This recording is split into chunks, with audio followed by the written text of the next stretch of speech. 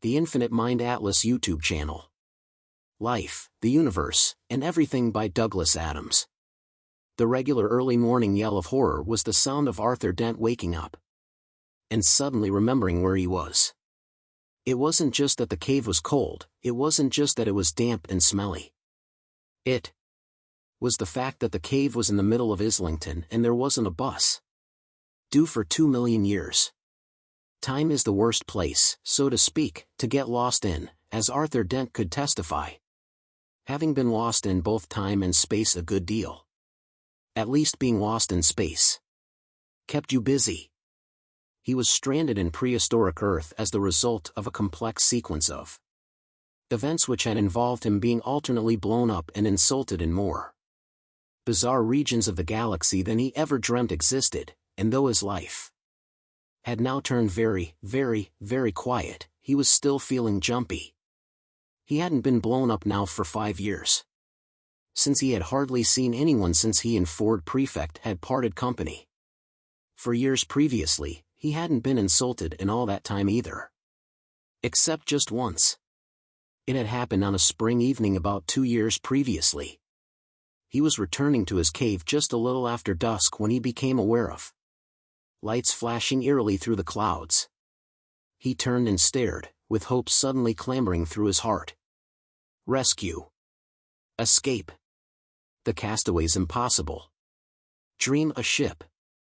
And as he watched, as he stared in wonder and excitement, a long silver ship descended through the warm evening air, quietly, without fuss, its long legs unlocking in a smooth ballet of technology.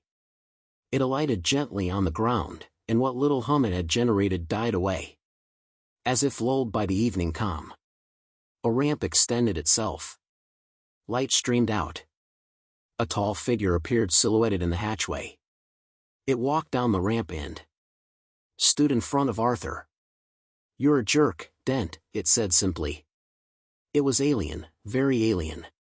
It had a peculiar alien tallness, a peculiar alien flattened head, peculiar slitty little alien eyes, extravagantly draped golden ropes with a peculiarly alien collar design, and pale gray-green alien skin which had about it that lustrous shine which most gray-green faces can only acquire with plenty of exercise and very expensive soap. Arthur boggled at it. It gazed levelly at him. Arthur's first sensations of hope and trepidation had instantly been overwhelmed by astonishment, and all sorts of thoughts were battling for the use of his vocal cords at this moment. "WHH," he said. "Boo, hoo, ah," he added. "Roo, ra, wah, who," he managed finally to say, and lapsed into a frantic kind of silence. He was feeling the effects of having not said anything to anybody for as long as he could remember. The alien creature frowned briefly and consulted what appeared to be some species of clipboard which he was holding in his thin and spindly alien hand. "Arthur Dent," it said. Arthur nodded helplessly. "Arthur Philip Dent," pursued the alien in a kind of efficient yap. Yes, confirmed Arthur. "You're a jerk," repeated the alien, "a complete asshole." The creature nodded to itself, made a peculiar alien tick on its clipboard, and turned briskly back towards the ship. Said Arthur desperately. Don't give me that," snapped the alien. It marched up the ramp, through the hatchway and disappeared into the ship. The ship sealed itself. It started to make a low throbbing hum. Hey," shouted Arthur, and started to run helplessly towards it. "Wait a minute," he called. "What is this?" "What?" "Wait a minute." The ship rose, as if shedding its weight like a cloak to the ground, and hovered. Briefly, it swept strangely up into the evening sky. It passed up through the clouds, illuminating them briefly, and then was gone, leaving Arthur alone in an immensity of land dancing a helplessly tiny little dance. "What?" he screamed. "What? What? Hey, what? Come back here and say that." He jumped and danced until his legs trembled, and shouted till his lungs rasped. there was no answer from anyone. There was no one to hear him or speak to him. The alien ship was already thundering towards the upper reaches of the atmosphere, on its way out into the appalling void which separates the very few things there are in the universe from each other. Its occupant, the alien with the expensive complexion, leaned back in its single seat. His name was Wowbagger the Infinitely Prolonged. He was a man with a purpose. Not a very good purpose, as he would have been the first to admit, but it was at least a purpose, and it did at least keep him on the move. Wowbagger the Infinitely Prolonged is one of the universe's very small number of immortal beings. Those who are born immortal instinctively know how to cope with it, but Wowbagger was not one of them. Indeed, he had come to hate them, the load of serene bastards. He had had his immortality thrust upon him by an unfortunate accident with an irrational particle accelerator, a liquid lunch and a pair of rubber bands. The precise details of the accident are not important because no one has ever managed to duplicate the exact circumstances under which it happened. And many people have ended up looking very silly, or dead, or both, trying. Wowbagger closed his eyes and a grim and weary expression put some light jazz on the ship's stereo, and reflected that he could have made it if it hadn't been for Sunday afternoons. He really could have done. To begin with, it was fun. He had a ball, living dangerously, taking risks, cleaning up on high-yield long-term investments, and just generally outliving the hell out of everybody. In the end, it was the Sunday afternoons he couldn't cope with, and that terrible listlessness which starts to set in at about 2.55, when you know that you've had all the baths you can usefully have that day, that however hard you stare at any given paragraph in the papers you will never actually read it, or use the revolutionary new pruning technique it describes, and that as you stare at the clock the hands will move relentlessly on to 4 o'clock, and you will enter the long dark tea time of the soul. So things began to pall for him. The merry smiles he used to wear at other people's funerals began to fade. He began to despise the universe in general, and everyone in it in particular. This was the point at which he conceived his purpose, the thing which would drive him on, and which, as far as he could see, would drive him on forever. It was this. He would insult the universe. That is, he would insult everybody in it. Individually, personally, one by one, and this was the thing he really decided to grit his teeth over, in alphabetical order. When people protested to him, as they sometimes had done, that the plan was not merely misguided but actually impossible because of the number of people being born and dying all the time, he would merely fix them with a steely look and say, "A man can dream, can't he?" And so he started out. He equipped a spaceship that was built to last with the computer capable of handling all the data processing involved in keeping track of the entire population of the known universe and working out the horrifically complicated routes involved. His ship fled through the inner orbits of the Sol star system, preparing to slingshot round the sun and fling itself out into interstellar space. "Computer," he said. "Here, yip the computer. Where next?" "Computing that." Wowbagger gazed for a moment at the fantastic jewelry of the night, the billions of tiny diamond worlds that dusted the infinite darkness with light. Every single one, was on his itinerary. Most of them he would be going to millions of times over. He imagined for a moment his itinerary connecting up all the dots in the sky like a child's numbered dots puzzle. He hoped that from some vantage point in the universe it might be seen to spell a very, very rude word. The computer beeped tunelessly to indicate that it had finished its calculations. "Falfanga," it said. It beeped. "Fourth world of the Falfanga system," it continued. It beeped again. "Estimated journey time, 3 weeks," it continued further. It beeped again. "There to meet with a small slug," it beeped, "of the genus Arthur. I believe," it added, after a slight pause during which it beeped, "that you had Decided to call it a brainless prat. Wowbagger grunted. He watched the majesty of creation outside his window for a moment or two. I think I'll take a nap, he said, and then added, what network areas are we going to be passing through in the next few hours? The computer beeped. Cosmovid, ThinkPix and Home Brain Box, it said, and beeped. Any movies I haven't seen 30,000 times already? No. There's angst in space. You've only seen that 33,517 times. Wake me for the second reel. The computer beeped. Sleep well, it said. The ship fled on through the night. Meanwhile, on Earth, it began to pour with rain and Arthur Dent sat in his cave. And had one of the most truly rotten evenings of his entire life, thinking of things he could have said to the alien and swatting flies, who also had a rotten evening. The next day he made himself a pouch out of rabbit skin because he thought it would be useful to keep things in. This morning, 2 years later than that, was sweet and fragrant as he emerged from the cave he called home until he could think of a better name for it or find a better cave. Though his throat was sore again from his early morning yell of horror, he was suddenly in a terrifically good mood. He wrapped his dilapidated dressing gown tightly around him and beamed at the bright morning. The air was clear and scented, the breeze flitted lightly through the tall grass.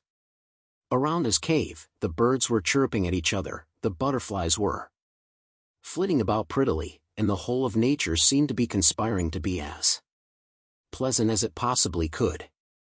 It wasn't all the pastoral delights that were making Arthur feel so cheery, though. He had just had a wonderful idea about how to cope with the terrible, lonely isolation, the nightmares, the failure of all his attempts at horticulture, and the sheer futurelessness and futility of his life here on prehistoric Earth. Which was that he would go mad. He beamed again and took a bite out of a rabbit leg left over from his supper. He chewed happily for a few moments and then decided formally to announce his decision. He stood up straight and looked the world squarely in the fields and hills. To add weight to his words, he stuck the rabbit bone in his hair. He spread his arms out wide. I will go mad, he announced. Good idea, said Ford Prefect, clambering down from the rock on which he had been sitting. Arthur's brain somersaulted. His jaw did press-ups. I went mad for a while, said Ford, did me no end of good. You see, said Ford. Where have you been? Interrupted Arthur, now that his head had finished working out. Around, said Ford, around and about. He grinned in what he accurately judged to be an infuriating manner. I just took my mind off the hook for a bit. I reckon that if the world wanted me badly enough it would call back. It did. He took out of his now terribly battered and dilapidated satchel his sub-etha Sensomatic. At least, he said, I think it did. This has been playing up a bit. He shook it. If it was a false alarm I shall go mad, he said, again. Arthur shook his head and sat down. He looked up. I thought you must be dead, he said simply. So did I for a while, said Ford, and then I decided I was a lemon for a couple of weeks. I kept myself amused all that time jumping in and out of a gin and tonic. Arthur cleared his throat, and then did it again. Where, he said, did you find a gin and tonic, said Ford brightly. I found a small lake that thought it was a gin and tonic, and jumped in and out of that. At least, I think it thought it was a gin and tonic. I may, he added with a grin which would have sent sane men scampering into trees, have been imagining it. He waited for a reaction from Arthur, but Arthur knew better than that. Carry on, he said levelly. The point is, you see, said Ford, that there is no point in driving yourself mad. Trying to stop yourself going mad. You might just as well give in and save your sanity for later. And this is you saying again, is it, said Arthur. I ask merely for information. I went to Africa, said Ford. Yes? Yes. What was that like? And this is your cave, is it? Said Ford. Yes, said Arthur. He felt very strange. After nearly 4 years of total isolation, he was so pleased and relieved to see Ford that he could almost cry. Ford was, on the other hand, an almost immediately annoying person. Very nice, said Ford, in reference to Arthur's cave. You must hate it. Arthur didn't bother to reply.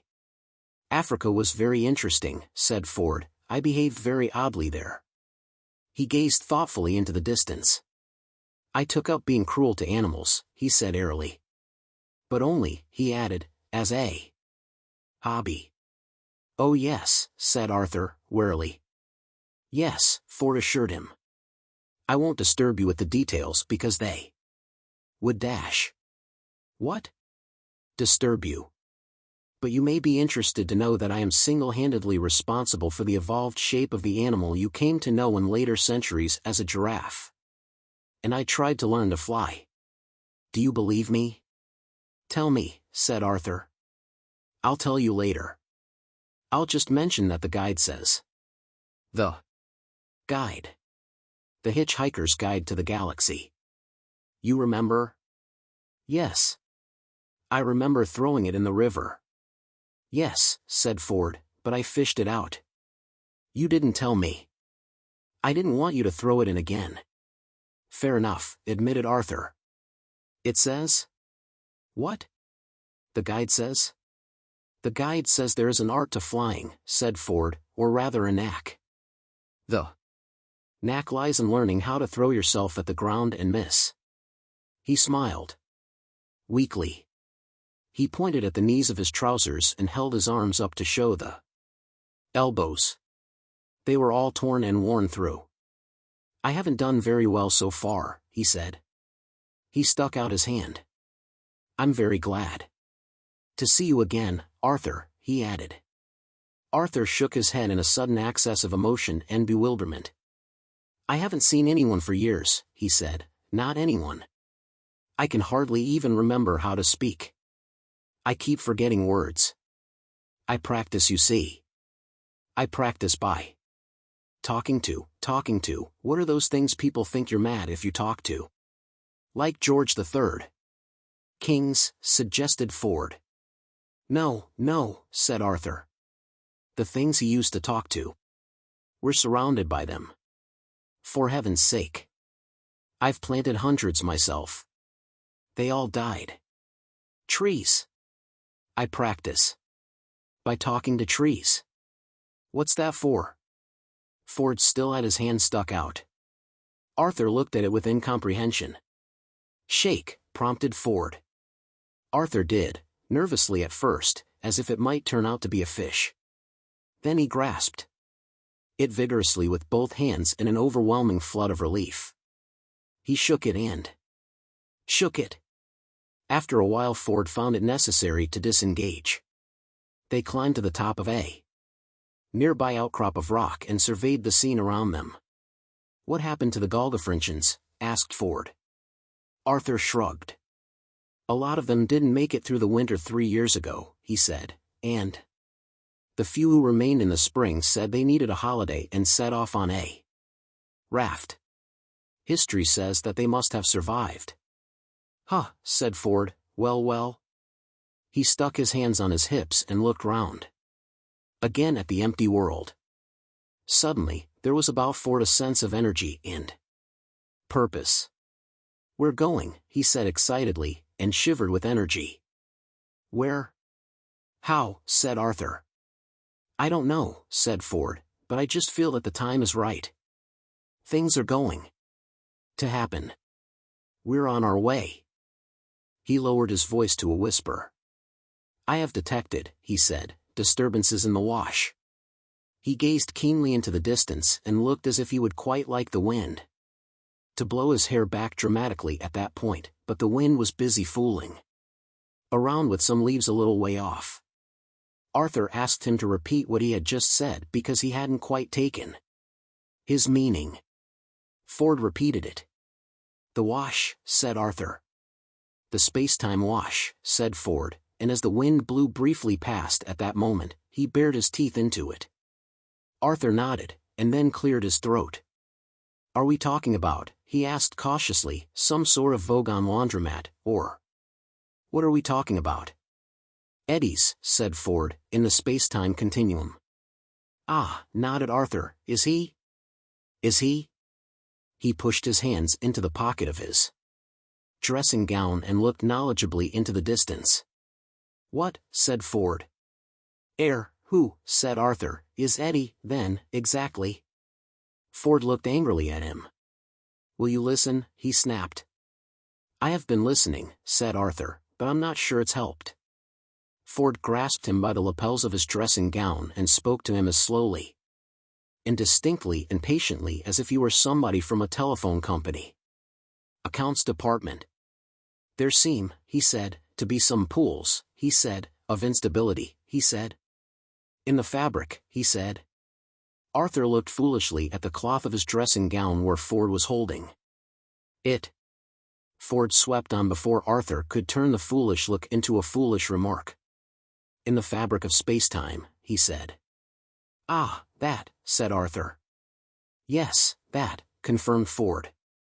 They stood there alone on a hill on prehistoric Earth and stared each other resolutely in the face. And it's done what? Said Arthur. It, said Ford, has developed pools of instability. Has it? Said Arthur, his eyes not wavering for a moment. It has, said Ford with a similar degree of ocular immobility. Good, said Arthur. See, said Ford. No, said Arthur. There was a quiet pause. The difficulty with this conversation, said Arthur after a sort of pondering look, had crawled slowly across his face like a mountaineer negotiating a tricky outcrop, is that it's very different from most of the ones I've had of late. Which, as I explained, have mostly been with trees. They weren't like this. Except perhaps some of the ones I've had with elms which sometimes get a bit bogged down. Arthur, said Ford. Hello? Yes, said Arthur. Just believe everything I tell you, and it will all be very, very simple. Ah, well, I'm not sure I believe that.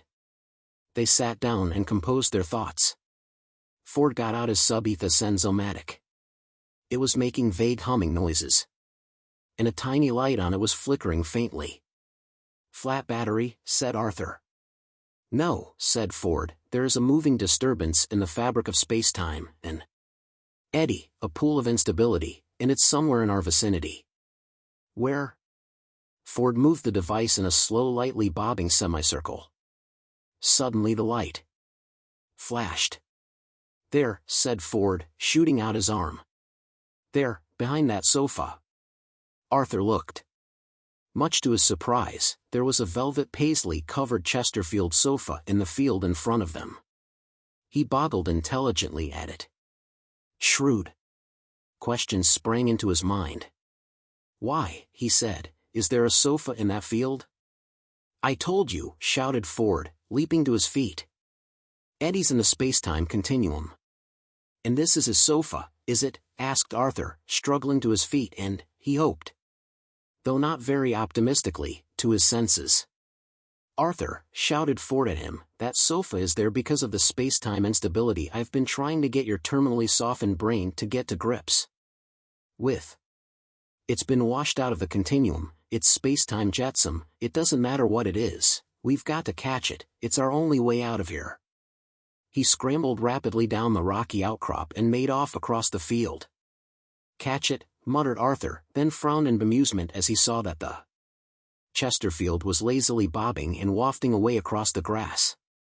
With a whoop of utterly unexpected delight he leapt down the rock and plunged off in hectic pursuit of Ford Prefect and the irrational piece of furniture.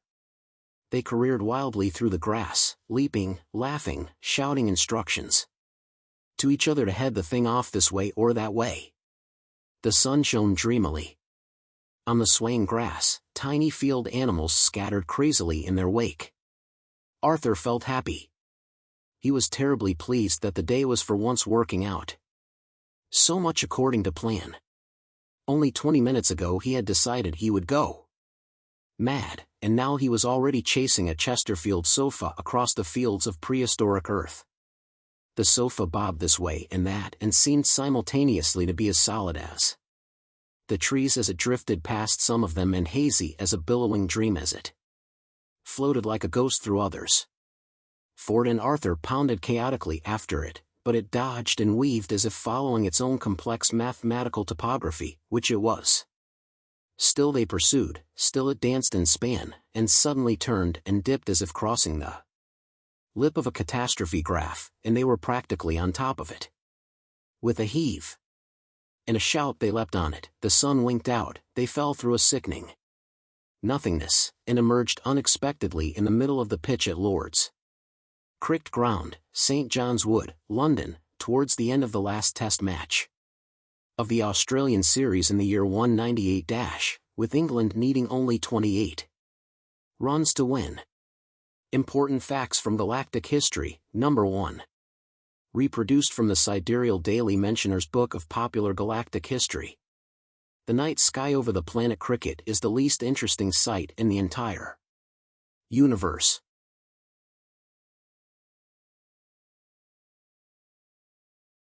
It was a charming and delightful day at Lord's as Ford and Arthur tumbled haphazardly out of a space-time anomaly and hit the immaculate turf rather hard. The applause of the crowd was tremendous. It wasn't for them, but instinctively they bowed anyway, which was fortunate because the small red heavy ball which the crowd actually had been applauding whistled mere millimeters over Arthur's head. In the crowd a man collapsed. They threw themselves back to the ground, which seemed to spin hideously around them. "What was that?" hissed Arthur. "Something red," hissed Ford back at him. "Where are we?" "Air, somewhere green." "Shapes," muttered Arthur. "I need shapes." The applause of the crowd had been rapidly succeeded by gasps of astonishment, and the awkward titters of hundreds of people who could not yet make up their minds about whether to believe what they had just seen or not. "This your sofa?" said a voice. "What was that?" whispered Ford. Arthur looked up. "Something blue," he said. "Shape," said Ford. Arthur looked again. "It is shaped," he hissed at Ford, with his brow savagely furrowing, like a policeman.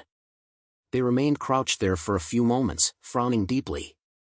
The blue thing shaped like a policeman tapped them both on the shoulders. "Come on, you two," the shape said, "let's be having you." These words had an electrifying effect on Arthur. He leapt to his feet like an author hearing the phone ring and shot a series of startled glances at the panorama around him, which had suddenly settled down into something of quite terrifying ordinariness. "Where did you get this from?" he yelled at the policeman shape. "What did you say?" said the startled shape. "This is Lord's Cricket Ground, isn't it?" snapped Arthur. "Where did you find it? How did you get it here? I think," he added, clasping his hand to his brow, "that I had better calm down." He squatted down abruptly in front of Ford.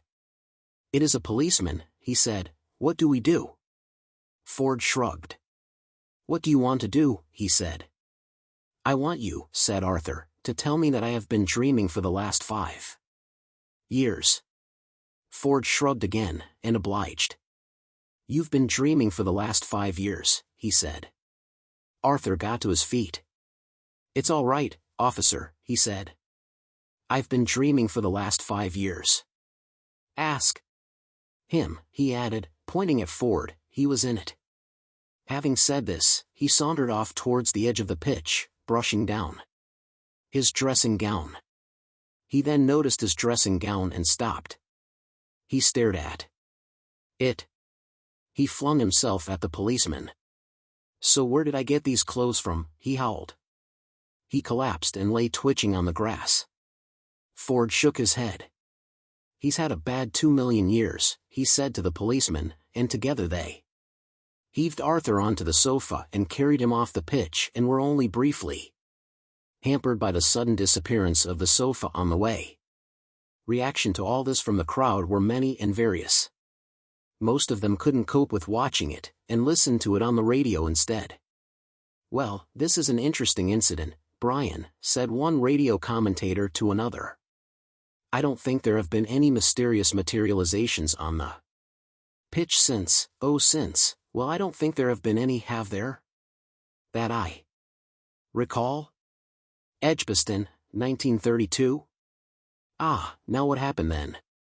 Well, Peter, I think it was Cantor facing Wilcox coming up to bowl from the pavilion end when a spectator suddenly ran straight across the pitch. There was a pause while the first commentator considered this.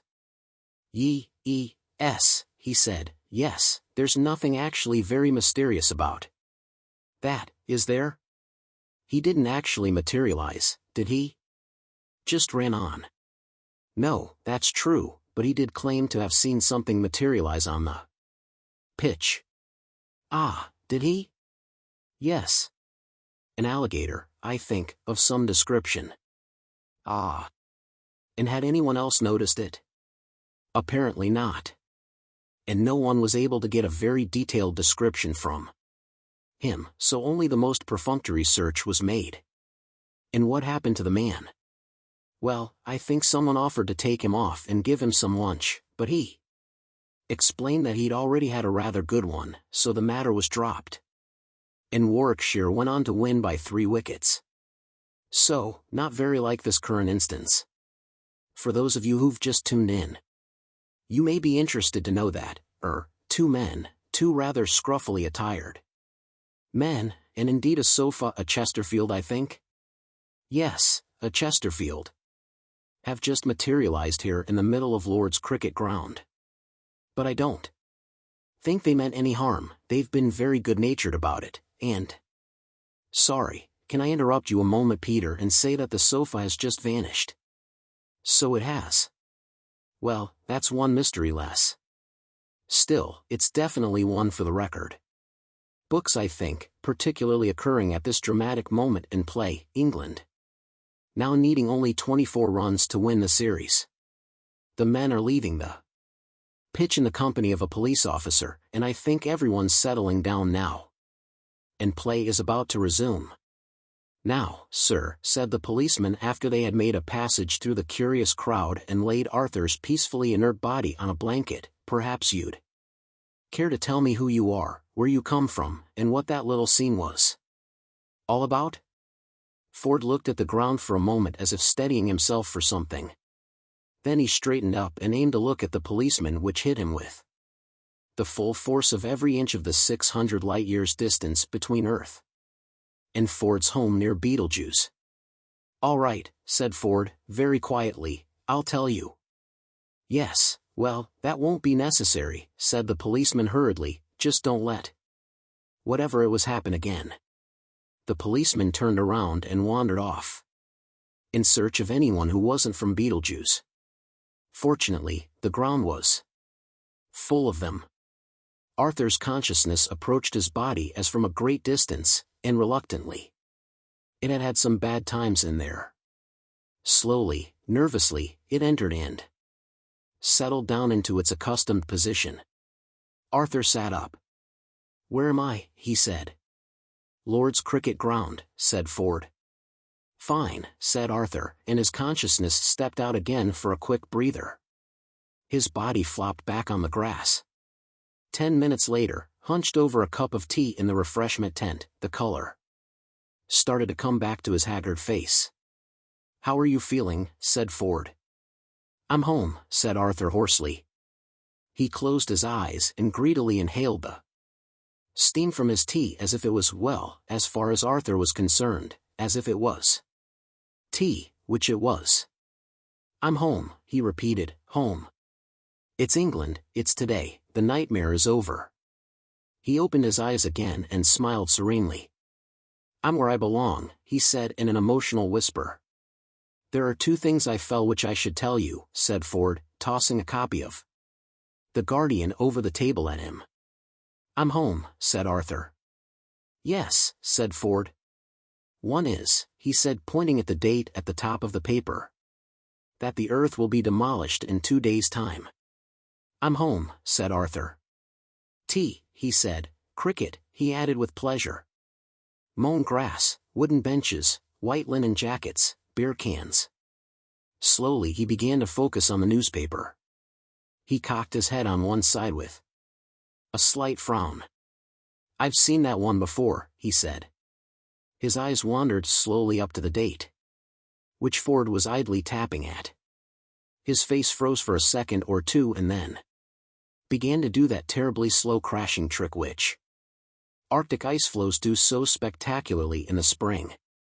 "And the other thing," said Ford, "is that you appear to have a bone in your beard." He tossed back his tea. Outside the refreshment tent, the sun was shining on a happy crowd. It shone on white hats and red faces. It shone on ice lollies and melted them. It shone on the tears of small children whose ice lollies had just melted and fallen off the stick. It shone on the trees, it flashed off whirling cricket bats, it gleamed off the utterly extraordinary object which was parked behind the sight screens and which nobody appeared to have noticed. It beamed on Ford and Arthur as they emerged blinking from the refreshment tent and surveyed the scene around them. Arthur was shaking. "Perhaps," he said, "I should." "No," said Ford sharply. "What?" said Arthur. "Don't try and phone yourself up at home." "How did you know?" Ford shrugged. "But why not?" said Arthur. "People who talk to themselves on the phone," said Ford, "never learn anything to their advantage." "But look," said Ford. He picked up an imaginary phone and dialed an imaginary dial. "Hello," he said into the imaginary mouthpiece. "Is that Arthur Dent?" "Ah, hello." "Yes. This is Arthur Dent speaking. Don't hang up." He looked at the imaginary mouthpiece in disappointment. "He hung up," he said, shrugged, and put the imaginary phone neatly back on its imaginary hook.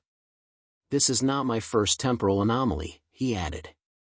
A glummer look replaced the already glum look on Arthur Dent's face. "So we're not home and dry," he said. "We could not even be said," replied Ford, "to be home and vigorously toweling ourselves off." The game continued. The bowler approached the wicket at a lope, a trot, and then a run. He suddenly exploded in a flurry of arms and legs, out of which flew a ball. The batsman swung and thwacked it behind him over the sight screens. Ford's eyes followed the trajectory of the ball and jogged momentarily. He stiffened. He looked along the flight path of the ball again and his eyes twitched. Again. "This isn't my towel," said Arthur, who was rummaging in his rabbit skin bag. "Shoo," said Ford. He screwed his eyes up in concentration. "I had a Galdafrinchen jogging towel," continued Arthur. "It was blue with yellow stars on it. This isn't it." "Shoo," said Ford again. He covered one eye and looked with the other. "This one's pink," said Arthur. "It isn't yours, is it?" "I would like you to shut up about your towel," said Ford. "It isn't my towel," insisted Arthur. "That is the point I am trying to."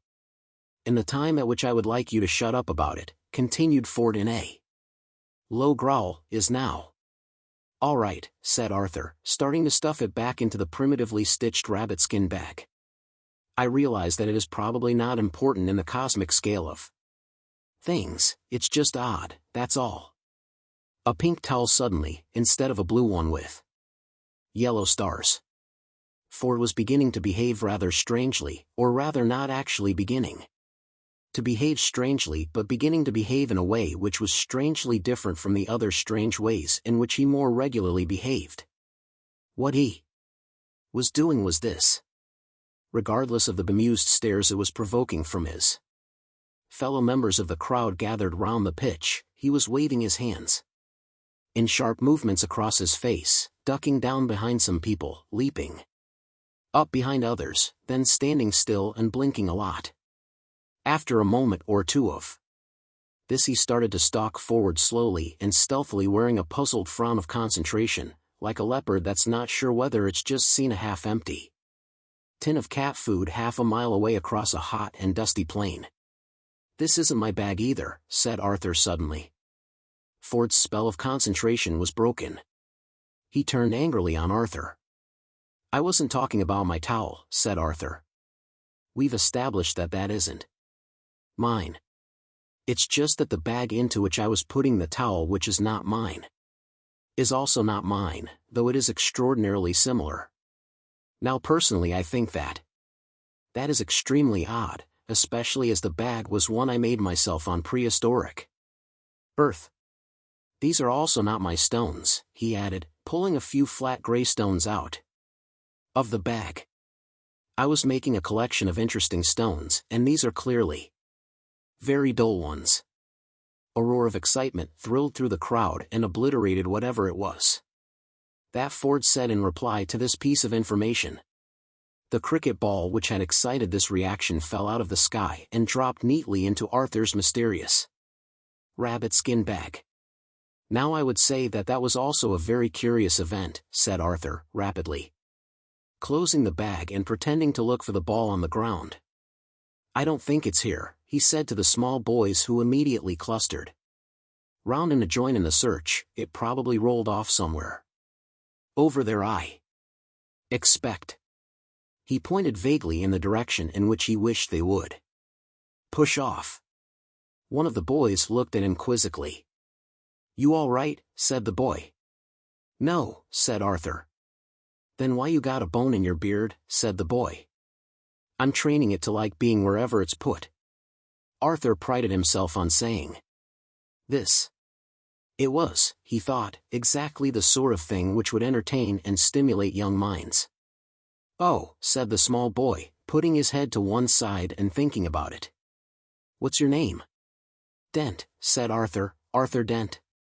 "You're a jerk, Dent," said the boy, "a complete asshole." The boy looked past him at something else, to show that he wasn't in any particular hurry to run away, and then wandered off scratching his nose.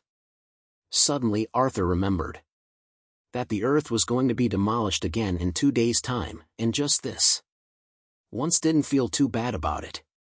Play resumed with a new ball, the sun continued to shine and Ford continued to jump up and down, shaking his head and blinking.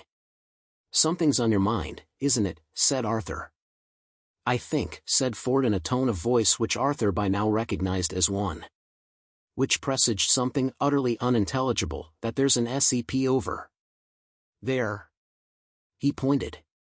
Curiously enough, the direction he pointed in was not the one in which he was looking. Arthur looked in the one direction, which was towards the sight screens, and in the other which was at the field of play. He nodded, he shrugged. He shrugged again. "A what?" he said. "An SCP. An S-E-P. And what's that?" "Somebody else's problem." "Ah, good," said Arthur and relaxed. He had no idea what all that was about, but at least it seemed to be over. It wasn't.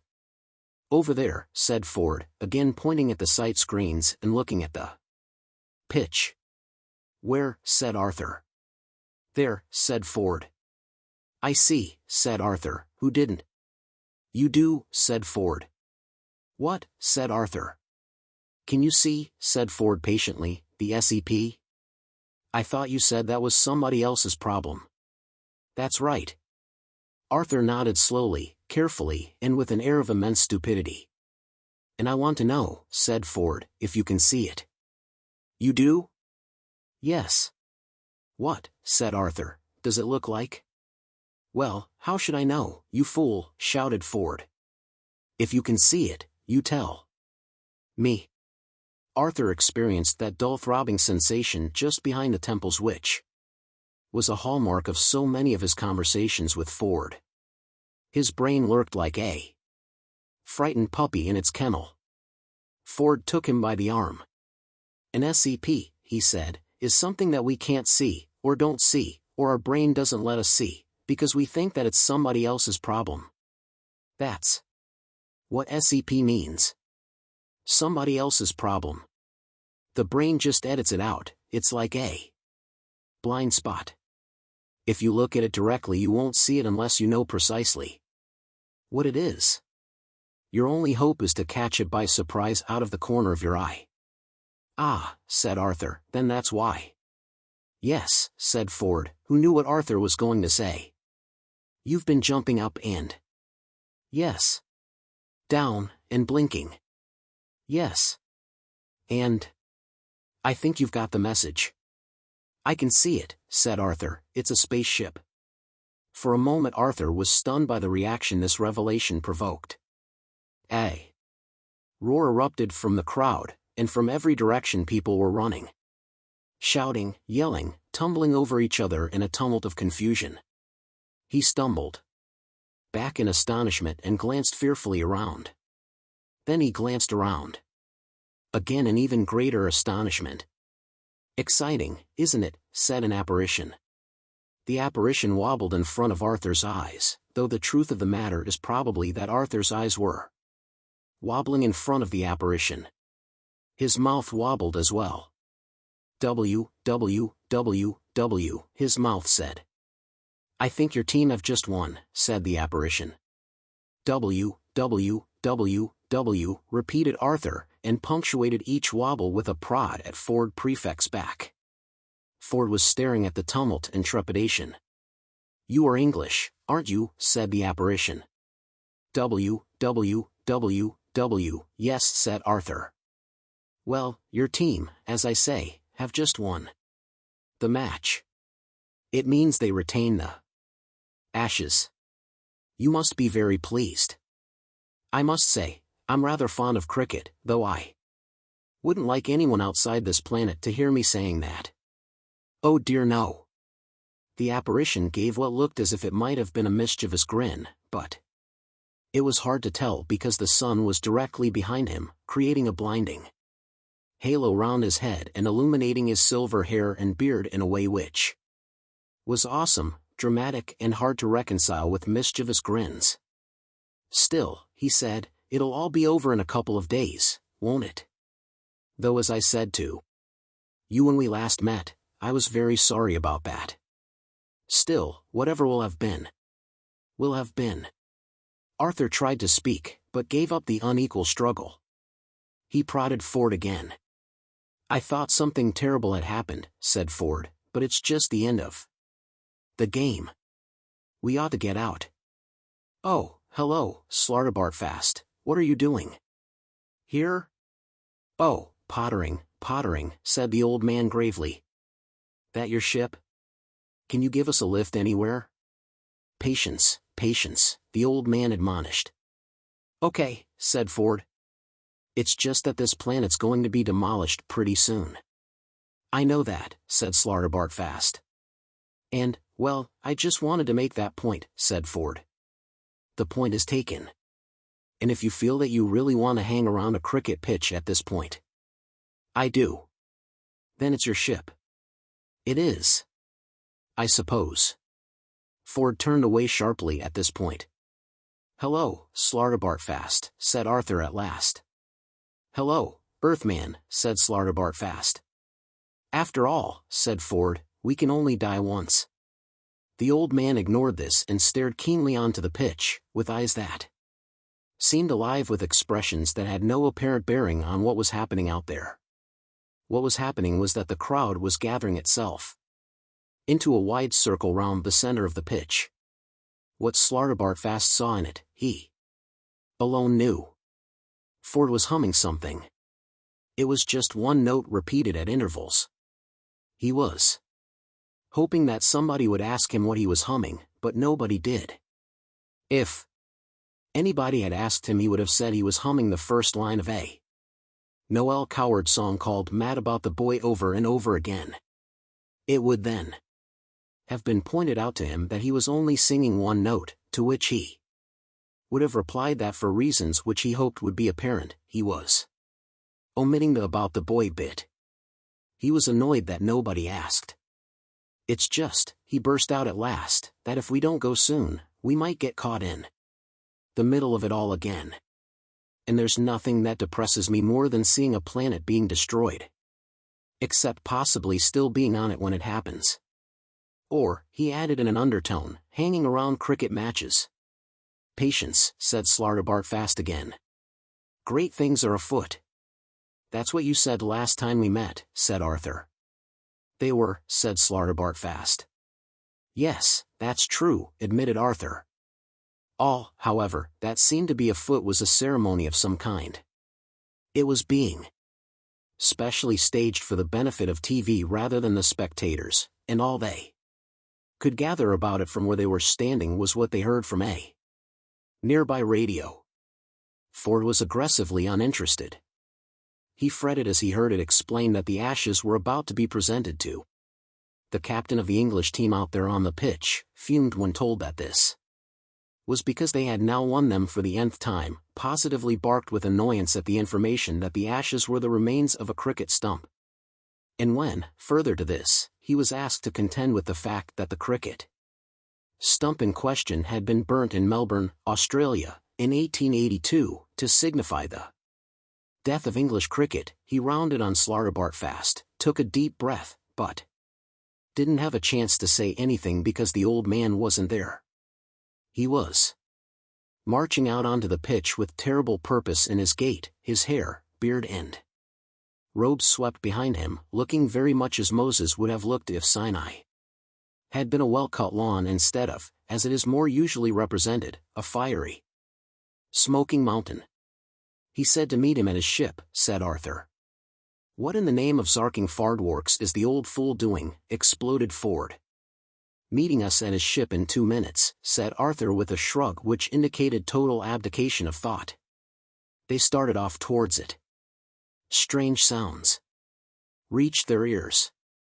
They tried not to listen, but could not help noticing that Slartibartfast was querulously demanding that he be given the silver urn containing the Ashes, as they were, he said, vitally important for the past, present and future safety of the galaxy, and that this was causing wild hilarity. They resolved to ignore it. What happened next they could not ignore. With a noise like 100,000 people saying "wop," a stilly white spaceship suddenly seemed to create itself out of nothing in the air directly above the cricket pitch and hung there with infinite menace and a slight hum. Then for a while it did nothing, as if it expected everybody to go about their normal business and not mind it just hanging there. Then it did something quite extraordinary. Or rather, it opened up and let something quite extraordinary come out of it, 11 quite extraordinary things. They were robots, white robots. What was most extraordinary about them was that they appeared to have come dressed for the occasion. Not only were they white, but they carried what appeared to be cricket bats, and not only that, but they also carried what appeared to be cricket balls, and not only that but they wore white ribbing pads round the lower parts of their legs. These last were extraordinary because they appeared to contain jets which allowed these curiously civilized robots to fly down from their hovering spaceship and start to kill people, which is what they did. Hello, said Arthur, something seems to be happening. Get to the ship, shouted Ford. I don't want to know, I don't want to see, I don't want to hear, he yelled as he ran, this is not my planet, I didn't choose to be here, I don't want to get involved, just get me out of here, and get me to a party with people I can relate to. Smoke and flame billowed from the pitch. Well, the supernatural brigade certainly seems to be out in force here today, burbled a radio happily to itself.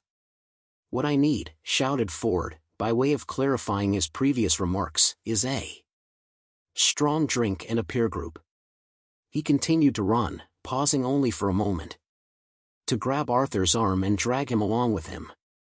Arthur had adopted his normal crisis role, which was to stand with his mouth hanging open and let it all wash over him. They're playing cricket, muttered Arthur, stumbling along after Ford. I swear.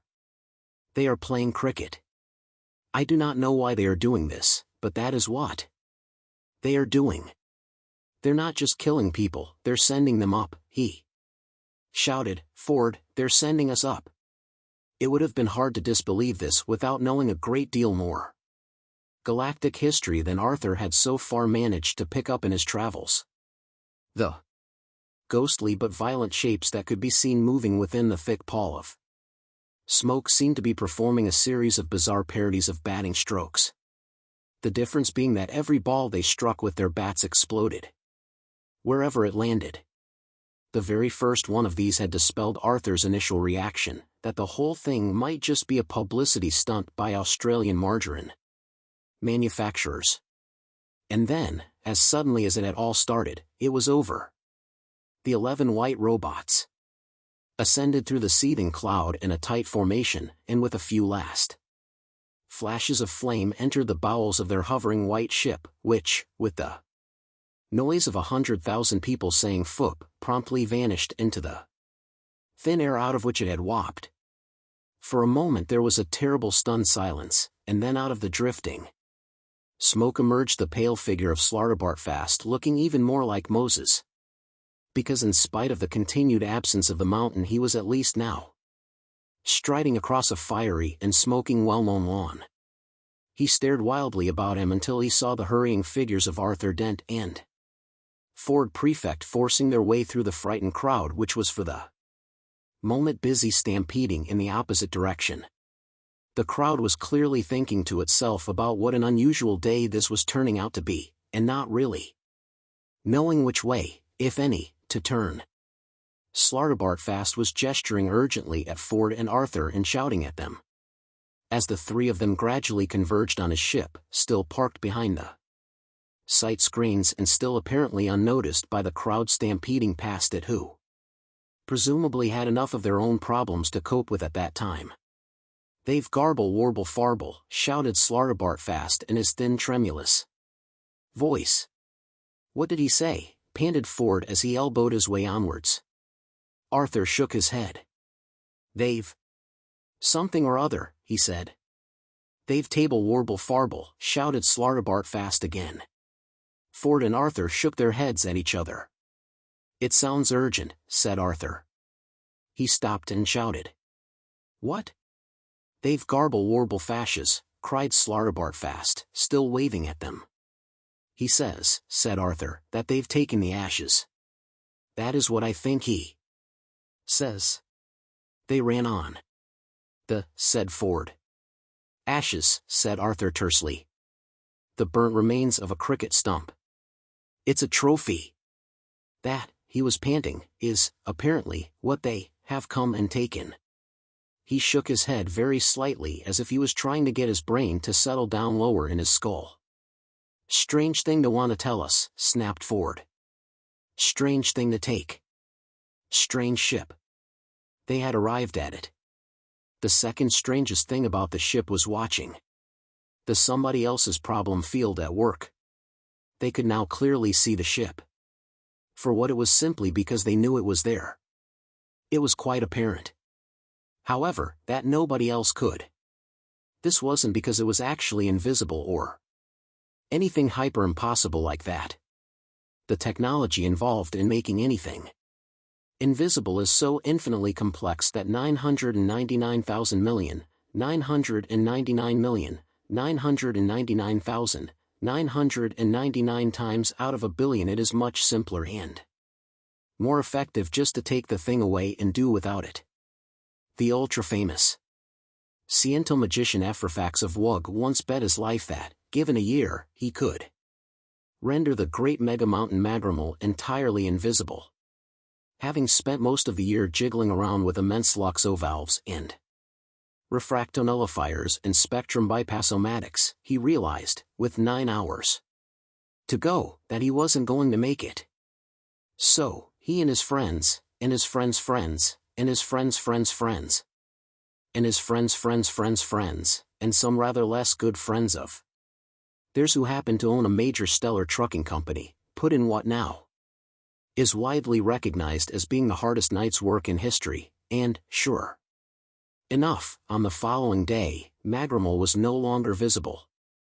Ephrafax lost his bet, and therefore his life, simply because some pedantic adjudicating official noticed, A, that when walking around the area that Magrimal ought to be he didn't trip over or break his nose on anything, and, B, a suspicious-looking extra moon. The somebody else's problem field is much simpler and more effective, and What's more, can be run for over 100 years on a single torch battery. This is because it relies on people's natural disposition not to see anything they don't want to, weren't expecting, or can't explain. If Efferfax had painted the mountain pink and erected a cheap and simple somebody else's problem field on it, then people would have walked past the mountain, round it, even over it, and simply never have noticed that the thing was there. And this is precisely what was happening with Slartibartfast's ship. It wasn't pink, but if it had been, that would have been the least of its visual problems, and people were simply ignoring it like anything. The most extraordinary thing about it was that it looked only partly like a spaceship with guidance fins, rocket engines and escape hatches and so on, and a great deal like a small appended Italian bistro. Ford and Arthur gazed up at it with wonderment and deeply offended sensibilities.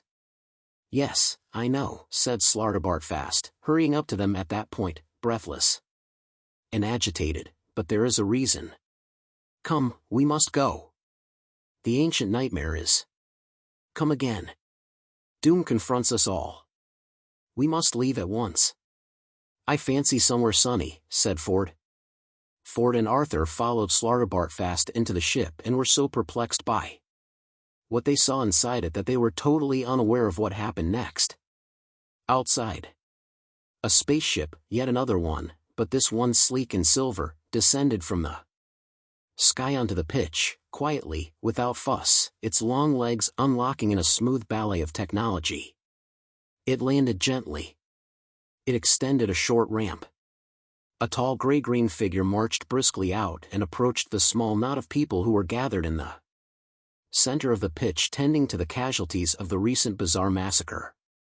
It moved people aside with quiet, understated authority, and came at last to a man lying in a desperate pool of blood, clearly now beyond the reach of any earthly medicine, breathing, coughing his last.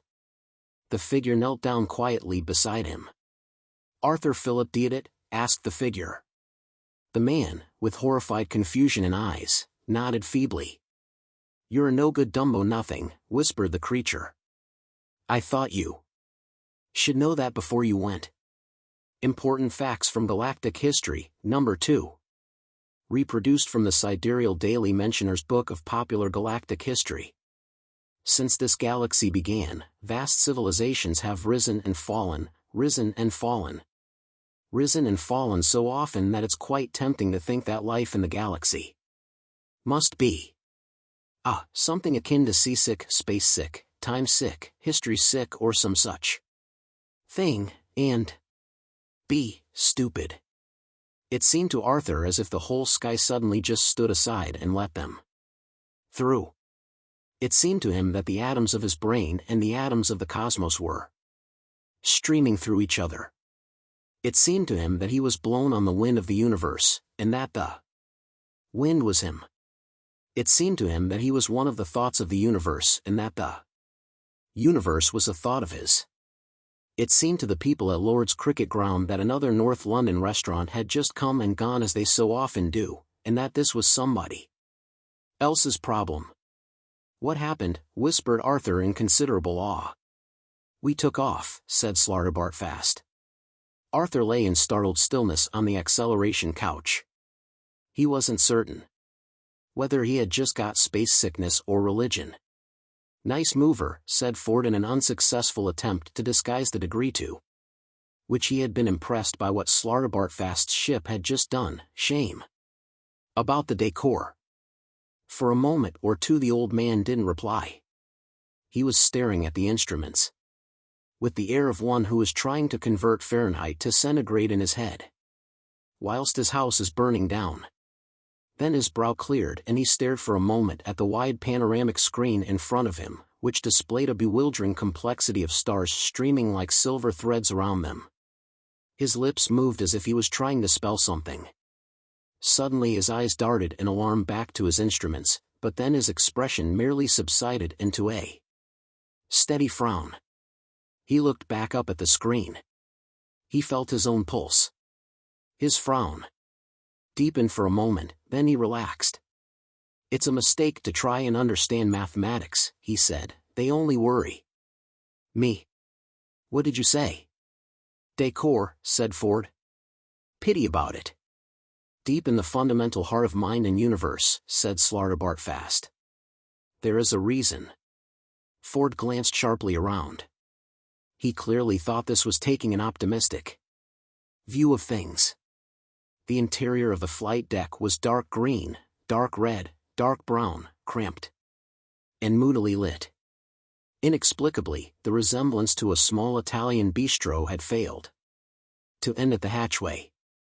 Small pools of light picked out pot plants, glazed tiles, and all sorts of little unidentifiable brass things. Rapier-wrapped bottles lurked hideously in the shadows. The instruments which had occupied Slartibartfast's attention seemed to be mounted in the bottom of bottles which were set in concrete. Ford reached out and touched it. Fake concrete. Plastic. Fake bottles set in fake concrete. The fundamental heart of mind and universe can take a running jump, he thought to himself, this is rubbish.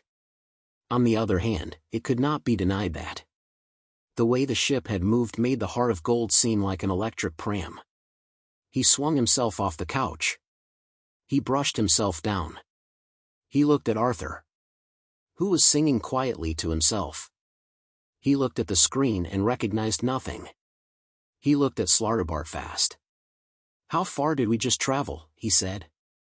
About, said Slartibartfast, about 2/3 of the way across the galactic disk, I would say, roughly. Yes, roughly 2/3, I think.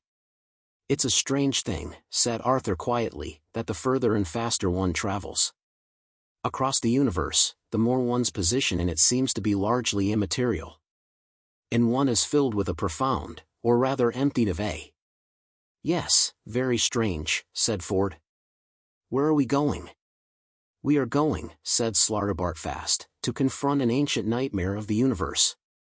And where are you going to drop us off? I will need your help. Tough. Look, there's somewhere you can take us where we can have fun. I'm trying to think of it. We can get drunk and maybe listen to some extremely evil music. Hold on, I'll look it up. He dug out his copy of the Hitchhiker's Guide to the Galaxy and tipped through those parts of the index primarily concerned with sex and drugs and rock and roll. A curse has arisen from the mists of time, said Slartibartfast. Yes, I expect so, said Ford. Hey, he said, lighting accidentally on one particular reference entry, Eccentrica Golumbits, did you ever meet her? The triple-breasted whore of Eroticon 6. Some people say her erogenous zones start some for miles from her actual body.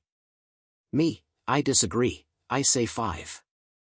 A curse, said Slartibartfast, which will engulf the galaxy in fire and destruction, and possibly bring the universe to a premature doom. I mean it, he added. Sounds like a bad time, said Ford, with look I'll be drunk enough not to notice.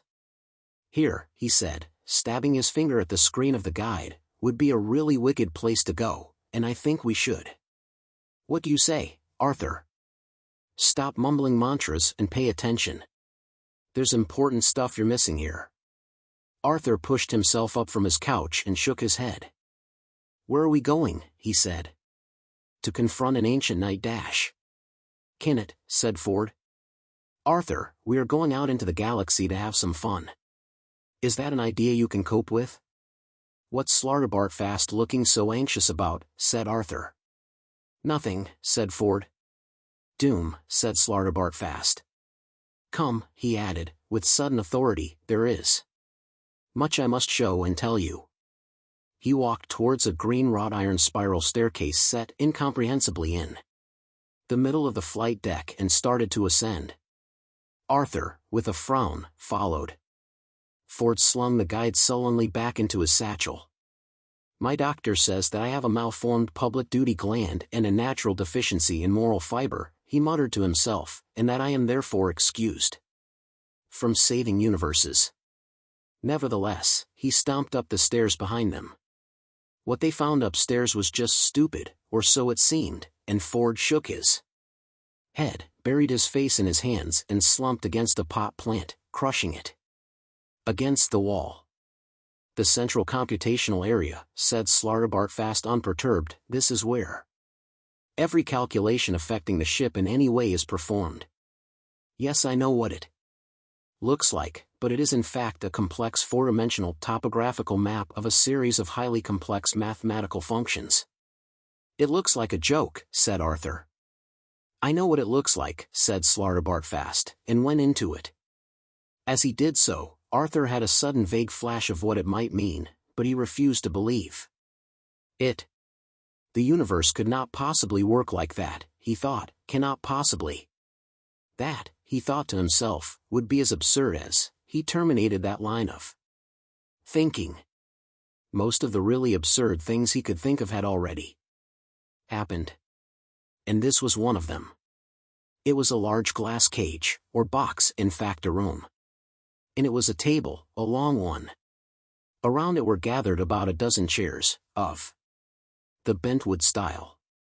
On it was a tablecloth, a grubby, red and white check tablecloth, scarred with the occasional cigarette burn, each, presumably, at a precise, calculated mathematical position.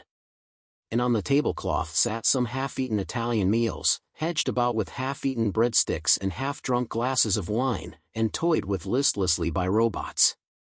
It was all completely artificial.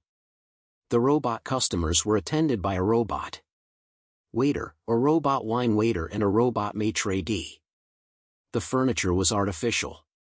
The tablecloth artificial, and each particular piece of food was clearly capable of exhibiting all the mechanical characteristics of, say, a pollo sorpreso, without actually being one.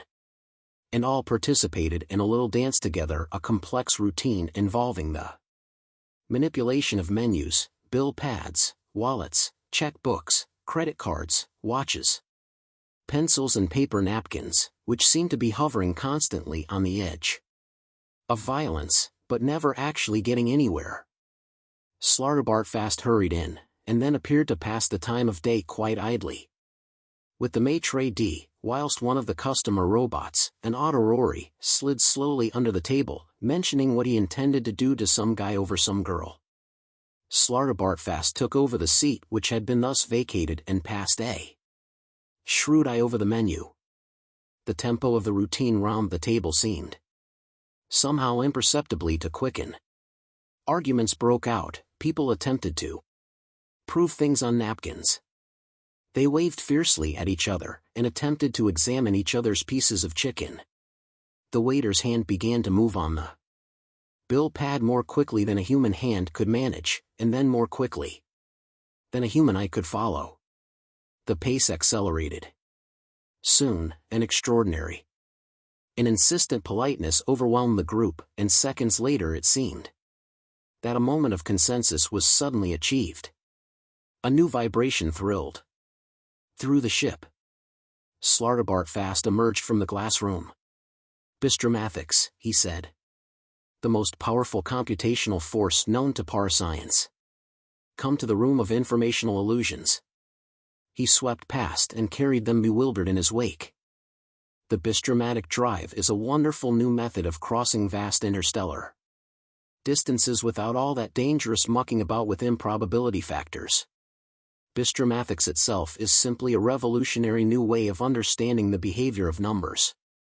Just as Einstein observed that time was not an absolute but depended on the observer's movement in space, and that space was not an absolute, but depended on the observer's movement in time, so it is now realized that numbers are not absolute, but depend on the observer's movement in restaurants.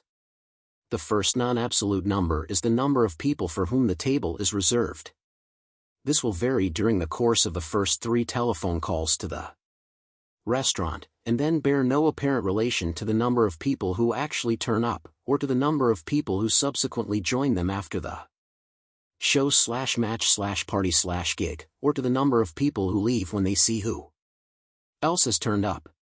The second non-absolute number is the given time of arrival, which is now known to be one of those most bizarre of mathematical concepts, a reciproverseclusion, a number whose existence can only be defined as being anything other than itself. In other words, the given time of arrival is the one moment of time at which it is impossible that any member of the party will arrive. Reciproverseclusions now play a vital part in many branches of maths, including statistics and accountancy, and also form the basic equations used to engineer the somebody else's problem field. The third and most mysterious piece of non-absoluteness of all lies in the relationship between the number of items on the bill, the cost of each item, the number of people at the table, and what they are each prepared to pay for.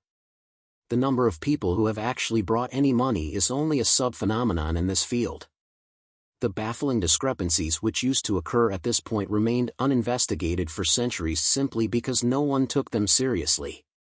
They were at the time put down to such things as politeness, rudeness, meanness, flashness, tiredness, emotionality, or the lateness of the hour, and completely forgotten about on the following morning.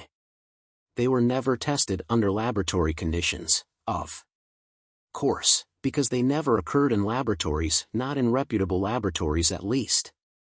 And so it was only with the advent of pocket computers that the startling truth became finally apparent, and it was this. Numbers written on restaurant bills within the confines of restaurants do not follow the same mathematical laws as numbers written on any other pieces of paper in any other parts of the universe. This single fact took the scientific world by storm. It completely revolutionized it. So many mathematical conferences got held in such good restaurants that many of the finest minds of a generation died of obesity and heart failure, and the science of maths was put back by years. Slowly, however, the implications of the idea began to be understood. To begin with, it had been too stark, too crazy, too much what the man in the street would have said, "Oh yes, I could have told you that, about." Then some phrases like interactive subjectivity frameworks were invented, and everybody was able to relax and get on with it. The small groups of monks who had taken up hanging around the major research institutes singing strange chants to the effect that the universe was only a figment of its own imagination were eventually given a street theater grant and went away. "In space travel, you see," said Slartibartfast, as he fiddled with some instruments in the room of informational illusions, "in space travel." He stopped and looked about him. The room of informational illusions was a welcome relief after the visual monstrosities of the central computational area. There was nothing in it. No information, no illusions, just themselves, white walls and a few small instruments which looked as if they were meant to plug into something which Slartibartfast couldn't find. "Yes," urged Arthur. He had picked up Slartibartfast's sense of urgency but didn't know what to do with it. "Yes, what?" said the old man. "You were saying?" Slartibartfast looked at him sharply. "The numbers," he said, "are awful." He resumed his search. Arthur nodded wisely to himself. After a while he realized that this wasn't getting him anywhere and decided that he would say what, after all. "In space travel," repeated Slartibartfast, "all the numbers are awful." Arthur nodded again and looked round to Ford for help, but Ford was practicing being sullen and getting quite good at it. "I was only," said Slartibartfast with a sigh, "trying to save you the trouble of asking me why all the ship's computations were being done on a waiter's bill pad." Arthur frowned. "Why," he said, "were all the ship's computations being done on a weight dash?" He stopped. Slartibartfast said, "Because in space travel all the numbers are awful." He could tell that he wasn't getting his point across. "Listen," he said. "On a waiter's bill pad numbers dance. You must have encountered the phenomenon." "Well, on a waiter's bill pad," said Slartibartfast, "reality and unreality collide on such a fundamental level that each becomes the other and anything is possible, within certain parameters." "What parameters?" "It's impossible to say," said Slartibartfast. "That's one of them." "Strange but true." "At least, I think it's strange," he added, "and I'm assured that it's true." At that moment he located the slot in the wall for which he had been searching, and clicked the instrument he was holding into it. "Do not be alarmed," he said, and then suddenly darted an alarmed look at himself, and lunged back. "It's—" They didn't hear what he said, because at that moment the ship winked out of existence around them and a star battleship the size of a small Midlands industrial city plunged out of the sundered night towards them, star lasers ablaze. They gaped, pop-eyed, and were unable to scream. Another world, another day, another dawn. The early morning's thinnest sliver of light appeared silently. Several billion trillion tons of super-hot exploding hydrogen nuclei rose slowly above the horizon and managed to look small, cold, and slightly damp. There is a moment in every dawn when light floats, there is the possibility of magic. Creation holds its breath. The moment passed as it regularly did on Scornshellus Zeta, without incident. The mist clung to the surface of the marshes. The swamp trees were gray with it. The tall reeds indistinct. It hung motionless like held breath. Nothing moved.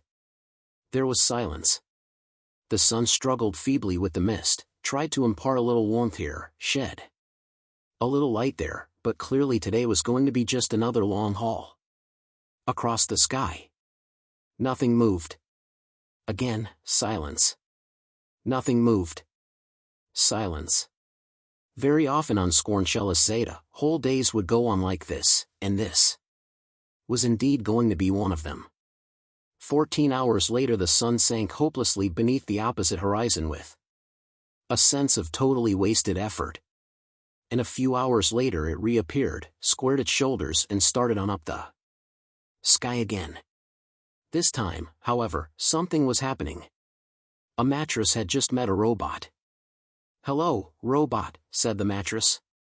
"Blee," said the robot and continued what it was doing, which was walking round very slowly in a very tiny circle. "Happy," said the mattress. The robot stopped and looked at the mattress. It looked at it quizzically. It was clearly a very stupid mattress. It looked back at him with wide eyes. After what it had calculated to 10 significant decimal places as being the precise length of pause most likely to convey a general contempt for all things mattressy, the robot continued to walk round in tight circles.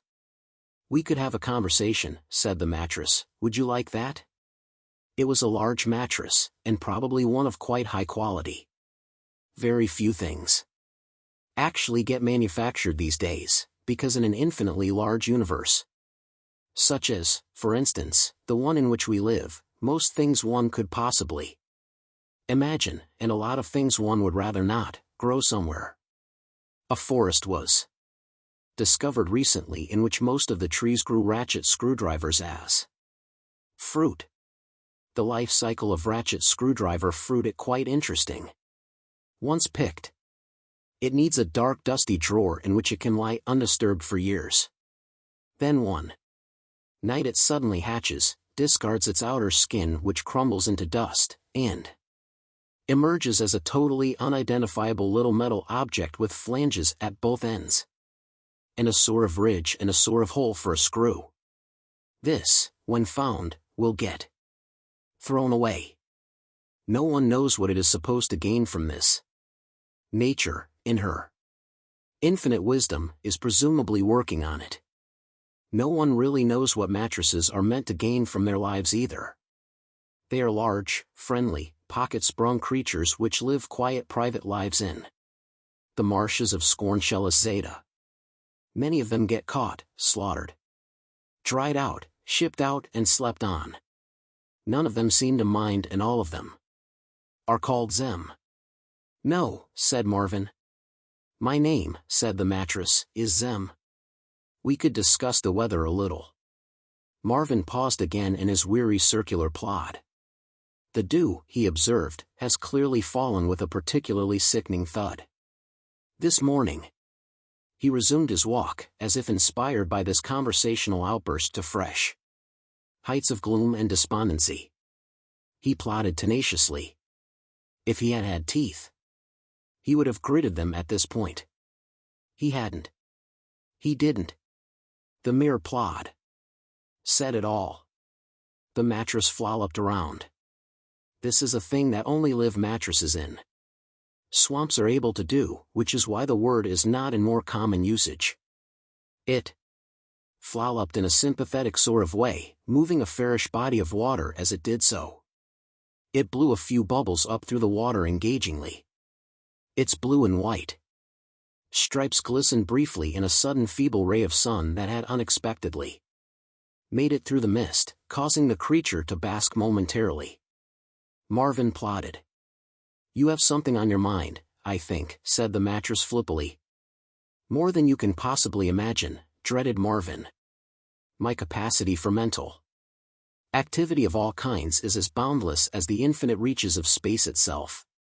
Except, of course, for my capacity for happiness." Stomp, stomp, he went. "My capacity for happiness," he added, "you could fit into a matchbox without taking out the matches first." The mattress globbered. This is the noise made by a live, swamp-dwelling mattress that is deeply moved by a story of personal tragedy.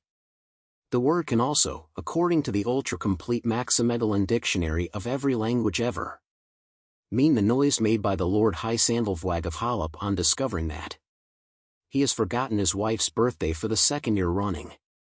Since there was only ever one Lord High Sandalvwag of Hollop, and he never married, the word is only ever used in a negative or speculative sense, and there is an ever-increasing body of opinion which holds that the ultra-complete Maximedalin dictionary is not worth the fleet of lorries it takes to cart its microstored edition around. Strangely enough, the dictionary omits the word floopily, which simply means in the manner of something which is floopy. The mattress globbered again. "I sense a deep dejection in your diodes," it volued, "for the meaning of the word volu. Buy a copy of Scorncella's Swamp Talk at any remaindered bookshop. Or alternatively buy the ultra-complete Maximedalin dictionary, as the university will be very glad to get it off their hands and regain some valuable parking lots, and it saddens me. You should be more mattress-like. We live quiet retired lives in the swamp, where we are content to flop and volu and regard the wetness in a fairly floopy manner. Some of us are killed, but all of us are called Zem, so we never know which, and globbering is thus kept to a minimum." "Why are you walking in circles?" "Because my leg is stuck," said Marvin simply.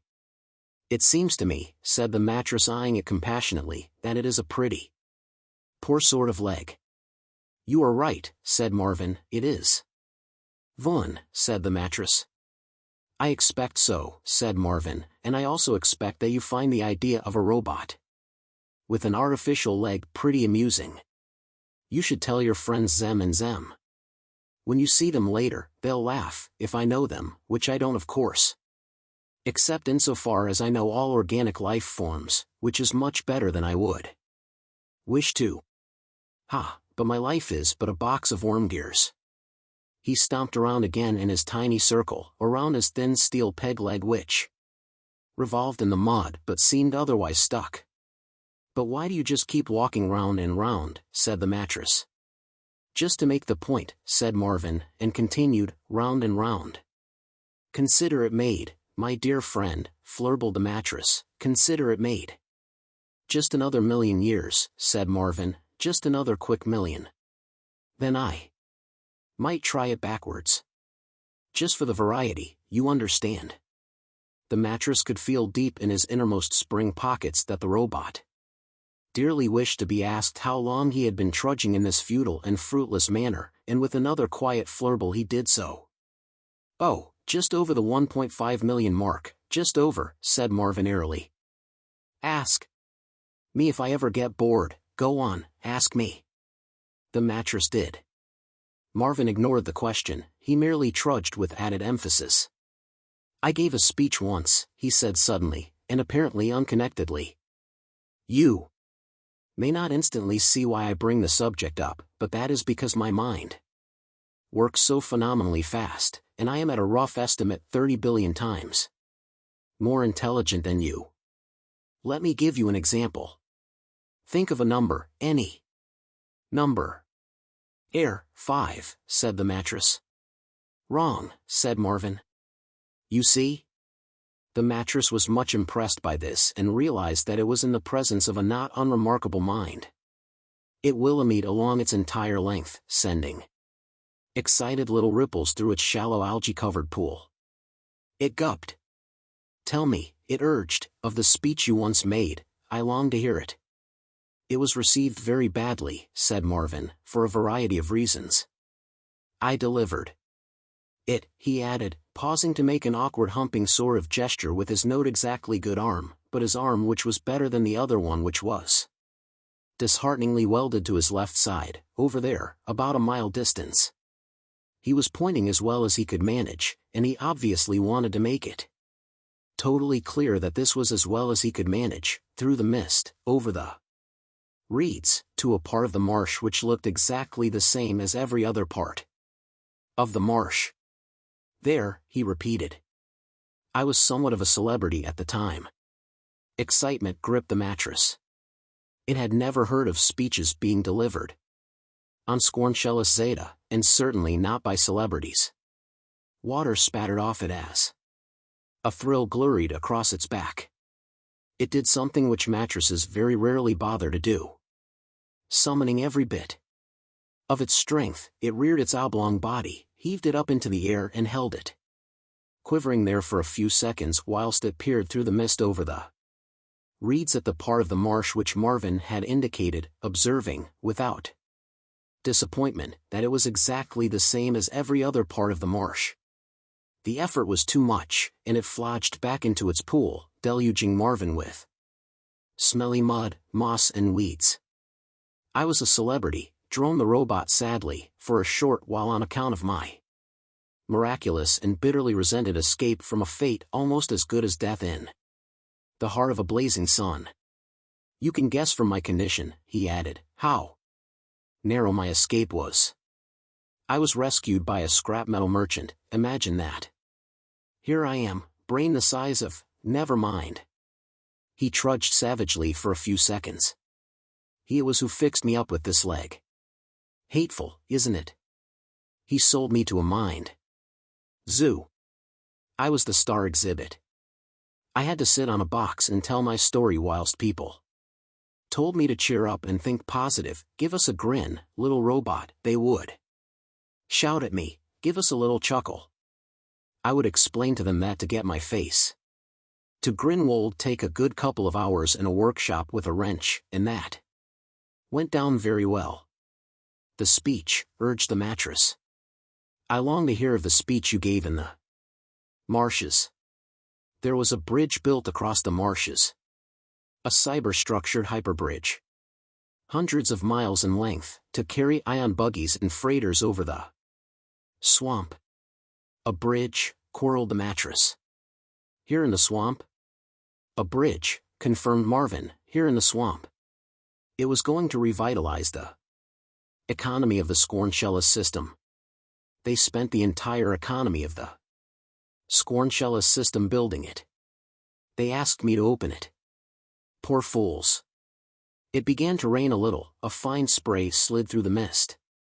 I stood on the platform. For hundreds of miles in front of me, and hundreds of miles behind me, the bridge stretched. Did it glitter? Enthused the mattress. It glittered. Did it span the miles majestically? It spanned the miles majestically. Did it stretch like a silver thread far out into the invisible mist? Yes, said Marvin. Do you want to hear the story? I want to hear your speech, said the mattress. This is what I said. I said, I would like to say that it is a very great pleasure, honor and privilege for me to open this bridge, but I can't because my lying circuits are all out of commission. I hate and despise you all. I now declare this hapless cyberstructure open to the unthinkable abuse of all who wantonly cross her. And I plugged myself into the opening circuits. Marvin paused, remembering the moment. The mattress flirred and glurried. It flolloped, gupped and willomied, doing this last in a particularly floopy way. It wharfed at last. And it was a magnificent occasion? Reasonably magnificent. The entire 1,000-mile-long bridge spontaneously folded up its glittering spans and sank weeping into the mire, taking everybody with it. There was a sad and terrible pause at this point in the conversation, during which 100,000 people seemed unexpectedly to say "wop," and a team of white robots descended from the sky like dandelion seeds drifting on the wind in tight military formation. For a sudden violent moment they were all there, in the swamp, wrenching Marvin's false leg off, and then they were gone again in their ship, which said "Foop." "You see the sort of thing I have to contend with," said Marvin to the gobbering mattress. Suddenly, a moment later, the robots were back again for another violent incident, and this time when they left, the mattress was alone in the swamp.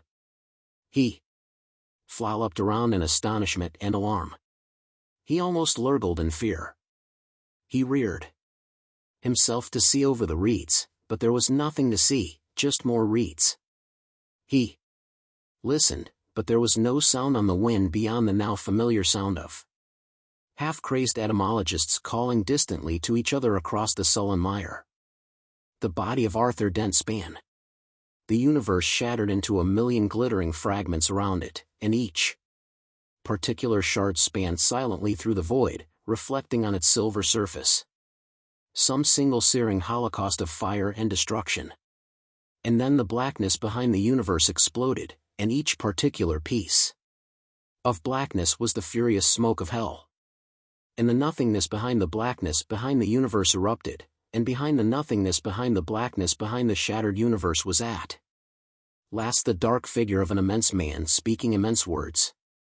"These, then," said the figure, speaking from an immensely comfortable chair, "were the Krikkit Wars, the greatest devastation ever visited upon our galaxy. What you have experienced." Slartibartfast floated past, waving. "It's just a documentary," he called out. "This is not a good bit. Terribly sorry.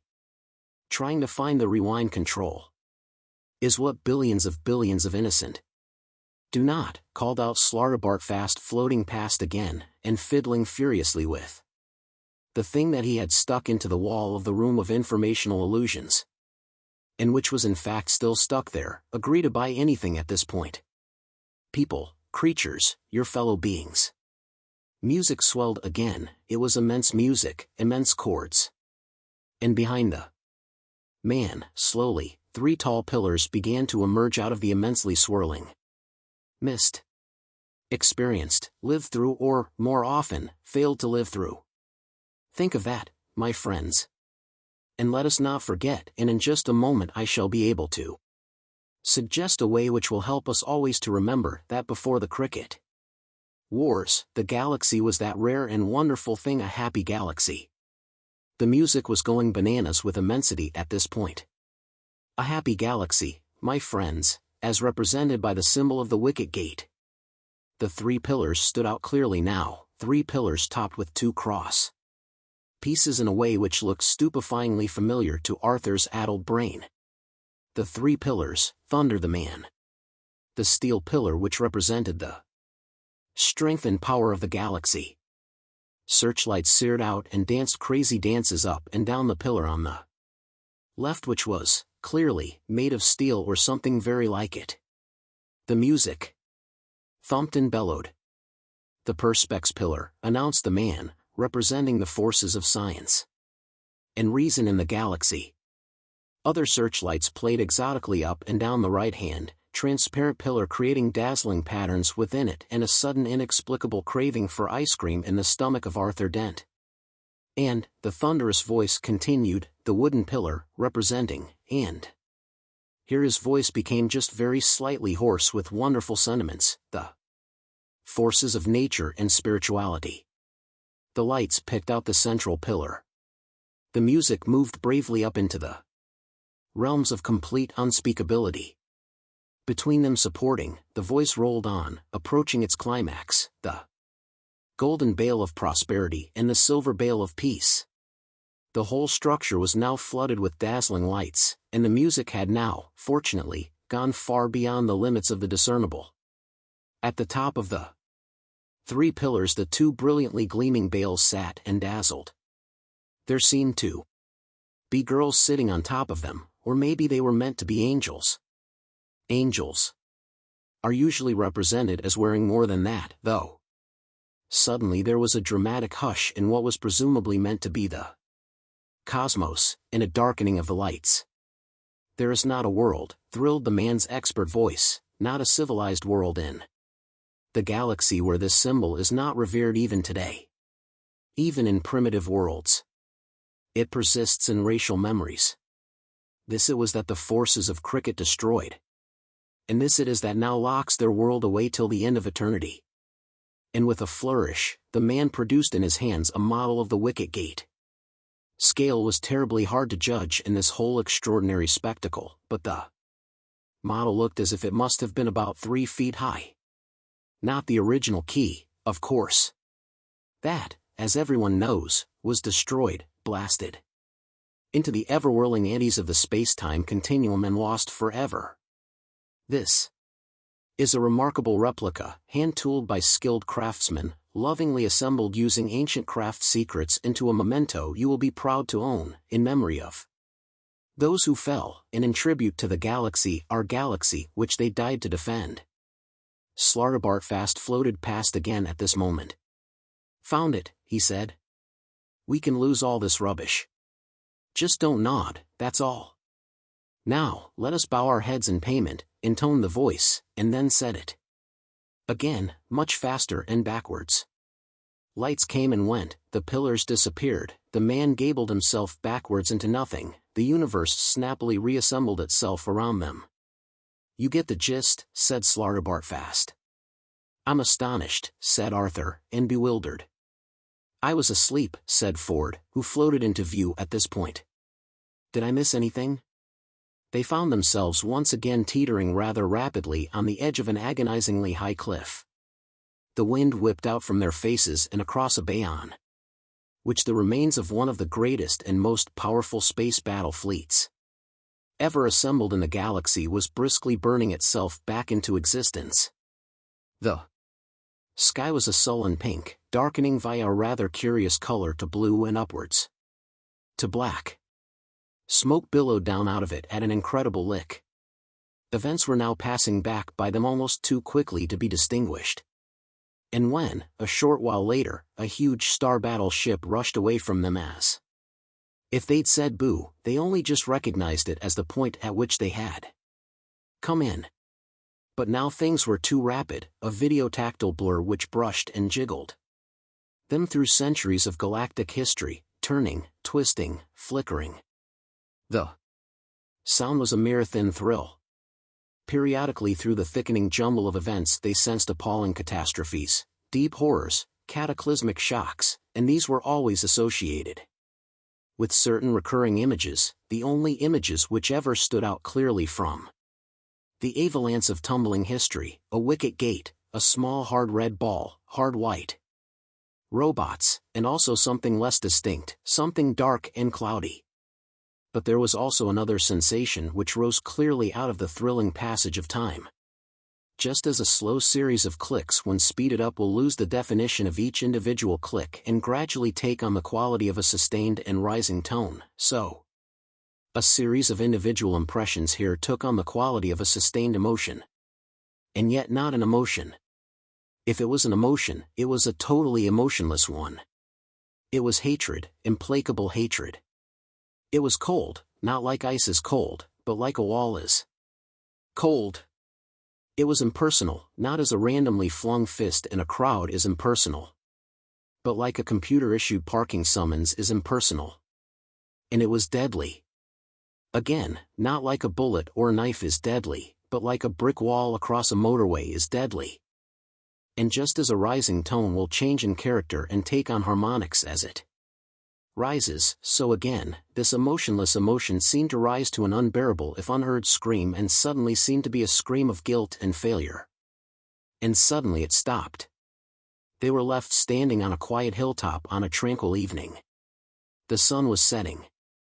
All around them softly undulating green countryside rolled off gently into the distance.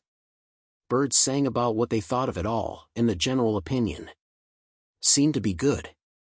A little way away could be heard the sound of children playing, and a little further away than the apparent source of that sound could be. Seen in the dimming evening light, the outlines of a small town. The town appeared to consist mostly of fairly low buildings made of white stone. The skyline was of gentle, pleasing curves. The sun had nearly set. As if out of nowhere, music began. Slartibartfast tugged at a switch and it stopped. A voice said, "This." Slartibartfast tugged at a switch and it stopped. "I will tell you about it," he said quietly. The place was peaceful. Arthur felt happy. Even Ford seemed cheerful. They walked a short way in the direction of the town, and the informational illusion of the grass was pleasant and springy under their feet, and the informational illusion of the flowers smelt sweet and fragrant. Only Slartibartfast seemed apprehensive and out of sorts. He stopped and looked up. It suddenly occurred to Arthur that, coming as this did at the end, so to speak, or rather the beginning of all the horror they had just blurredly experienced, something nasty must be about to happen. He was distressed to think that something nasty could happen to somewhere as idyllic as this. He too glanced up. There was nothing in the sky. "They're not about to attack here, are they?" he said. He realized that this was merely a recording he was walking through, but he still felt alarmed. "Nothing is about to attack here," said Slartibartfast in a voice which unexpectedly trembled with emotion. "This is where it all started. This is the place itself. This is Krikkit." He stared up into the sky. The sky, from one horizon to another, from east to west, from north to south, was utterly and completely black. Stomp stomp. "We're pleased to be of service." "Shut up." "Thank you." Stomp stomp stomp stomp stomp. "We're thank you for making a simple door very happy.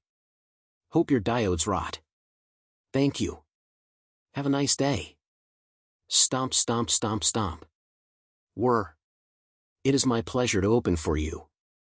Zark off. And my satisfaction to close again with the knowledge of a job well done. I said zark off. Thank you for listening to this message. Stomp stomp stomp stomp. Whop. Zaphod stopped stomping. He had been stomping around the heart of gold for days, and so far no door had said whop to him. He was fairly certain that no door had said whop to him now. It was not the sort of thing doors said. Too concise. Furthermore, there were not enough doors. It sounded as if 100,000 people had said whop, which puzzled him because he was the only person on the ship. It was dark. Most of the ship's non-essential systems were closed down. It was drifting in a remote area of the galaxy, deep in the inky blackness of space. So, which particular 100,000 people would turn up at this point and say a totally unexpected whop? He looked about him, up the corridor and down the corridor. It was all in deep shadow. There were just the very dim pinkish outlines of the doors which glowed in the dark and pulsed whenever they spoke, though he had tried every way he could think of stopping them. The lights were off so that his heads could avoid looking at each other, because neither of them was currently a particularly engaging sight, and nor had they been since he had made the error of looking into his soul. It had indeed been an error. It had been late one night, of course. It had been a difficult day, of course. There had been soulful music playing on the ship's sound system, of course. And he had, of course, been slightly drunk. In other words, all the usual conditions which bring on a bout of soul-searching had applied, but it had, nevertheless, clearly been an error. Standing now, silent and alone in the dark corridor, he remembered the moment and shivered. His one head looked one way and his other the other, and each decided that the other was the way to go. He listened but could hear nothing. All there had been was the whop. It seemed an awfully long way to bring an awfully large number of people just to say one word. He started nervously to edge his way in the direction of the bridge. There at least he would feel in control. He stopped again. The way he was feeling, he didn't think he was an awfully good person to be in control. The first shock of that moment, thinking back, had been discovering that he actually had a soul. In fact, he'd always more or less assumed that he had one, as he had a full complement of everything else, and indeed two of some things, but suddenly actually to encounter the thing lurking there deep within him had given him a severe jolt. And then to discover, this was the second shock, that it wasn't the totally wonderful object which he felt a man in his position had a natural right to expect had jolted him again. Then he had thought about what his position actually was, and the renewed shock had nearly made him spill his drink. He drained it quickly before anything serious happened to it. He then had another quick one to follow the first one down and check that it was all right. "Freedom," he said aloud. Trillian came onto the bridge at that point and said several enthusiastic things on the subject of freedom. "I can't cope with it," he said darkly, and sent a third drink down to see why the second hadn't yet reported on the condition of the first. He looked uncertainly at both of her and preferred the one on the right. He poured a drink down his other throat with the plan that it would head the previous one off at the pass, join forces with it, and together they would get the second to pull itself together. Then all three would go off in search of the first. Give it a good talking to and maybe a bit of a sing as well. He felt uncertain as to whether the fourth drink had understood all that, so he sent down a fifth to explain the plan more fully and a sixth for moral support. "You're drinking too much," said Trillian. His heads collided, trying to sort out the four of her he could now see into a whole position. He gave up and looked at the navigation screen and was astonished to see a quite phenomenal number of stars. "Excitement and adventure and really wild things," he muttered.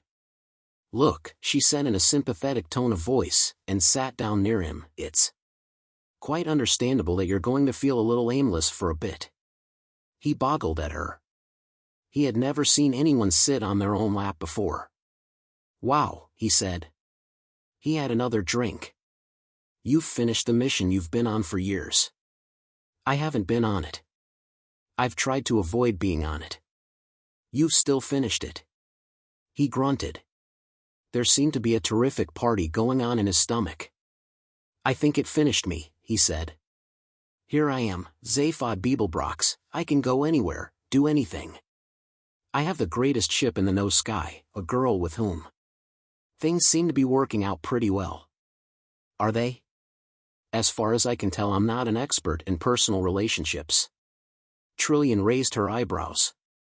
"I am," he added, "one hell of a guy. I can do anything I want, only I just don't have the faintest idea what."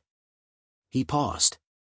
"One thing," he further added, "has suddenly ceased to lead to another, in contradiction of which." He had another drink and slid gracelessly off his chair. Whilst he slept it off, Trillian did a little research in the ship's copy of the Hitchhiker's Guide to the Galaxy. It had some advice to offer on drunkenness. "Go to it," it said, "and good luck." It was cross-referenced to the entry concerning the size of the universe and ways of coping with that. Then she found the entry on Vonnegut, an exotic holiday planet, and one of the wonders of the galaxy. Vonnegut is a world which consists largely of fabulous ultra-luxury hotels and casinos, all of which have been formed by the natural erosion of wind and rain. The chances of this happening are more or less 1 to infinity against.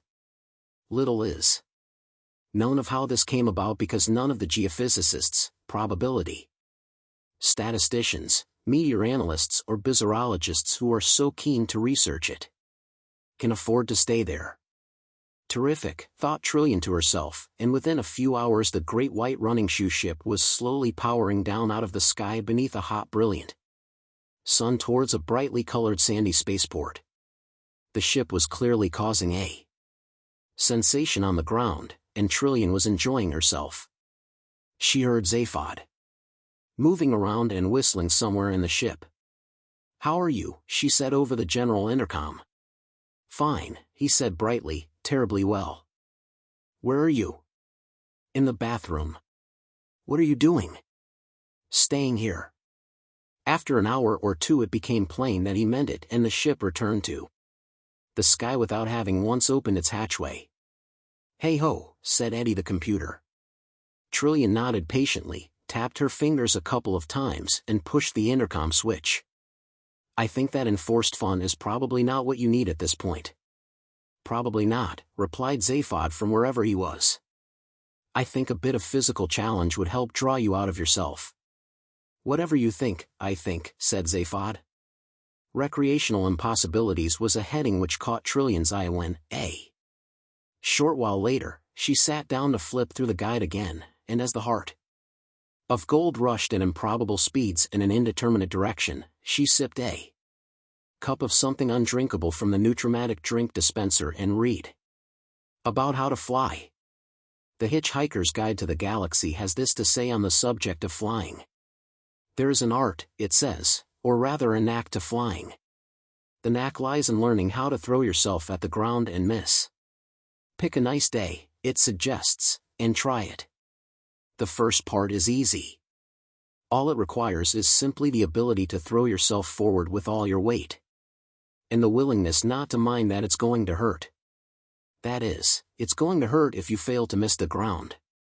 Most people fail to miss the ground, and if they are really trying properly, the likelihood is that they will fail to miss it fairly hard. Clearly, it's the second point, the missing, which presents the difficulties. One problem is that you have to miss the ground accidentally. It's no good deliberately intending to miss the ground because you won't. You have to have your attention suddenly distracted by something else when you're halfway there, so that you are no longer thinking about falling, or about the ground, or about how much it's going to hurt if you fail to miss it. It is notoriously difficult to prise your attention away from these three things during the split second you have at your disposal. Hence most people's failure and their eventual disillusionment with this exhilarating and spectacular sport. If, however, you are lucky enough to have your attention momentarily distracted at the crucial moment by, say, a gorgeous pair of legs, tentacles, pseudopodia, according to film and/or personal inclination, or a bomb going off in your vicinity, or by suddenly spotting an extremely rare species of beetle crawling along a nearby twig, then in your astonishment you will miss the ground completely and remain bobbing just a few inches above it in what might seem to be a slightly foolish manner. This is a moment for superb and delicate concentration. Bob and float, float and bob. Ignore all considerations of your own weight and simply let yourself waft higher. Do not listen to what anybody says to you at this point because they are unlikely to say anything helpful. They are most likely to say something along the lines of, "Good God, you can't possibly be flying." It is vitally important not to believe them or they will suddenly be right. Waft higher and higher. Try a few swoops, gentle ones at first, then drift above the treetops breathing regularly. Do not wave at anybody. When you have done this a few times you will find the moment of distraction rapidly becomes easier and easier to achieve. You will then learn all sorts of things about how to control your flight, your speed, your maneuverability, and the trick usually lies in not thinking too hard about whatever you want to do, but just allowing it to happen as if it was going to anyway. You will also learn how to land properly, which is something you will almost certainly cock up, and cock up badly, on your first attempt. There are private flying clubs you can join which help you achieve the all-important moment of distraction. They hire people with surprising bodies or opinions to leap out from behind bushes and exhibit and/or explain them at the crucial moments. Few genuine hitchhikers will be able to afford to join these clubs, but some may be able to get temporary employment at them. Trillian read this longingly, but reluctantly decided that Zaphod wasn't really in the right frame of mind for attempting to fly, or for walking through mountains, or for trying to get the Brantisvagan Civil Service to acknowledge a change of address card, which were the other things listed under the heading Recreational Impossibilities. Instead, she flew the ship to Alasamania Seneca, a world of ice, snow, mind-hurtling beauty and stunning cold.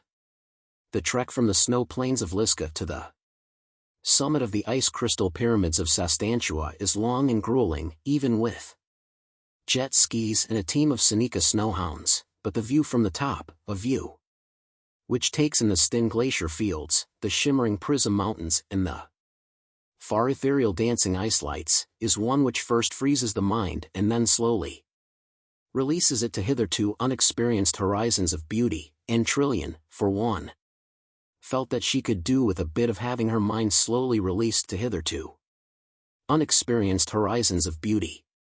They went into a low orbit. There lay the silver-white beauty of Elasomanius Seneca beneath them. Zaphod stayed in bed with one head stuck under a pillow and the other doing crosswords till late into the night. Trillian nodded patiently again, counted to a sufficiently high number, and told herself that the important thing now was just to get Zaphod talking. She prepared, by dint of deactivating all the robot kitchen synthematics, the most fabulously delicious meal she could contrive: delicately oiled meals, scented fruits, fragrant cheeses, fine Aldebaran wines. She carried it through to him and asked if he felt like talking things through. "Zark off," said Zaphod.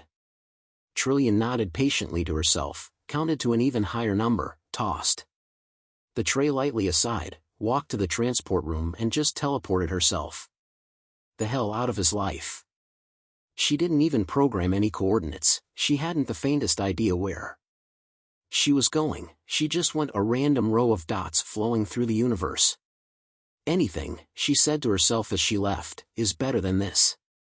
Good job too, muttered Zaphod to himself, turned over and failed to go to sleep. The next day he restlessly paced the empty corridors of the ship, pretending not to look for her, though he knew she wasn't there. He ignored the computer's querulous demands to know just what the hell was going on around here by fitting a small electronic gag across a pair of its terminals. After a while he began to turn down the lights. There was nothing to see. Nothing was about to happen. Lying in bed one night, and night was now virtually continuous on the ship, he decided to pull himself together, to get things into some kind of perspective. He sat up sharply and started to pull clothes on. He decided that there must be someone in the universe feeling more wretched, miserable and forsaken than himself, and he determined to set out and find him. Halfway to the bridge it occurred to him that it might be Marvin, and he returned to bed. It was a few hours later than this, as he stomped disconsolately about the darkened corridors swearing at cheerful doors, that he heard the WAP said, and it made him very nervous. He leant tensely against the corridor wall and frowned like a man trying to unbend a corkscrew by telekinesis. He laid his fingertips against the wall and felt an unusual vibration. And now he could quite clearly hear slight noises, and could hear where they were coming from. They were coming from the bridge. "Computer," he hissed. Said the computer terminal nearest him, equally quietly. "Is there someone on this ship?" Said the computer. "Who is it?" Said the computer. "What?" Zaphod buried one of his faces in two of his hands. "Oh, Zarquan," he muttered to himself. Then he stared up the corridor towards the entrance to the bridge in the dim distance from which more and purposeful noises were coming, and in which the gagged terminals were situated. "Computer," he hissed again. When I ungag you. Remind me to punch myself in the mouth. Either one. Now just tell me this. 1 for yes, 2 for no. Is it dangerous? It is? You didn't just go twice?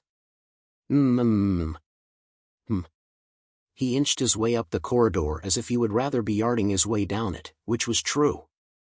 He was within 2 yards of the door to the bridge when he suddenly realized to his horror that it was going to be nice to him, and he stopped dead. He hadn't been able to turn off the door's courtesy voice circuits.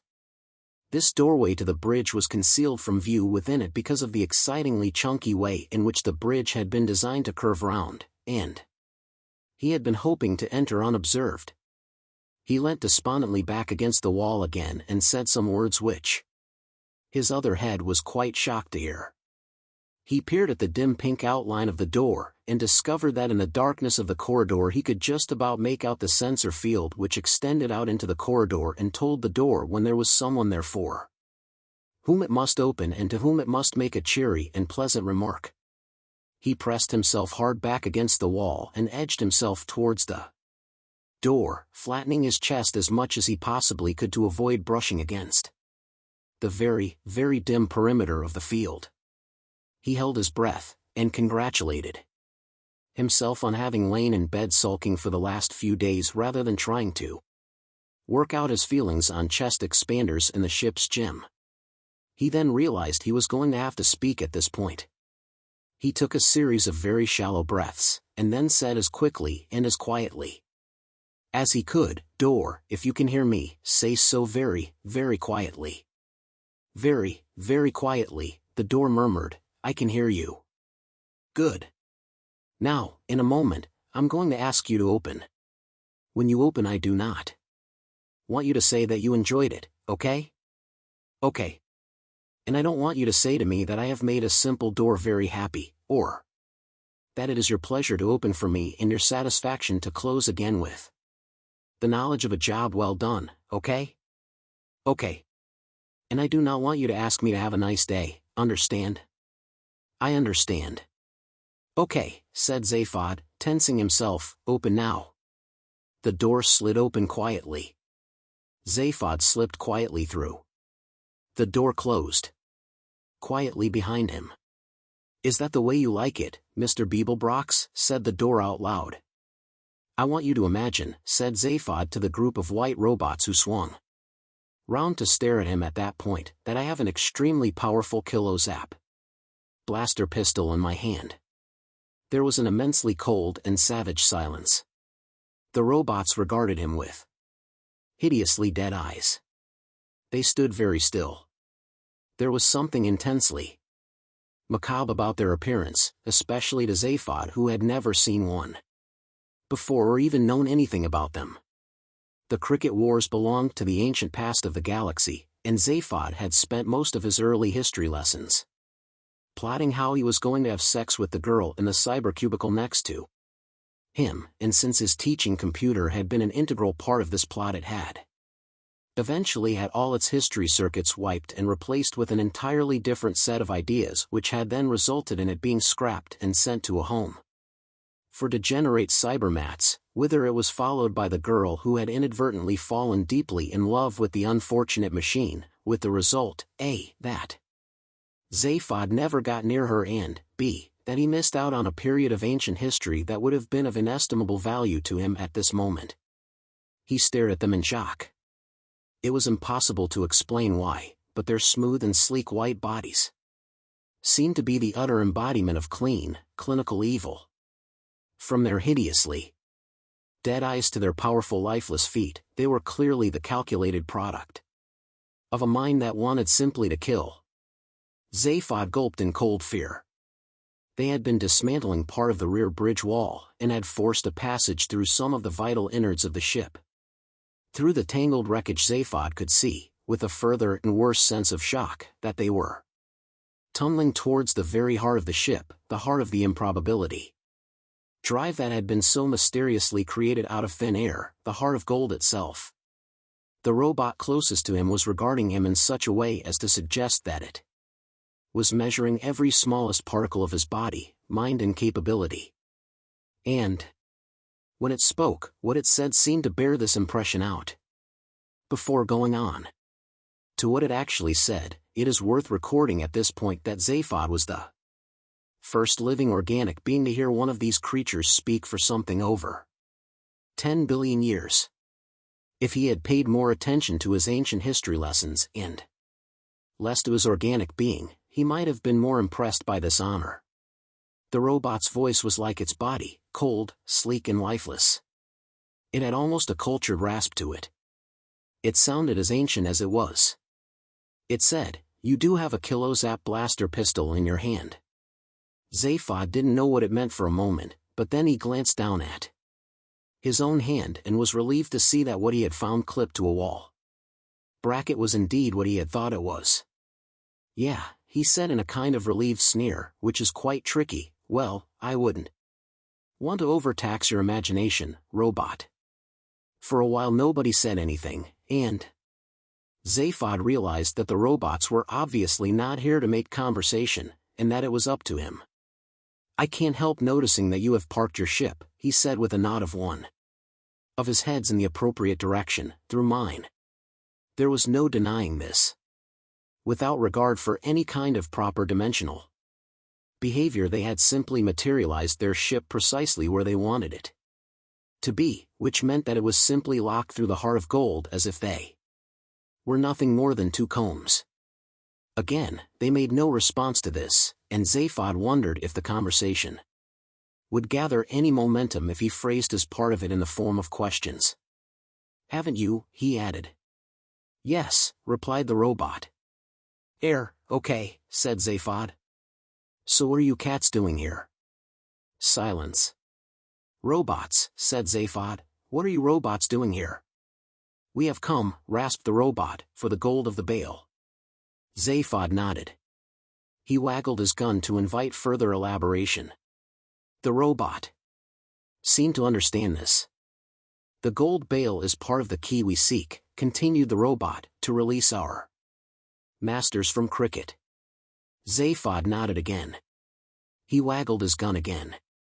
The key, continued the robot simply, was disintegrated in time and space. The golden bale is embedded in the device which drives your ship. It will be reconstituted in the key. Our masters shall be released. The universal readjustment will continue. Zaphod nodded again.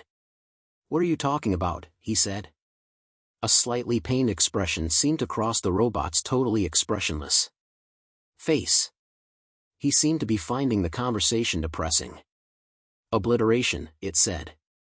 We seek the key, it repeated. We already have the wooden pillar, the steel pillar, and the perspex pillar. In a moment we will have the gold bale. No, you won't. We will, stated the robot. No, you won't. It makes my ship work. In a moment, repeated the robot patiently, we will have the gold bale. You will not, said Zaphod. And then we must go, said the robot, in all seriousness, to a party. Oh, said Zaphod, startled. Can I come? No, said the robot. We are going to shoot you. Oh yeah, said Zaphod, waggling his gun.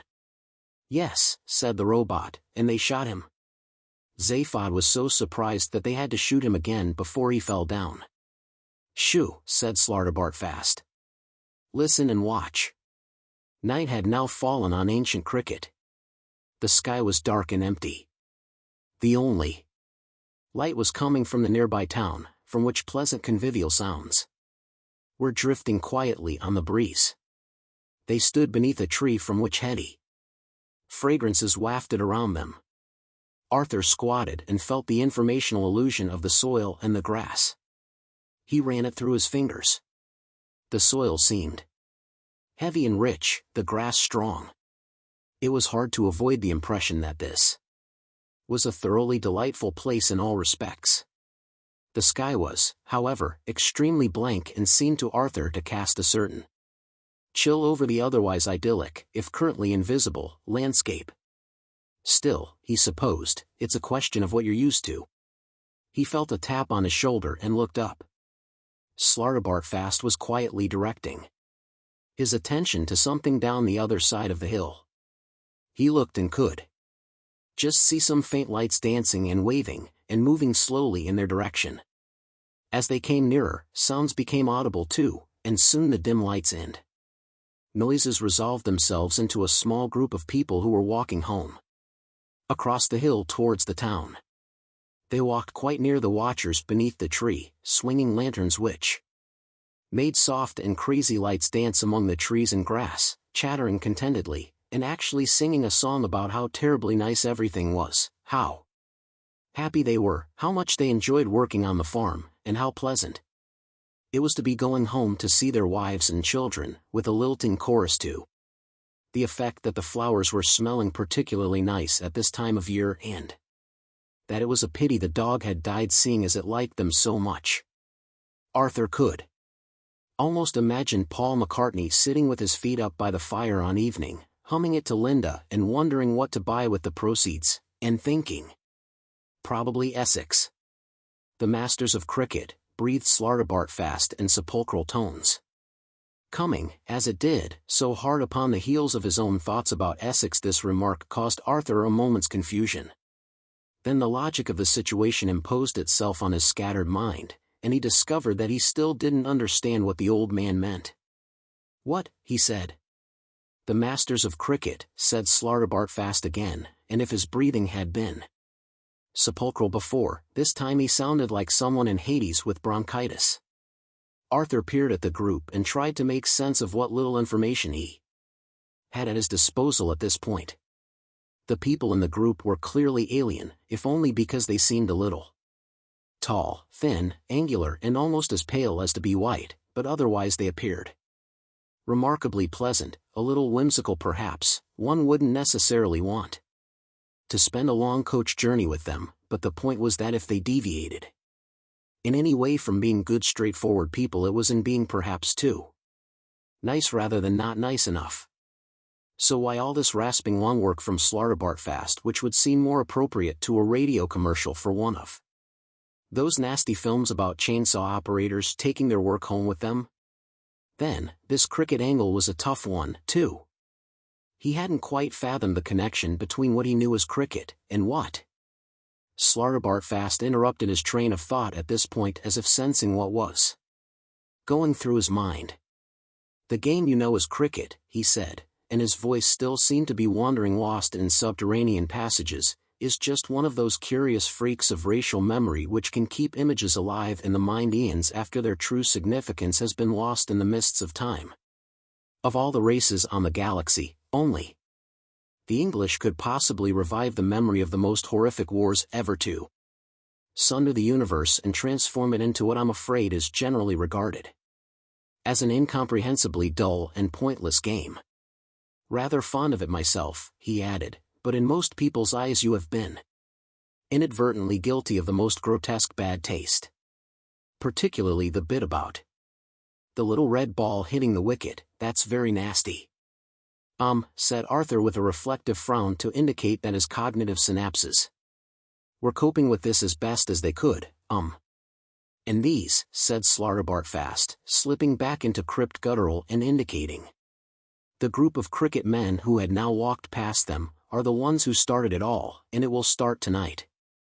Come, we will follow, and see why." They slipped out from underneath the tree, and followed the cheery party along the dark hill path. Their natural instinct was to tread quietly and stealthily in pursuit of their quarry, though, as they were simply walking through a recorded informational illusion, they could as easily have been wearing euphoniums and woed for all the notice their quarry would have taken of them. Arthur noticed that a couple of members of the party were now singing a different song. It came lilting back to them through the soft night air, and was a sweet, romantic ballad which would have netted McCartney Kent and Sussex and enabled him to put in a fair offer for Hampshire. "You must surely know," said Slartibartfast to Ford, "what it is that is about to happen?" "Me," said Ford. "No. Did you not learn ancient galactic history when you were a child?" "I was in the cybercubicle behind Zaphod," said Ford. "It was very distracting. Which isn't to say that I didn't learn some pretty stunning things." At this point Arthur noticed a curious feature to the song that the party were singing. The Middle Eight Bridge, which would have had McCartney firmly consolidated in Winchester and gazing intently over the Test Valley to the rich pickings of the New Forest beyond, had some curious lyrics.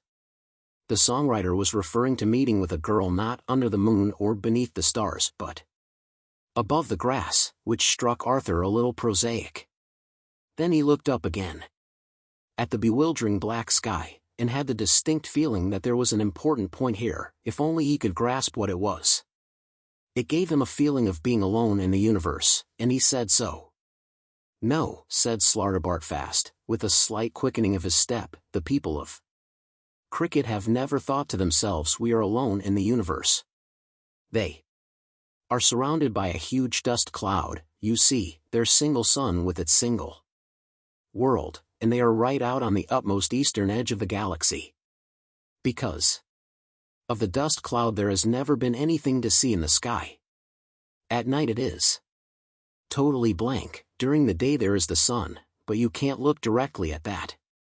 So they don't. They are hardly aware of the sky. It's as if they had a blind spot, which extended 180 degrees from horizon to horizon.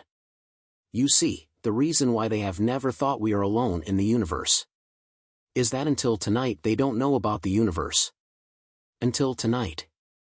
He moved on, leaving the words ringing in the air behind him. Imagine, he said, never even thinking we are alone simply because it has never occurred to you to think that there's any other way to be. He moved on again. I'm afraid this is going to be a little unnerving, he added. As he spoke, they became aware of a very thin roaring scream high up in the sightless sky above them. They glanced upwards in alarm, but for a moment or two could see nothing. Then Arthur noticed that the people in the party in front of them had heard the noise, but that none of them seemed to know what to do with it. They were glancing around themselves in consternation, left, right, forwards, backwards, even at the ground. It never occurred to them to look upwards. The profoundness of the shock and horror they emanated a few moments later, when the burning wreckage of a spaceship came hurtling and screaming out of the sky and crashed about half a mile from where they were standing was something that you had to be there to experience. Some speak of the Heart of Gold in hushed tones, some of the starship Bistromath. Many speak of the legendary and gigantic starship Titanic, a majestic and luxurious cruise liner launched from the great shipbuilding asteroid complexes of Artifactival some hundreds of years ago now, and with good reason. It was sensationally beautiful, staggeringly huge, and more pleasantly equipped than any ship in what now remains of history, see note below on the campaign. For real time, but it had the misfortune to be built in the very earliest days of improbability physics, long before this difficult and cussed branch of knowledge was fully, or at all, understood. The designers and engineers decided, in their innocence, to build a prototype improbability field into it, which was meant, supposedly, to ensure that it was infinitely improbable that anything would ever go wrong with any part of the ship. They did not realize that because of the quasi-reciprocal and circular nature of all improbability calculations, anything that was infinitely improbable was actually very likely to happen almost immediately. The starship Titanic was a monstrously pretty sight as it lay beached like a silver Arcturon megavoid whale amongst the laser-lit tracery of its construction gantries, a brilliant cloud of pins and needles of light against the deep interstellar blackness. But when launched, it did not even manage to complete its very first radio message and SOS, before undergoing a sudden and gratuitous total existence failure. However, the same event which saw the disastrous failure of one science in its infancy also witnessed the apotheosis of another.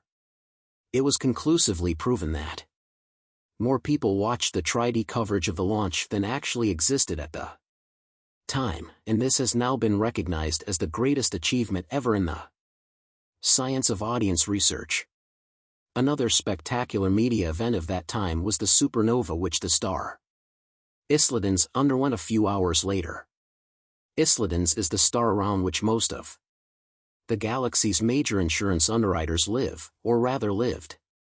But whilst these spaceships, and other great ones which come to mind, such as the Galactic Fleet battleships, the GSS Daring, the GSS Odyssey, and the GSS Suicidal Insanity, are all spoken of with awe, pride, enthusiasm, affection, admiration, regret, jealousy, resentment, in fact most of the better-known emotions. The one which regularly commands the most actual astonishment was Krikkit 1, the first spaceship ever built by the people of Krikkit. This is not because it was a wonderful ship. It wasn't. It was a crazy piece of near junk. It looked as if it had been knocked up in somebody's backyard, And this was in fact precisely where it had been knocked up. The astonishing thing about the ship was not that it was won well, it wasn't, but that it was done at all. The period of time which had elapsed between the moment that the people of Krikkit had discovered that there was such a thing as space and the launching of their first spaceship was almost exactly a year. Ford Prefect was extremely grateful, as he strapped himself in, that this was just another informational illusion, and that he was therefore completely safe. In real life it wasn't a ship he would have set foot in for all the rice wine in China. Extremely rickety was one phrase which sprang to mind, and please may I get out, was another. This is going to fly, said Arthur, giving gaunt looks at the lashed together pipework and wiring which festooned the cramped interior of the ship. Slartibartfast assured him that it would, that they were perfectly safe and that it was all going to be extremely instructive and not a little harrowing. Ford and Arthur decided just to relax and be harrowed. Why not, said Ford, go mad? In front of them and, of course, totally unaware of their presence for the very good reason that they weren't actually there, were the three pilots. They had also constructed the ship. They had been on the hill path that night singing wholesome heartwarming songs. Their brains had been very slightly turned by the nearby crash of the alien spaceship. They had spent weeks stripping every tiniest last secret out of the wreckage of that burned-up spaceship, all the while singing lilting spaceship stripping ditties. They had then built their own ship and this was it. This was their ship, and they were currently singing a little song about that too, expressing the twin joys of achievement and ownership. The chorus was a little poignant, and told of their sorrow that their work had kept them such long hours in the garage, away from the company of their wives and children, who had missed them terribly but had kept them cheerful by bringing them continual stories of how nicely the puppy was growing up. Pow, they took off. They roared into the sky like a ship that knew precisely what it was doing. No way, said Ford a while later after they had recovered from the shock of acceleration, and were climbing up out of the planet's atmosphere. No way, he repeated, does anyone design and build a ship like this in a year, no matter how motivated. I don't believe it. Prove it to me and I still won't believe it. He shook his head thoughtfully and gazed out of a tiny port at the nothingness outside it. The trip passed uneventfully for a while, and Slartibartfast fast-wound them through it.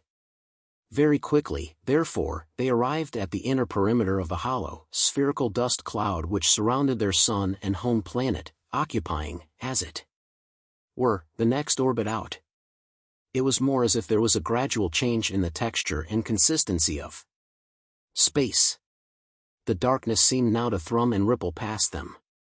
It was a very cold darkness, a very blank and heavy darkness. It was the darkness of the night sky of Krikkit. The coldness and heaviness and blankness of it took a slow grip on Arthur's heart, and he felt acutely aware of the feelings of the Krikkit pilots which hung in the air like a thick static charge. They were now on the very boundary of the historical knowledge of their race. This was the very limit beyond which none of them had ever speculated, or even known that there was any speculation to be done. The darkness of the cloud buffeted at the ship. Inside was the silence of history.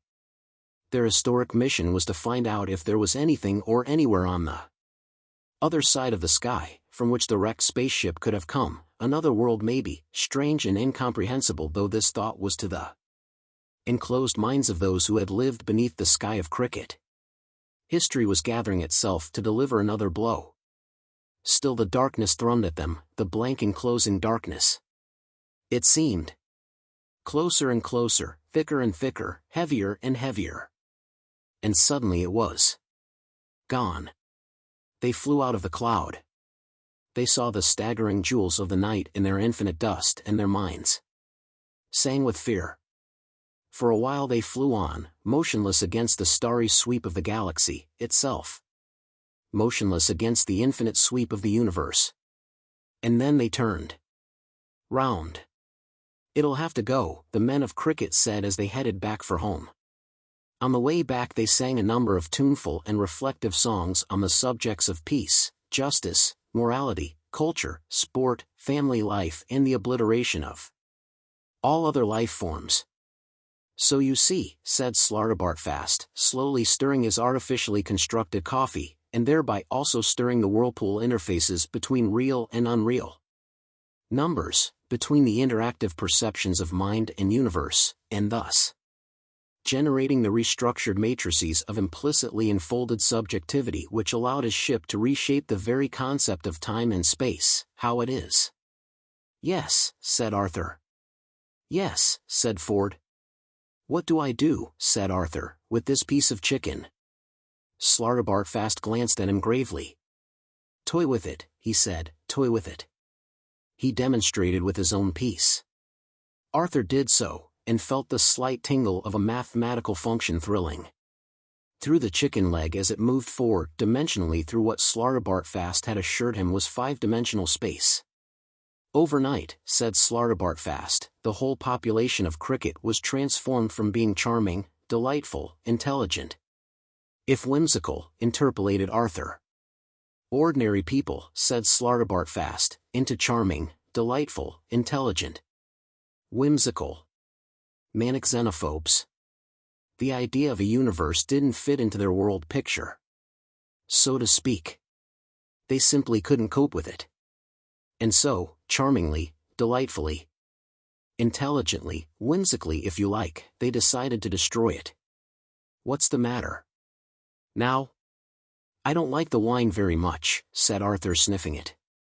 "Well, send it back. It's all part of the mathematics of it." Arthur did so. He didn't like the topography of the waiter's smile, but he'd never liked graphs anyway. "Where are we going?" said Ford. "Back to the room of informational illusions," said Slartibartfast, rising and patting his mouth with the mathematical representation of a paper napkin, for the second half. "The people of Krikkit," said his high judgmental supremacy, judiciary pag.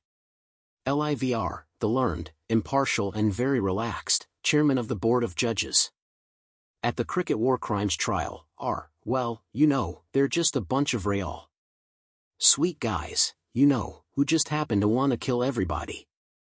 Hell, I feel the same way some mornings. Shit.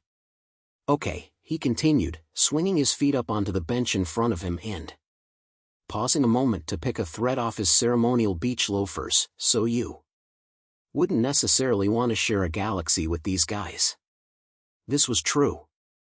The Krikkit attack on the galaxy had been stunning. Thousands and thousands of huge Krikkit warships had leapt suddenly out of hyperspace and simultaneously attacked thousands and thousands of major worlds, first seizing vital material supplies for building the next wave, and then calmly zapping those worlds out of existence. The galaxy, which had been enjoying a period of unusual peace and prosperity at the time, reeled like a man getting mugged in a meadow. "I mean," continued Judiciary Pag, gazing round the ultramodern, "this was 10 billion years ago, when ultramodern meant lots of stainless steel and brushed concrete, and huge courtroom. These guys are just obsessed." This too was true, and is the only explanation anyone has yet managed to come up with for the unimaginable speed with which the people of Krikkit had pursued their new and absolute purpose, the destruction of everything that wasn't Krikkit. It is also the only explanation for their bewildering sudden grasp of all the hyper-technology involved in building their thousands of spaceships, and their millions of lethal white robots. These had really struck terror into the hearts of everyone who had encountered them. In most cases, however, the terror was extremely short-lived, as was the person experiencing the terror. They were savage, single-minded flying battle machines. They wielded formidable multifunctional battle clubs which, brandished one way, would knock down buildings, and, brandished another way, fired blistering omnidestructo zap rays, and, brandished a third way, launched a hideous arsenal of grenades, ranging from minor incendiary devices to maxi-slorta hypernuclear devices which could take out a major sun. Simply striking. The grenades with the battle clubs simultaneously primed them and launched them with phenomenal accuracy over distances ranging from mere yards to hundreds of thousands of miles. "Okay," said Judiciary Pag again, "so we won." He paused and chewed a little gum. "We won," he repeated, "but that's no big deal. I mean a medium-sized galaxy. Against one little world, and how long did it take us?"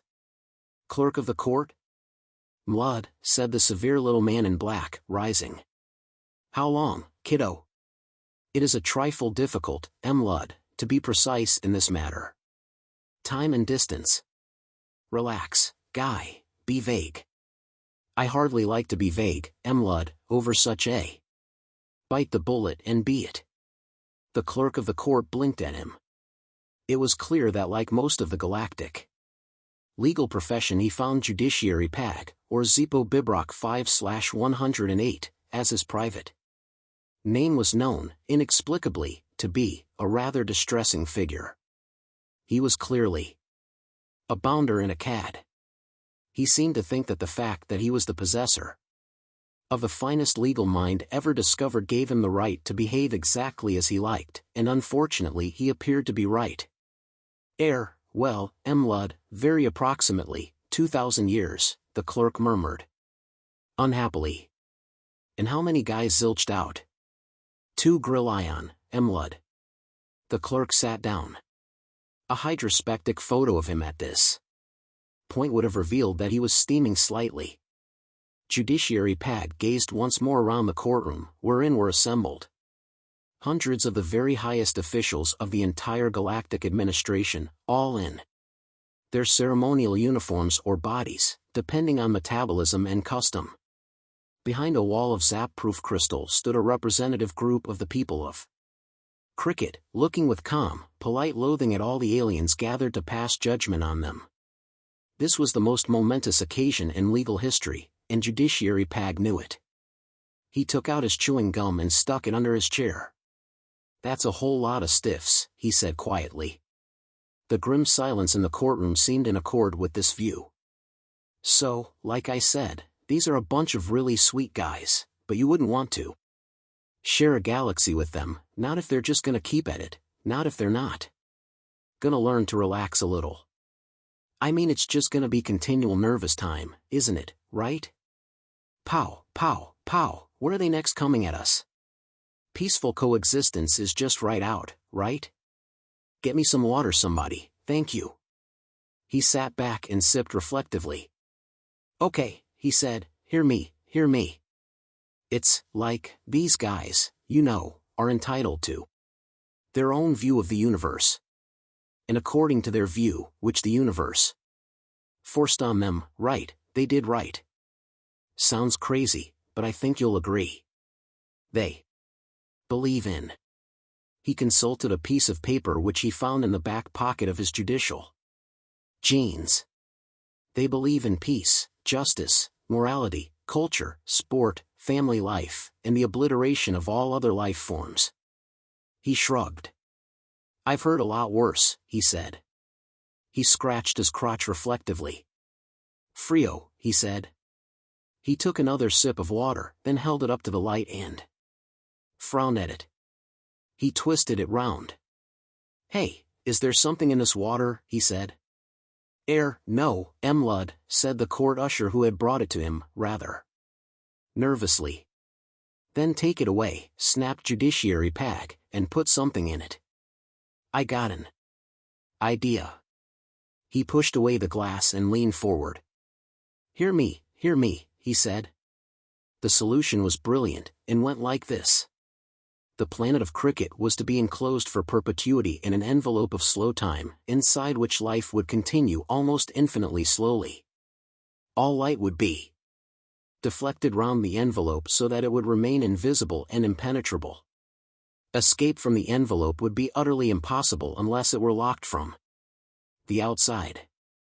When the rest of the universe came to its final end, when the whole of creation reached its dying fall, this was all, of course, in the days before it was known that the end of the universe would be a spectacular catering venture, and life and matter ceased to exist, then the planet of Krikkit and its sun would emerge from its slow time envelope and continue a solitary existence, such as it craved, in the twilight of the universal void.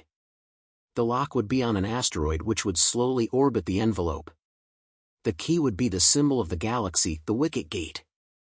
By the time the applause in the court had died down, Judiciary Pad was already in the Senzo shower with a rather nice member of the jury that he'd slipped a note to half an hour earlier. 2 months later, Zaphod Beeblebrox 5/108 had cut the bottoms off his galactic state jeans, and was spending part of the enormous fee his judgments commanded lying on a jeweled beach having essence of quolactin rubbed into his back by the same rather nice member of the jury. She was a Sulfinian girl from beyond the cloud worlds of Yaga. She had skin like lemon silk and was very interested in legal bodies. "Did you hear the news?" she said. "Wheelalea," said Zaphod Beeblebrox 5/108, and you would have had to have been there to know exactly why he said this. None of this was on the tape of informational illusions, and is all based on hearsay. No, he added, when the thing that had made him say Wheelalea had stopped happening.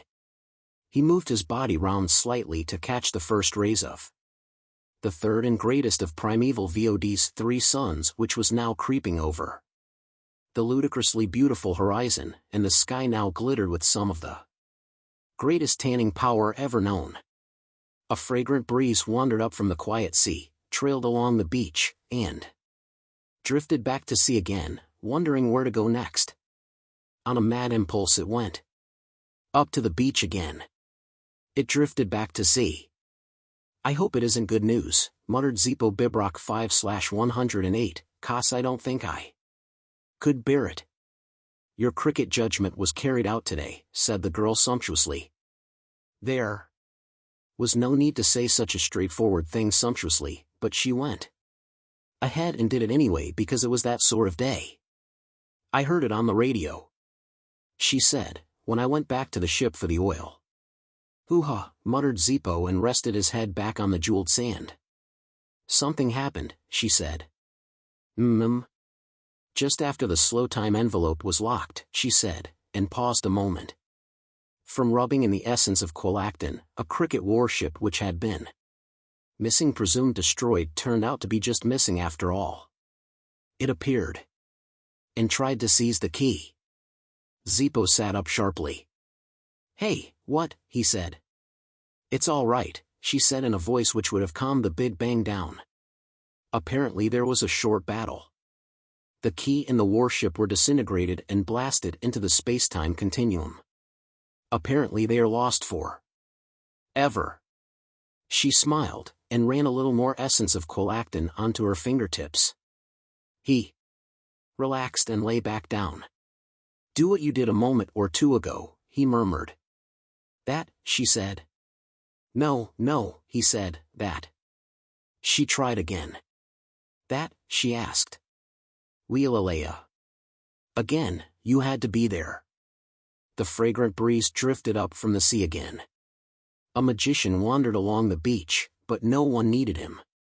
"Nothing is lost forever," said Slartibartfast, his face flickering redly in the light of the candle which the robot waiter was trying to take away, except for the Cathedral of Kalism. "The what?" said Arthur with a start. "The Cathedral of Kalism," repeated Slartibartfast. "It was during the course of my researches at the campaign for real time that I—" "The what?" said Arthur again. The old man paused and gathered his thoughts, for what he hoped would be one last onslaught on his story. The robot waiter moved through the space-time matrices in a way which spectacularly combined the surly with the obsequious. Made a snatch for the candle and got it. They had had the bill, had argued convincingly about who had had the cannelloni and how many bottles of wine they had had, and, as Arthur had been dimly aware, had thereby successfully maneuvered the ship out of subjective space and into a parking orbit round a strange planet. The waiter was now anxious to complete his part of the charade and clear the bistro. "All will become clear," said Slartibartfast. When? In a minute. Listen. The time streams are now very polluted. There's a lot of muck floating about in them, flotsam and jetsam, and more of it is now being regurgitated into the physical world. Eddies in the space-time continuum. You see. So I hear, said Arthur. Look, where are we going? Said Ford, pushing his chair back from the table. With impatience. Because I'm eager to get there. We are going, said Slartibartfast in a slow, measured voice, to try to prevent the war robots of Krikkit from regaining the whole of the key they need to unlock the planet of Krikkit from the slow time envelope and release the rest of their army and their mad masters. It's just, said Ford, that you mentioned a party. I did, said Slartibartfast, and hung his head. He realized that it had been a mistake, because the idea seemed to exercise a strange and unhealthy fascination on the mind of Ford Prefect. The more that Slartibartfast unraveled the dark and tragic story of Krikkit and its people, the more Ford Prefect wanted to drink a lot and dance with girls. The old man felt that he should not have mentioned the party until he absolutely had to. But there it was, the fact was out, and Ford Prefect had attached himself to it the way an Arcturon megaleech attaches itself to its victim before biting his head off and making off with his spaceship. When, said Ford eagerly, do we get there? When I've finished telling you why we have to go there. I know why I'm going, said Ford, and leaned back, sticking his hands behind his head. He gave one of his smiles which made people twitch. Slartibartfast had hoped for an easy retirement. He had been planning to learn to play the octaventral hebiophone, a pleasantly futile task, he knew, because he had the wrong number of mouths. He had also been planning to write an eccentric and relentlessly inaccurate monograph on the subject of equatorial fjords in order to set the record wrong about one or two matters he saw as important. Instead, he had somehow got talked into doing some part-time work for the campaign for a real time and had started to take it all seriously for the first time in his life. As a result, he now found himself spending his fast-declining years combating evil and trying to save the galaxy. He found it exhausting work and sighed heavily. Listen, he said, at Camtim. What? Said Arthur. The campaign for a real time, which I will tell you about later. I noticed that 5 pieces of jetsam which had in relatively recent times plopped back into existence seemed to correspond to the 5 pieces of the missing key. Only 2 I could trace exactly, the wooden pillar, which appeared on your planet, and the silver bale. It seems to be at some sort of party. We must go there to retrieve it before the Krikkit robots find it, or who knows what may hap. No, said Ford firmly. We must go to the party in order to drink a lot and dance with girls. But haven't you understood everything Yes, said Ford, with a sudden and unexpected fierceness, I've understood it all perfectly well. That's why I want to have as many drinks and dance with as many girls as possible while there are still any left. If everything you've shown us is true. True? Of course it's true. Then we don't stand a Welk's chance in a supernova. A what? Said Arthur sharply again. He had been following the conversation doggedly up to this point, and was keen not to lose the thread now. A Welk's chance in a supernova, repeated Ford without losing momentum. What's a Welk got to do with a supernova? Said Arthur. It doesn't, said Ford levelly, stand a chance in one. He paused to see if the matter was now cleared up. The freshly puzzled looks clambering across Arthur's face told him that it wasn't. A supernova, said Ford as quickly and as clearly as he could, is a star which explodes at almost half the speed of light and burns with the brightness of a billion suns and then collapses as a super-heavy neutron star. It's a star which burns up other stars, got it? Nothing stands a chance in a supernova. I see, said Arthur. So why a Welk particularly? Why not a Welk? Doesn't matter. Arthur accepted this, and Ford continued, picking up his early fierce momentum. As best he could. The point is, he said, that people like you and me, Slartibartfast, and Arthur. Particularly and especially Arthur, are just dilettantes, eccentrics, layabouts, fartarounds if you like. Slartibartfast frowned, partly in puzzlement and partly in umbrage. He started to speak. Is as far as he got. We're not obsessed by anything, you see, insisted Ford. And that's the deciding factor. We can't win against obsession. They care, we don't. They win. I care about lots of things, said Slartibartfast, his voice trembling partly with annoyance, but partly also with uncertainty. Such as? Well, said the old man, life, the universe. Everything, really. Fjords. Would you die for them? Fjords, blinked Slartibartfast in surprise. No. Well then. Wouldn't see the point, to be honest. And I still can't see the connection, said Arthur, with Welks. Ford could feel the conversation slipping out of his control, and refused to be sidetracked by anything at this point. The point is, he hissed, that we are not obsessive people, and we don't stand a chance against. Except for your sudden obsession with Welks, pursued Arthur, which I still haven't understood. Will you please leave Welks out of it? I will if you will, said Arthur. You brought the subject up. It was an error, said Ford, forget them. The point is this. He leant forward and rested his forehead on the tips of his fingers. What was I talking about? He said wearily.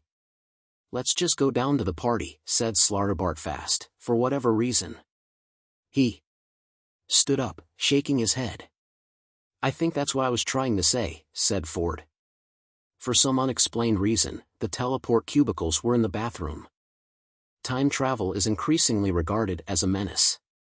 History is being polluted. The Encyclopedia Galactica has much to say on the theory and practice of time travel, most of which is incomprehensible to anyone who hasn't spent at least for lifetimes studying advanced hypermathematics, and since it was impossible to do this before time travel was invented, there is a certain amount of confusion as to how the idea was arrived at in the first place. One rationalization of this problem states that time travel was, by its very nature, discovered simultaneously at all periods of history, but this is clearly bunk.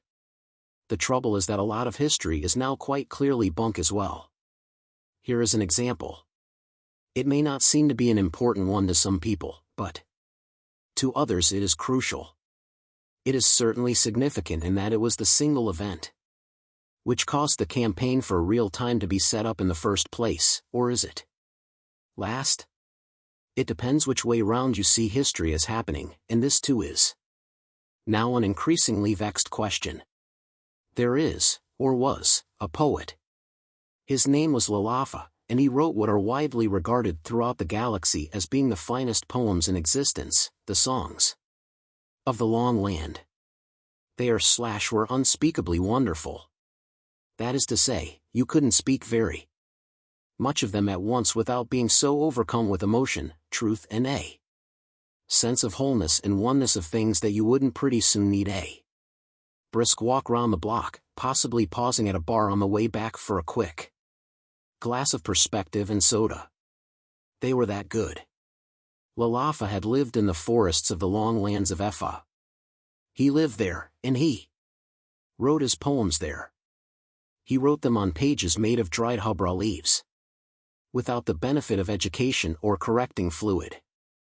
He wrote about the light in the forest and what he thought about that.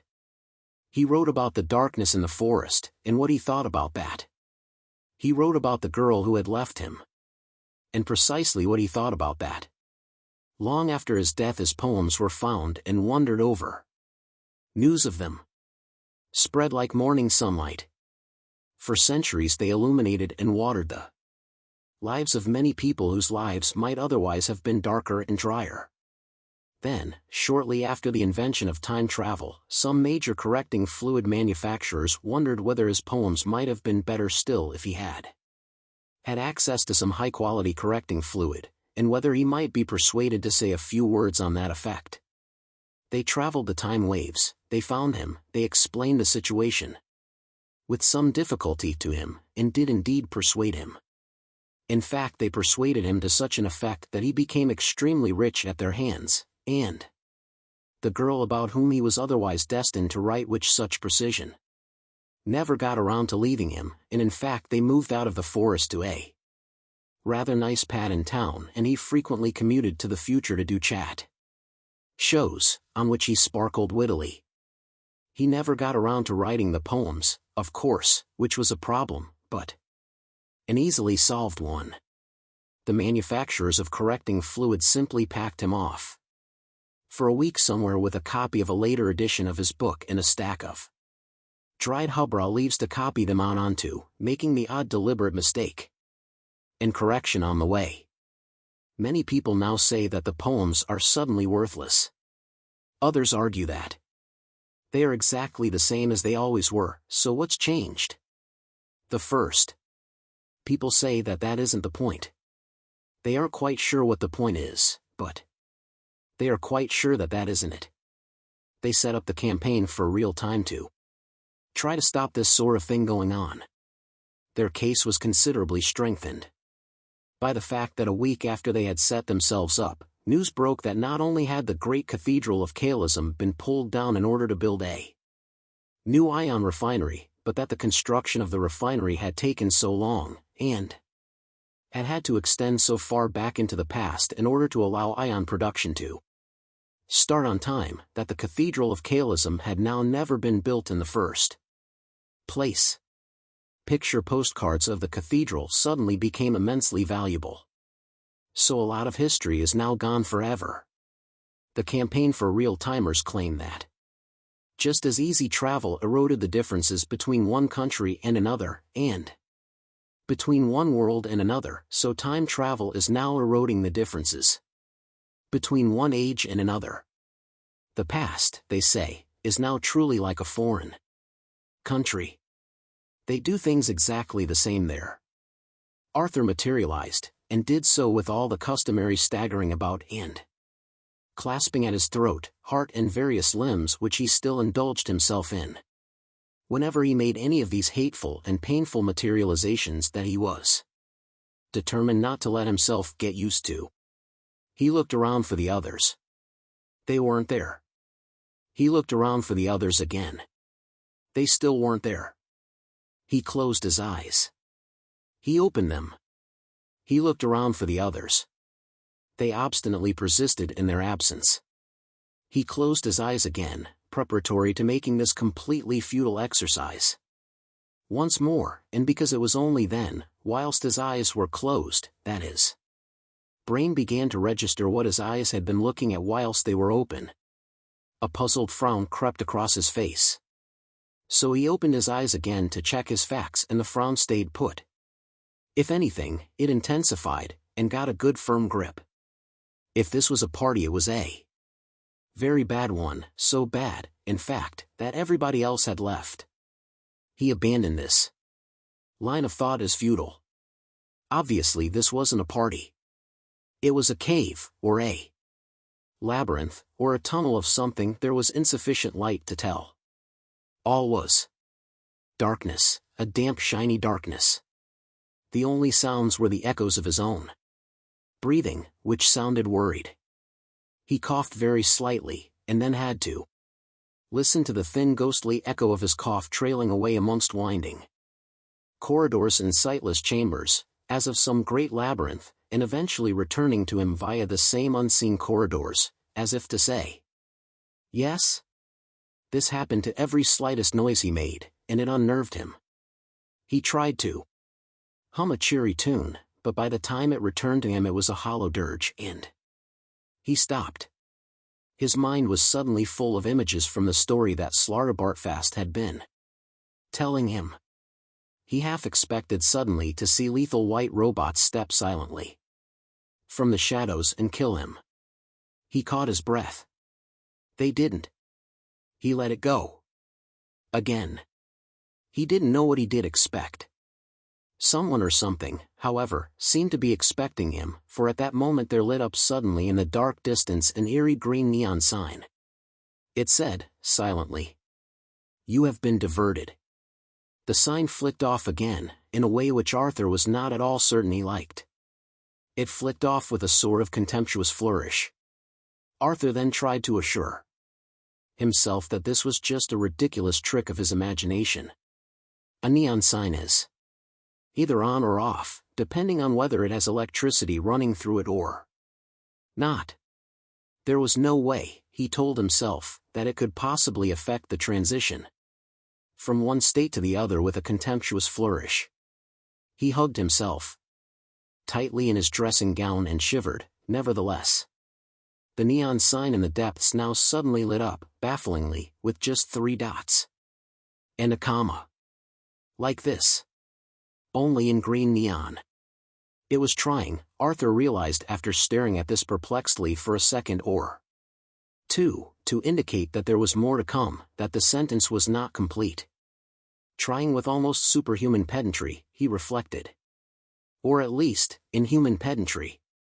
The sentence then completed itself with these 2 words. Arthur Dent. He reeled. He steadied himself to have another clear look at it. It still said Arthur Dent, so he reeled again. Once again, the sign flicked off, and left him blinking in the darkness with just the dim red image of his name jumping on his retina. Welcome, the sign now suddenly said. After a moment, it added, I don't think. The stone-cold fear which had been hovering about Arthur all this time, waiting for its moment, recognized that its moment had now come and pounced on him. He tried to fight it off. He dropped into a kind of alert crouch that he had once seen somebody do on television, but it must have been someone with stronger knees. He peered huntedly into the darkness. Hello, he said. He cleared his throat and said it again, more loudly and without the At some distance down the corridor it seemed suddenly as if somebody started to beat on a bass drum. He listened to it for a few seconds and realized that it was just his heart beating. He listened for a few seconds more and realized that it wasn't his heart beating. It was somebody down the corridor beating on a bass drum. Beads of sweat formed on his brow, tensed themselves, and leapt off. He put a hand out on the floor to steady his alert crouch, which wasn't holding up very well. The sign changed itself again. It said, Do not be alarmed. After a pause, it added, Be very, very frightened, Arthur Dent. Once again it flicked off. Once again it left him in darkness. His eyes seemed to be popping out of his head. He wasn't certain if this was because they were trying to see more clearly, or if they simply wanted to leave at this point. Hello, he said again, this time trying to put a note of rugged and aggressive self-assertion into it. Is anyone there? There was no reply, nothing. This unnerved Arthur Dent even more than a reply would have done, and he began to back away from the scary nothingness. And the more he backed away, the more scared he became. After a while he realized that the reason for this was because of all the films he had seen in which the hero backs further and further away from some imagined terror in front of him, only to bump into it coming up from behind. Just then it suddenly occurred to him to turn round rather quickly. There was nothing there. Just blackness. This really unnerved him, and he started to back away from that, back the way he had come. After doing this for a short while it suddenly occurred to him that he was now backing towards whatever it was he had been backing away from in the first place. This, he couldn't help thinking, must be a foolish thing to do. He decided he would be better off backing the way he had first been backing, and turned around again. It turned out at this point that his second impulse had been the correct one, because there was an indescribably hideous monster standing quietly behind him. Arthur yawed wildly as his skin tried to jump one way and his skeleton the other. whilst his brain tried to work out which of his ears it most wanted to crawl out of. "Bet you weren't expecting to see me again," said the monster, which Arthur couldn't help thinking was a strange remark for it to make, seeing as he had never met the creature before. He could tell that he hadn't met the creature before from the simple fact that he was able to sleep at nights. It was. Arthur blinked at it. It stood very still. It did look a little familiar. A terrible cold calm came over him as he realized that what he was looking at was a 6-foot-high hologram of a housefly. He wondered why anybody would be showing him a 6-foot-high hologram of a housefly at this time. He wondered whose voice he had heard. It was a terribly realistic hologram. It vanished. "Or perhaps you remember me better," said the voice suddenly, and it was a deep, hollow, malevolent voice which sounded like molten tar glurping out of a drum with evil on its mind, as the rabbit. With a sudden ping, there was a rabbit there in the black labyrinth with him, a huge, monstrously, hideously soft and lovable rabbit, an image again, but one on which every single soft and lovable hair seemed like a real and single thing growing in its soft and lovable coat. Arthur was startled to see his own reflection in its soft and lovable, unblinking, and extremely huge brown eyes. "Born in darkness," rumbled the voice, "raised in darkness. One morning I poked my head for the first time into the bright new world and got it split open by what felt suspiciously like some primitive instrument made of flint. Made by you, Arthur Dent, and wielded by you. Rather hard, as I recall. You turned my skin into a bag for keeping interesting stones in. I happen to know that because in my next life I came back as a fly again and you swatted me. Again. Only this time you swatted me with the bag you'd made of my previous skin. Arthur Dent, you are not merely a cruel and heartless man, you are also staggeringly tactless." The voice paused whilst Arthur gawped. "I see you have lost the bag," said the voice. "Probably got bored with it, did you?" Arthur shook his head helplessly.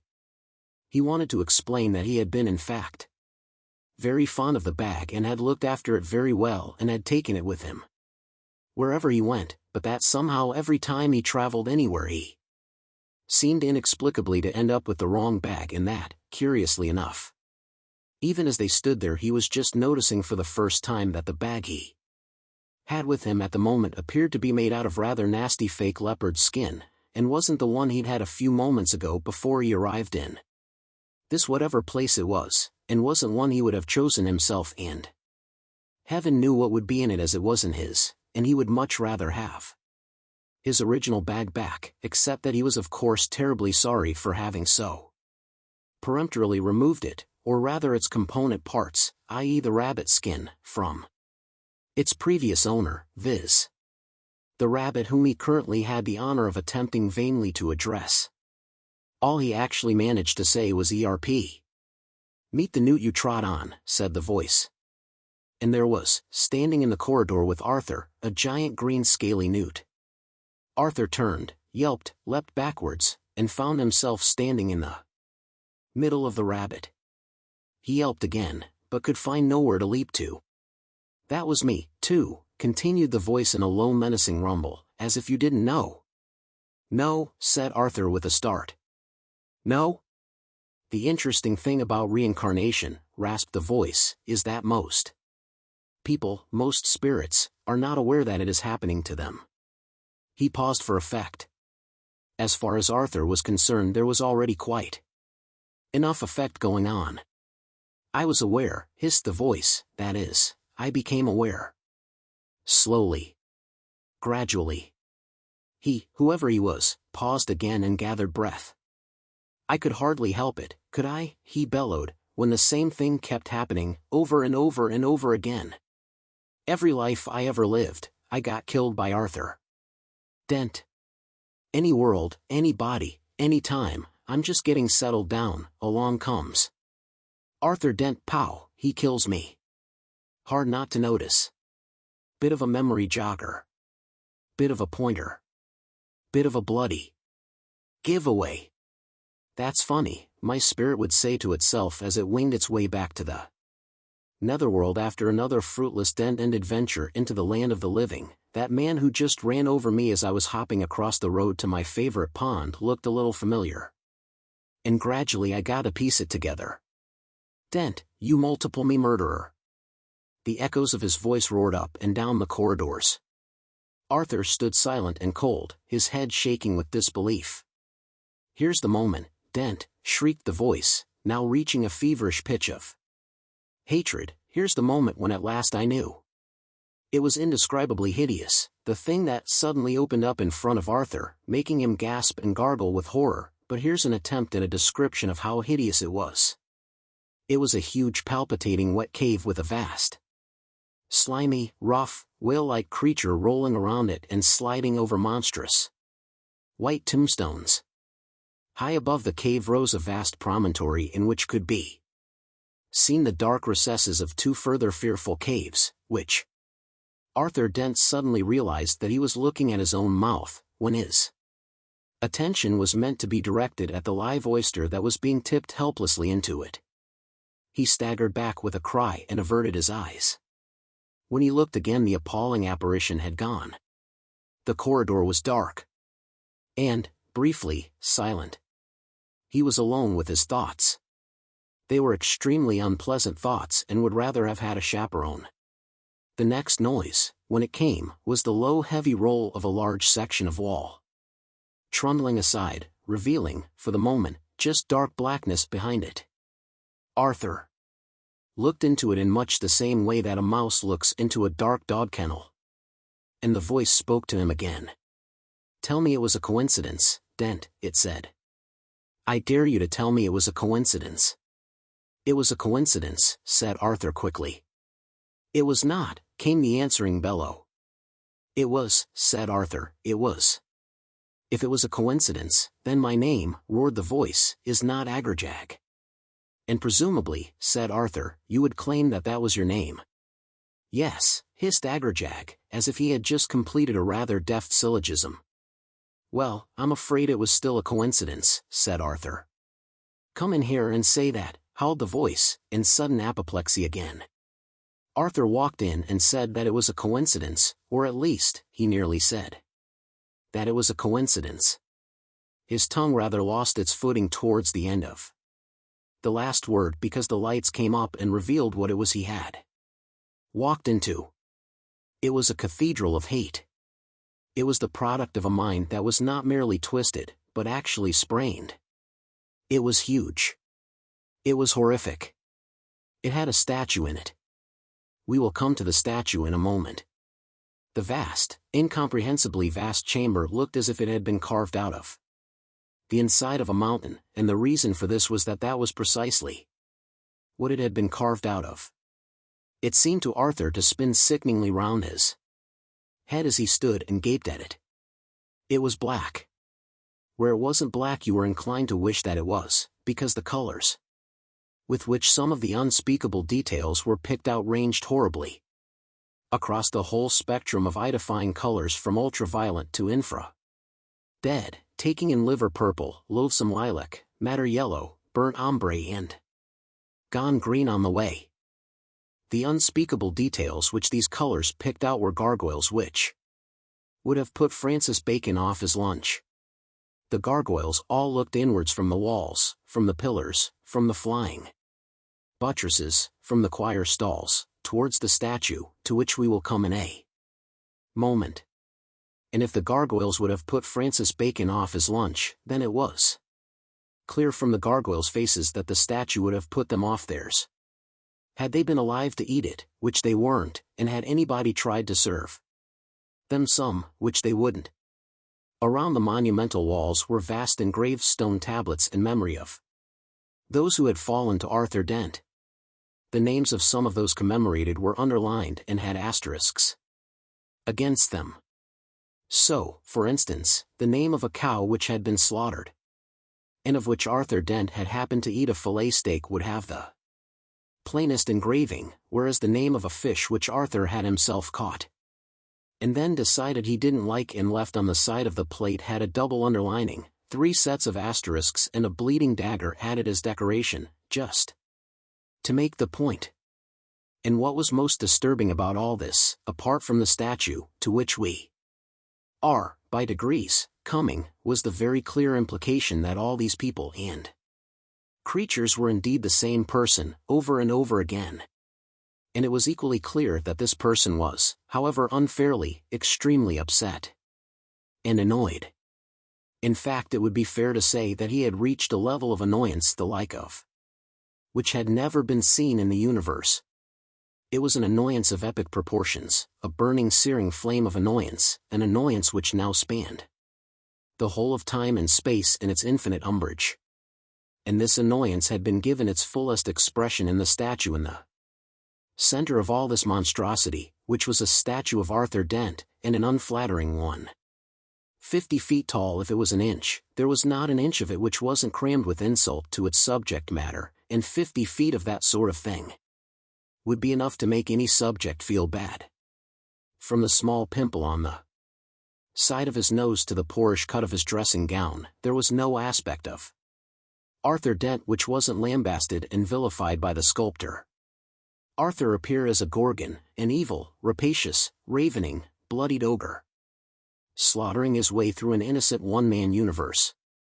With each of the 30 arms which the sculptor in a fit of artistic fervor had decided to give him, he was either braining a rabbit, swatting a fly, pulling a wishbone, picking a flea out of his hair, or doing something which Arthur at first looking couldn't quite identify. His many feet were mostly stamping on ants. Arthur put his hands over his eyes, hung his head and shook it slowly from side to side in sadness and horror at the craziness of things. And when he opened his eyes again, there in front of him stood the figure of the man or creature, or whatever it was, that he had supposedly been persecuting all this time. "Hooray, h," said Agrajag. He, or it, or whatever, looked like a mad fat bat. He waddled slowly around Arthur, and poked at him with bent claws. "Look," protested Arthur.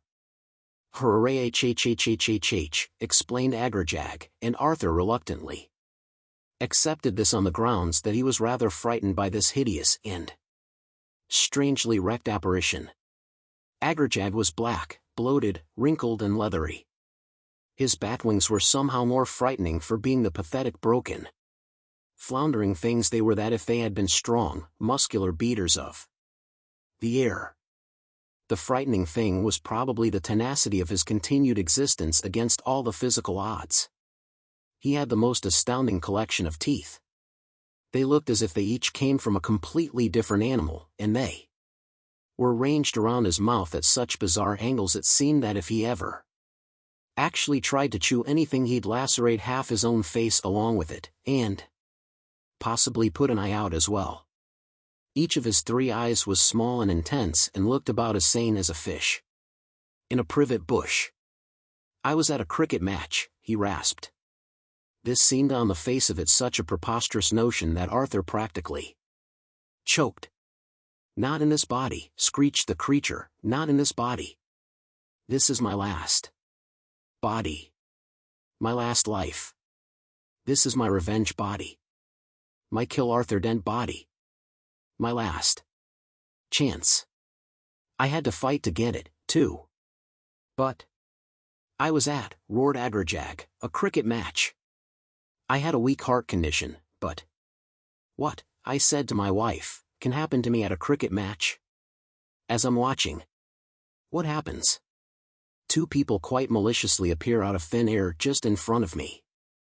The last thing I can't help but notice before my poor heart gives out in shock is that one of them is Arthur Dent wearing a rabbit bone in his beard. Coincidence?" "Yes," said Arthur. "Coincidence," screamed the creature, painfully thrashing its broken wings, and opening a short gash on its right cheek with a particularly nasty tooth. On closer examination, such as he'd been hoping to avoid, Arthur noticed that much of Agrajag's face was covered with ragged strips of black sticky plasters. He backed away nervously. He tugged at his beard. He was appalled to discover that in fact he still had the rabbit bone in it. He pulled it out and threw it away. "Look," he said, "it's just fate playing silly buggers with you. With me. With us. It's a complete coincidence." "What have you got against me, Dent?" snarled the creature, advancing on him. In a painful waddle. "Nothing," insisted Arthur, "honestly, nothing." Agrajag fixed him with a beady stare.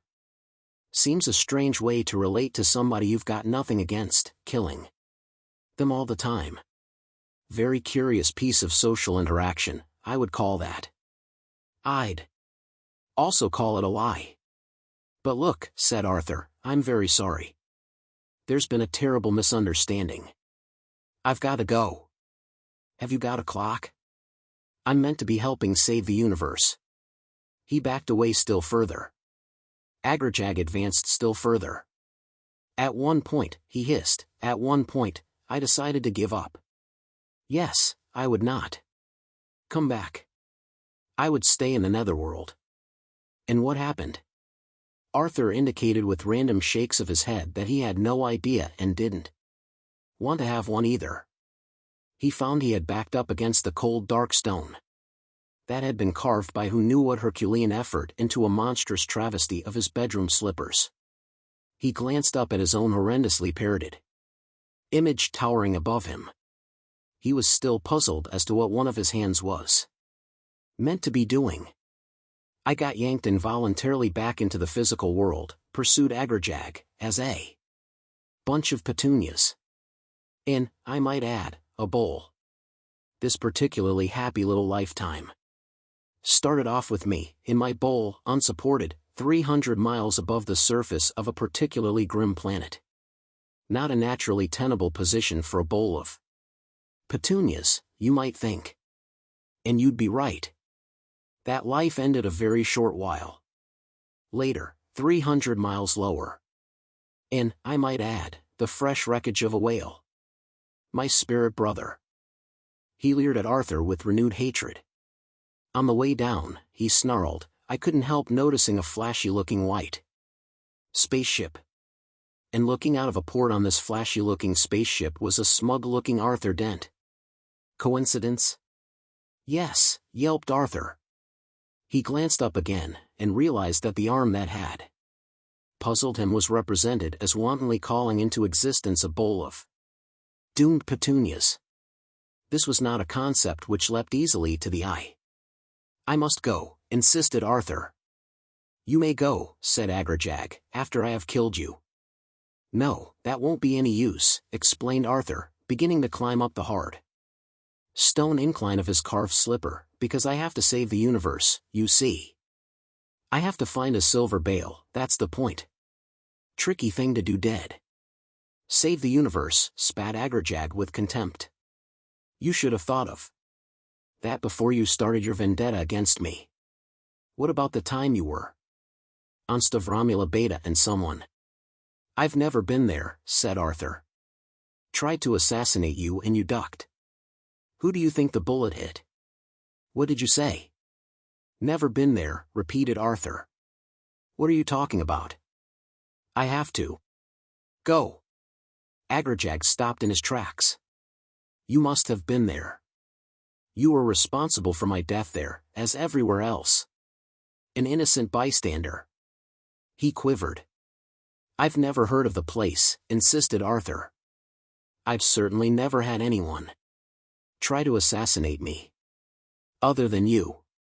Perhaps I go there later, do you think?" Agrajag blinked slowly in a kind of frozen logical horror.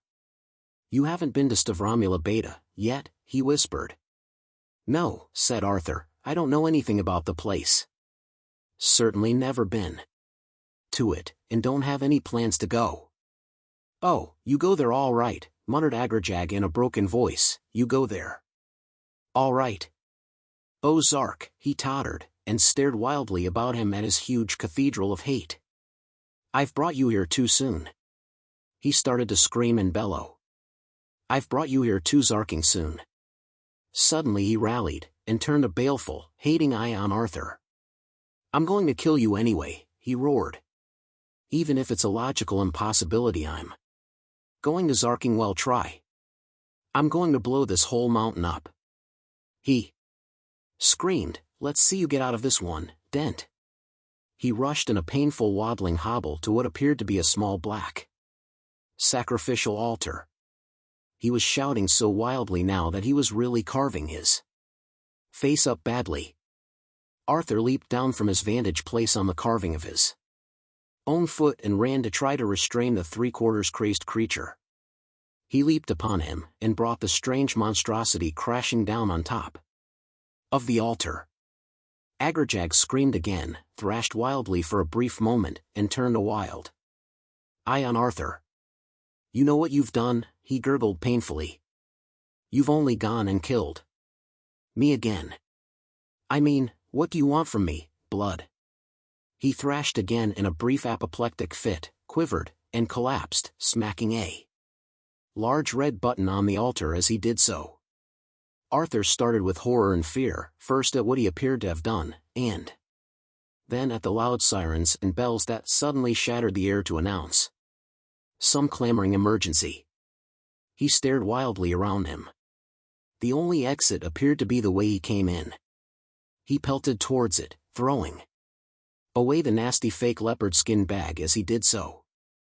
He dashed randomly, haphazardly through the labyrinthine maze. He seemed to be pursued more and more fiercely by klaxons, sirens, flashing lights. Suddenly, he turned a corner and there was a light in front of him. It wasn't flashing. It was daylight.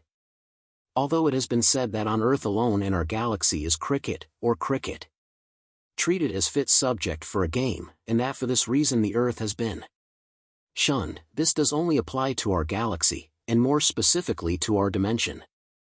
In some of the higher dimensions they feel they can more or less please themselves, and have been playing a peculiar game called Brocchian Ultra Krikkit for whatever their transdimensional equivalent of billions of years is. Let's be blunt, it's a nasty game, says the Hitchhiker's Guide to the Galaxy. But then anyone who has been to any of the higher dimensions will know that they're a pretty nasty heathen lot up there who should just be smashed and done in, and would be, too, if anyone could work out a way of firing missiles at right angles to reality. This is another example of the fact that the Hitchhiker's Guide to the Galaxy will employ anybody who wants to walk straight in off the street and get ripped off, especially if they happen to walk in off the street during the afternoon, when very few of the regular staff are there. There's a fundamental point here. The history of the Hitchhiker's Guide to the Galaxy is one of idealism, struggle, despair, passion, success, failure, and enormously long lunch breaks. The earliest origins of the guide are now, along with most of its financial records, lost in the mists of time. For other, and more curious theories about where they are lost, see below. Most of the surviving stories, however, speak of a founding editor called Hurling Fruitmig. Hurling Fruitmig, it is said, founded the guide, established its fundamental principles of honesty and idealism, and went bust. There followed many years of penury and heart-searching during which he consulted friends, sat in darkened rooms in illegal states of mind, thought about this and that, fooled about with weights, and then, after a chance encounter with the holy lunching friars of Vunden, who claimed that just as lunch was at the center of a man's temporal day, and man's temporal day could be seen as an analogy for his spiritual life, so lunch should be seen as the center of a man's spiritual life, and be held in jolly nice restaurants. He refounded the guide, laid down its fundamental principles of honesty and idealism and where you could stuff them both, and led the guide on to its first major commercial success. He also started to develop and explore the role of the editorial lunch break, which was subsequently to play such a crucial part in the guide's history, since it meant that most of the actual work got done by any passing stranger who happened to wander into the empty offices on an afternoon and saw something worth doing. Shortly after this, the guide was taken over by Megadodo Publications of Ursa Minor Beta, thus putting the whole thing on a very sound financial footing, and allowing the fourth editor, Lig Lurie Jr., to embark on lunch breaks of such breathtaking scope that even the efforts of recent editors, who have started undertaking sponsored lunch breaks for charity, seem like mere sandwiches in comparison. In fact, Lig never formally resigned his editorship, he merely left his office late one morning and has never since returned. Though well over a century has now passed, many members of the guide staff still retain the romantic notion that he has simply popped out for a ham croissant, and will yet return to put in a solid afternoon's work. Strictly speaking, all editors since Lig Lurie Jr. have therefore been designated acting editors, and Lig's desk is still preserved the way he left it, with the addition of a small sign which says Lig Lurie Jr., editor, missing, presumed fed.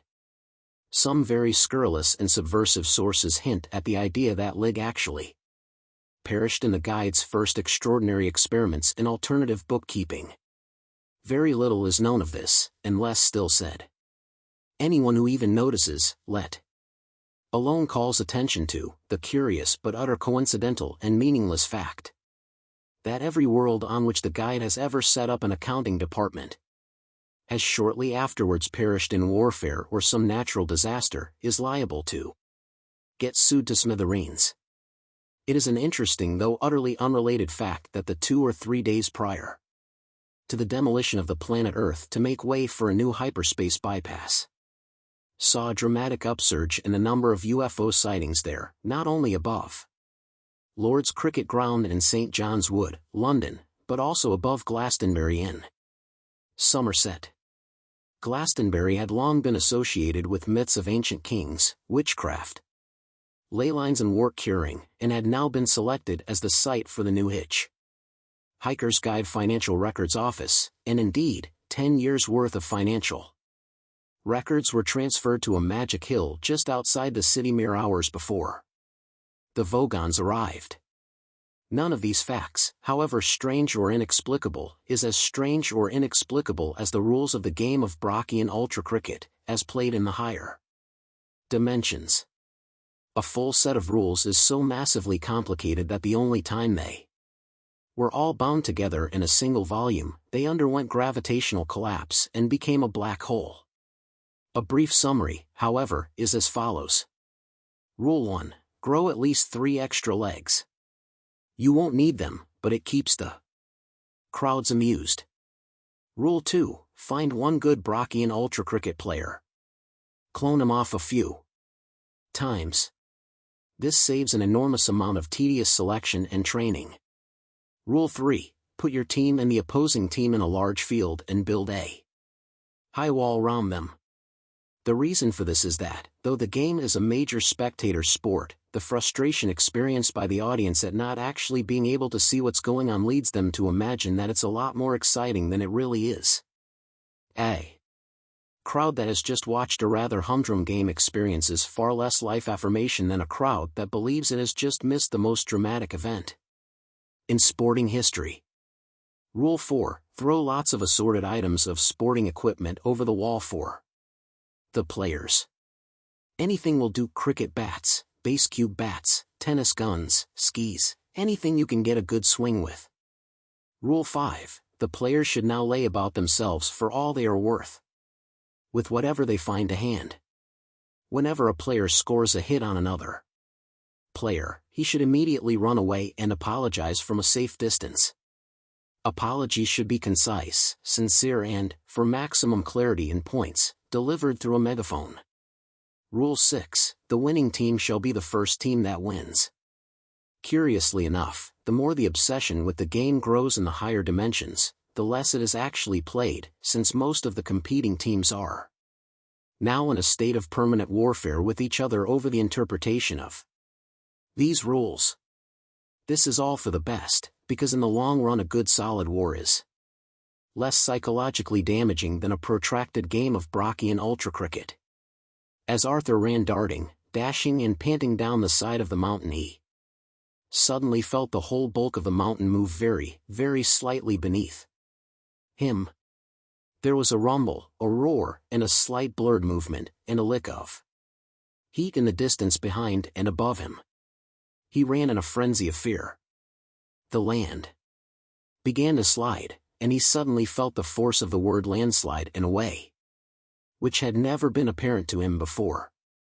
It had always just been a word to him, but now he was suddenly and horribly aware that sliding is a strange and sickening thing for land to do. It was doing it with him on it. He felt ill with fear and shaking. The ground slid, the mountain slurred, he slipped, he fell, he stood. He slipped again and ran. The avalanche began. Stones, then rocks, then boulders which pranced past him like clumsy puppies. Only much, much bigger, much, much harder and heavier, and almost infinitely more likely to kill you if they fell on you. His eyes danced with them, his feet danced with the dancing ground. He ran as if running was a terrible sweating sickness, his heart pounded to the rhythm of the pounding geological frenzy around him. The logic of the situation, i.e. that he was clearly bound to survive if the next foreshadowed incident in the saga of his inadvertent persecution of Agrajag was to happen, was utterly failing to impinge itself on his mind or exercise any restraining influence on him at this time. He ran with the fear of death in him, under him, over him, and grabbing hold of his hair. And suddenly he tripped again and was hurled forward by his considerable momentum. But just at the moment that he was about to hit the ground astoundingly hard, he saw lying directly in front of him a small navy blue holdall that he knew for a fact he had lost in the baggage retrieval system at Athens airport. Some 10 years in his personal timescale previously, and in his astonishment he missed the ground completely and bobbed off into the air with his brain singing. What he was doing was this: he was flying. He glanced around him in surprise. But there could be no doubt that that was what he was doing. No part of him was touching the ground, and no part of him was even approaching it. He was simply floating there with boulders hurtling through the air around him. He could now do something about that. Blinking with the non-effort of it, he wafted higher into the air, and now the boulders were hurtling through the air beneath him. He looked downwards with intense curiosity. Between him and the shivering ground were now some 30 feet of empty air, empty that is if you discounted the boulders which didn't stay in it for long, but bounded downwards in the iron grip of the law of gravity, the same law which seemed, all of a sudden, to have given Arthur a sabbatical. It occurred to him almost instantly, with the instinctive correctness that self-preservation instills in the mind, that he mustn't try to think about it, that if he did, the law of gravity would suddenly glance sharply in his direction and demand to know what the hell he thought he was doing up there, and all would suddenly be lost. So he thought about tulips. It was difficult, but he did. He thought about the pleasing firm roundness of the bottom of tulips, he thought about the interesting variety of colors they came in, and wondered what proportion of the total number of tulips that grew, or had grown, on the earth would be found within a radius of 1 mile from a windmill. After a while he got dangerously bored with this train of thought, felt the air slipping away beneath him, felt that he was drifting down into the paths of the bouncing boulders that he was trying so hard not to think about, so he thought about Athens airport for a bit, and that kept him usefully annoyed for about 5 minutes, at the end of which he was startled to discover that he was now floating about 200 yards above the ground. He wondered for a moment how he was going to get back down to it, but instantly shied away from that area of speculation again, and tried to look at the situation steadily. He was flying, what was he going to do about it? He looked back down at the ground. He didn't look at it hard, but did his best just to give it an idle glance, as it were, in passing. There were a couple of things he couldn't help noticing. One was that the eruption of the mountain seemed now to have spent itself. There was a crater just a little way beneath the peak, presumably where the rock had caved in on top of the huge cavernous cathedral, the statue of himself, in the sadly abused figure of Agrajag. The other was his hold all, the one he had lost at Athens airport. It was sitting pertly on a piece of clear ground, surrounded by exhausted boulders but apparently hit by none of them. Why this should be he could not speculate, but since this mystery was completely overshadowed by the monstrous impossibility of the Bags being there in the first place, it was not a speculation he really felt strong enough for anyway. The thing is, it was there. In the nasty, fake leopard skin. Bags seemed to have disappeared, which was all to the good, if not entirely to the explicable. He was faced with the fact that he was going to have to pick the thing up. Here he was, flying along 200 yards above the surface of an alien planet, the name of which he couldn't even remember. He could not ignore the plaintive posture of this tiny piece of what used to be his life, here, so many light years from the pulverized remains of his home. Furthermore, he realized, the bag, if it was still in the state in which he lost it, would contain a kin which would have in it the only Greek olive oil still surviving in the universe. Slowly, carefully, inch by inch, he began to bob downwards, swinging gently from side to side like a nervous sheet of paper feeling its way towards the ground. It went well, he was feeling good. The air supported him, but let him through. 2 minutes later he was hovering a mere 2 feet above the bag, and was faced with some difficult decision. He bobbed there lightly. He frowned, but again, as lightly as he could. If he picked the bag up, could he carry it? Mightn't the extra weight just pull him straight to the ground? Mightn't the mere act of touching something on the ground suddenly discharge whatever mysterious force it was that was holding him in the air? Mightn't he be better off just being sensible at this point and stepping out of the air, back onto the ground for a moment or two? If he did, would he ever be able to fly again? The sensation, when he allowed himself to be aware of it, was so quietly ecstatic that he could not bear the thought of losing it, perhaps forever. With this worry in mind he bobbed upwards a little again, just to try the feel of it, the surprising and effortless movement of it. He bobbed, he floated. He tried a little swoop. The swoop was terrific. With his arms spread out in front of him, his hair and dressing gown streaming out behind him, he dived down out of the sky, bellied along a body of air about 2 feet from the ground and swung back up again, catching himself at the top of the swing and holding. Just holding. He stayed there. It was wonderful. And that, he realized, was the way of picking up the bag. He would swoop down and catch hold of it just at the point of the upswing.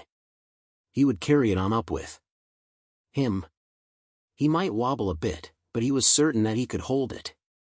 He tried 1 or 2 more practice swoops, and they got better and better. The air on his face, the bounce and woof of his body, all combined to make him feel an intoxication of the spirit that he hadn't felt since, well, as far as he could work out, since he was born. He drifted away on the breeze and surveyed the countryside, which was, he discovered, pretty nasty. It had a wasted, ravaged look. He decided not to look at it anymore. He would just pick up the bag and then, he didn't know what he was going to do after he had picked up the bag. He decided he would just pick up the bag and see where things went from there. He judged himself against the wind, pushed up against it and turned around. He floated on its body. He didn't realize, but his body was willowing at this point. He ducked down under the airstream, dipped and dived. The air threw itself past him, he thrilled through it. The ground wobbled uncertainly, straightened its ideas out and rose smoothly up to meet him, offering the bag, its cracked plastic handles up towards him. Halfway down there was a sudden dangerous moment when he could no longer believe he was doing this, and therefore he very nearly wasn't, but he recovered himself in time, skimmed over the ground, slipped an arm smoothly through the handles of the bag, and began to climb back up, couldn't make it and all of a sudden collapsed, bruised, scratched and shaking in the stony ground. He staggered instantly to his feet and swayed hopelessly around, swinging the bag round him in agony of grief and disappointment. His feet, suddenly, were stuck heavily to the ground in the way they always had been. His body seemed like an unwieldy sack of potatoes that reeled stumbling Against the ground, his mind had all the lightness of a bag of lead. He sagged and swayed and ached with giddiness. He tried hopelessly to run, but his legs were suddenly too weak. He tripped and flopped forward. At that moment he remembered that in the bag he was now carrying was not only a can of Greek olive oil but a duty-free allowance of Retsina, and in the pleasurable shock of that realization he failed to notice for at least 10 seconds that he was now flying again. He whooped and cried with relief and pleasure and sheer physical delight. He swooped, he wheeled, he skidded and whirled through the air. Cheekily he sat on an updraught and went through the contents of the hold all. He felt the way he imagined an angel must feel during its celebrated dance on the head of a pin, whilst being counted by philosophers. He laughed with pleasure at the discovery that the bag did in fact contain the olive oil and the Retsina as well as a pair of cracked sunglasses, some sand-filled swimming trunks, some creased postcards of Santorini, a large and unsightly towel, some interesting stones, and various scraps of paper with the addresses of people he was relieved to think he would never meet again, even if the reason why was a sad one. He dropped the stones, put on the sunglasses, and let the pieces of paper whip away in the wind. 10 minutes later, drifting idly through a cloud, he got a large and extremely disreputable cocktail party in the small of the back. The longest and most destructive party ever held is now into its 4th generation, and still no one shows any signs of leaving. Somebody did once look at his watch, but that was 11 years ago, and there has been no follow-up. The mess is extraordinary, and has to be seen to be believed, but if you don't have any particular need to believe it, then don't go and look, because you won't enjoy it. There have recently been some bangs and flashes up in the clouds, and there is one theory that this is a battle being fought between the fleets of several rival carpet cleaning companies who are hovering over the thing like vultures, but you shouldn't believe anything you hear at parties, and particularly not anything you hear at this one. One of the problems, and it's one which is obviously going to get worse, is that all the people at the party are either the children or the grandchildren or the great-grandchildren of the people who wouldn't leave in the first place, and because of all the business about selective breeding and regressive genes and so on, it means that all the people now at the party are either absolutely fanatical partygoers, or gibbering idiots, or, more and more frequently, both. Either way, it means that, genetically speaking, each succeeding generation is now less likely to leave than the preceding one. So other factors come into operation, like when the drink is going to run out. Now, because of certain things which have happened which seemed like a good idea at the time, and one of the problems with a party which never stops is that all the things which only seem like a good idea at parties continue to seem like good ideas. That point seems still to be a long way off. One of the things which seemed like a good idea at the time was that the party should fly, not in the normal sense that parties are meant to fly, but literally. One night, long ago, a band of drunken astro-engineers of the first generation clambered round the building digging this, fixing that, banging very hard on the other, and when the sun rose the following morning, it was startled to find itself shining on a building full of happy drunken people which was now floating like a young and uncertain bird over the treetops. Not only that, but the flying party had also managed to arm itself rather heavily. If they were going to get involved in any petty arguments with wine merchants, they wanted to make sure they had might on their side. The transition from full-time cocktail party to part-time raiding party came with ease, and did much to add that extra bit of zest and swing to the whole affair, which was badly needed at this point because of the enormous number of times that the band had already played all the numbers it knew over the years. They looted, they raided, they held whole cities for ransom for fresh supplies of cheese crackers, avocado dip, spare ribs and wine and spirits, which would now get piped aboard from floating tankers. The problem of when the drink is going to run out is, however, going to have to be faced one day. The planet over which they are floating is no longer the planet it was when they first started floating over it. It is in bad shape. The party had attacked and raided an awful lot of it, and no one has ever succeeded in hitting it back because of the erratic and unpredictable way in which it lurches round the sky. It is one hell of a party. It is also one hell of a thing to get hit by in the small of the back. Arthur lay floundering in pain on a piece of ripped and dismembered reinforced concrete, flicked at by wisps of passing cloud and confused by the sounds of flabby merrymaking somewhere indistinctly behind him. There was a sound he couldn't immediately identify, partly because he didn't know the tune I Left My Leg in Jaglon Beta and partly because the band playing it were very tired, and some members of it were playing it in 3/4 time. Some in 4/4, and some in a kind of pi-8 or 2, each according to the amount of sleep he'd managed to grab recently.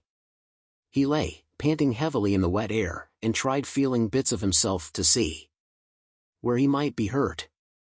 Wherever he touched himself, he encountered a pain. After a short while he worked out that this was because it was his hand that was hurting. He seemed to have sprained his wrist. His back, too, was hurting, but he soon satisfied himself that he was not badly hurt, but just bruised and a little shaken, as who wouldn't be? He couldn't understand what a building would be doing flying through the clouds. On the other hand, he would have been a little hard-pressed to come up with any convincing explanation of his own presence, so he decided that he and the building were just going to have to accept each other. He looked up from where he was lying. A wall of pale but stained stone slabs rose up behind him, the building proper.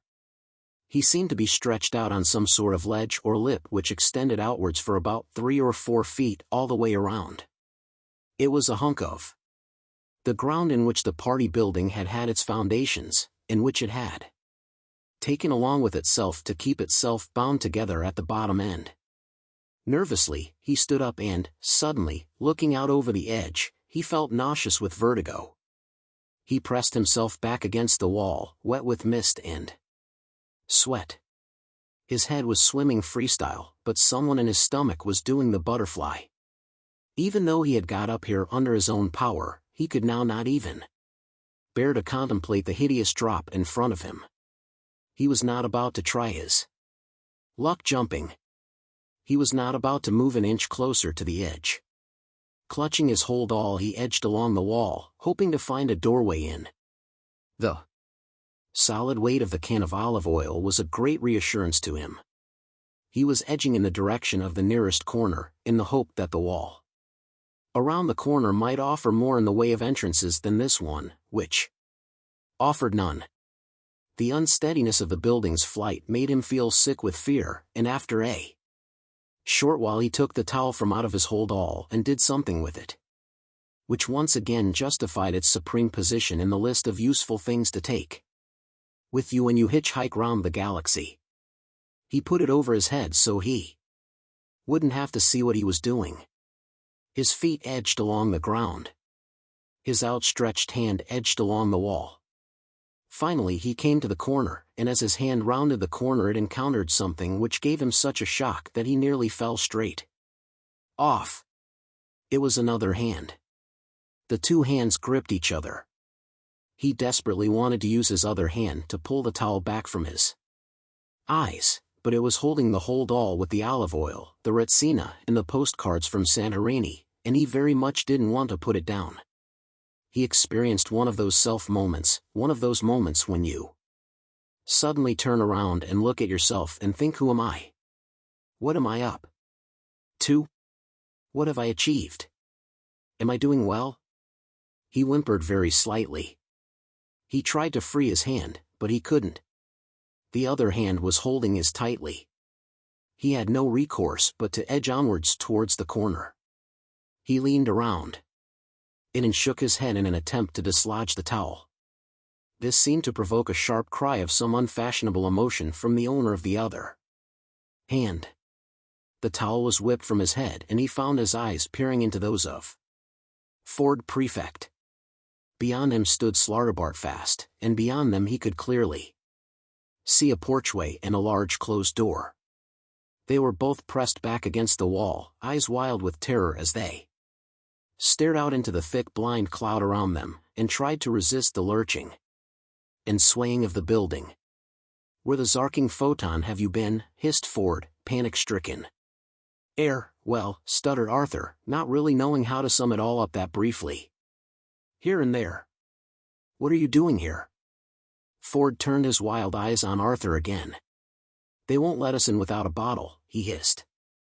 The first thing Arthur noticed as they entered into the thick of the party, apart from the noise, the suffocating heat, the wild profusion of colors that protruded dimly through the atmosphere of heavy smoke, the carpets thick with ground glass, ash and avocado droppings, and the small group of pterodactyl-like creatures and lurex who descended on his cherished bottle of Retsina, squawking. A new pleasure, was Trillian being chatted up by a thunder. "God. Didn't I see you at Milliway's?" he was saying. "Were you the one with the hammer?" "Yes. I much prefer it here. So much less reputable, so much more fraught." Squeals of some hideous pleasure rang around the room, the outer dimensions of which were invisible through the heaving throng of happy, noisy creatures, cheerfully yelling things that nobody could hear at each other and occasionally having crises. "Seems fun," said Trillian. "What did you say, Arthur?" "I said, how the hell did you get here?" "I was a row of dots flowing randomly through the universe." "Have you met Thor?" "He makes thunder." "Hello," said Arthur. "I expect that must be very interesting." "Hi," said Thor. "It is. Have you got a drink?" No actually." "Then why don't you go and get one?" "See you later, Arthur," said Trillian. Something jogged Arthur's mind, and he looked around huntedly. "Zaphod isn't here, is he?" he said. "See you," said Trillian firmly, "later." Thor glared at him with hard coal-black eyes, his beard bristled. What little light was in the place mustered its forces briefly to glint menacingly off the horns of his helmet. He took Trillian's elbow in his extremely large hand, and the muscles in his upper arm moved around each other like a couple of Volkswagens parking. He led her away.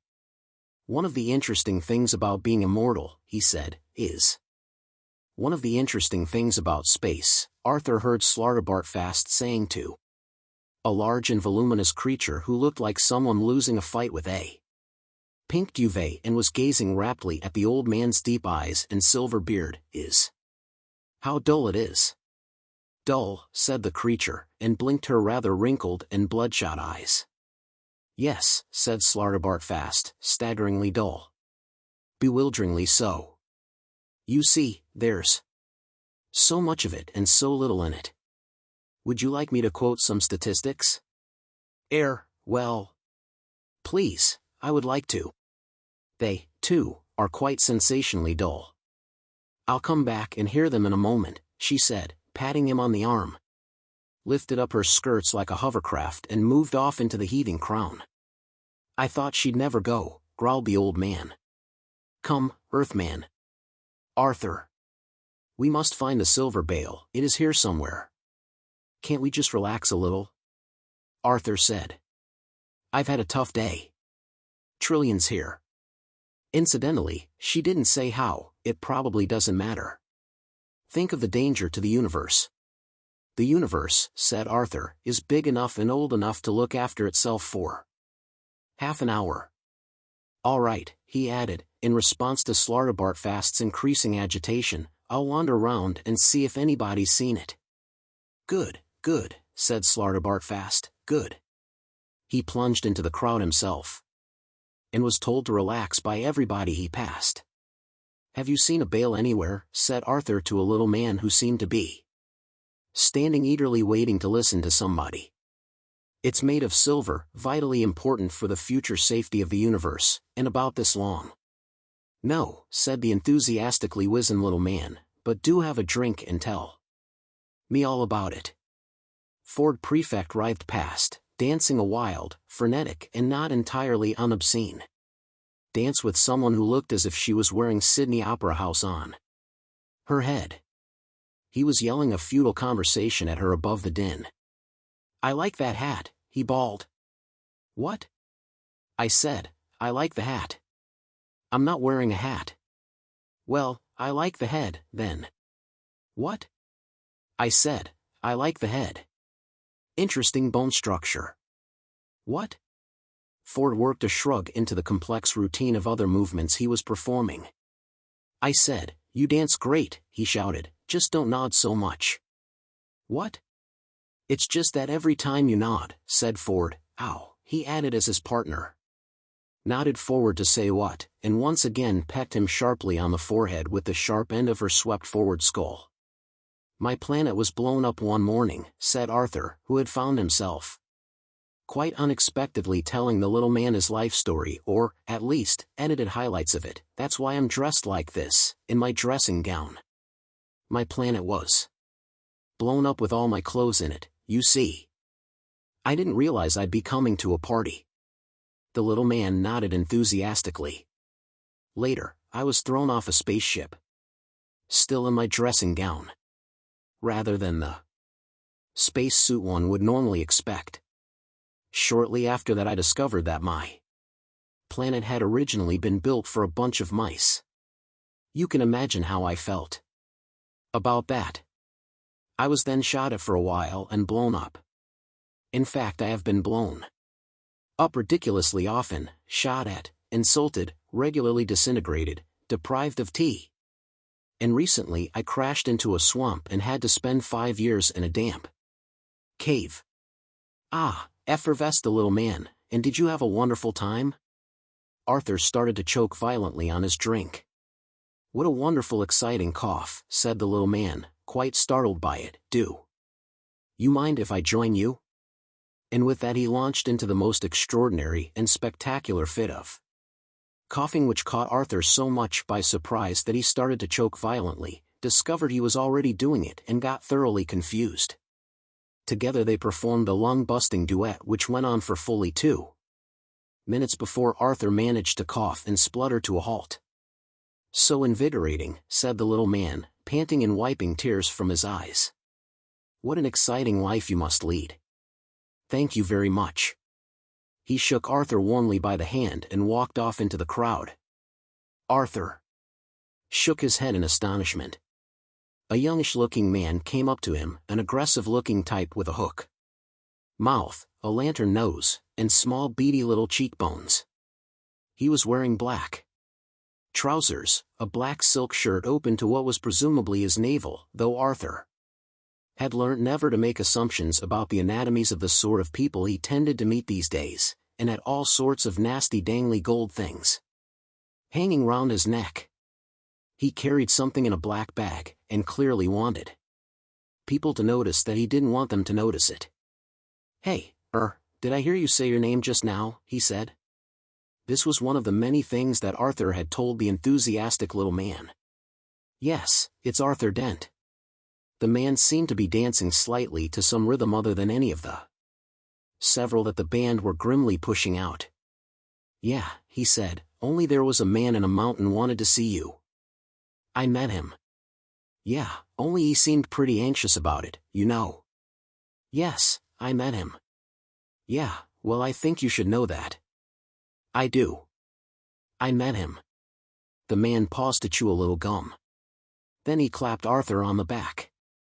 "Okay," he said, "all right. I'm just telling you, right? Good night, good luck, win awards." "What?" said Arthur, who was beginning to flounder seriously at this point.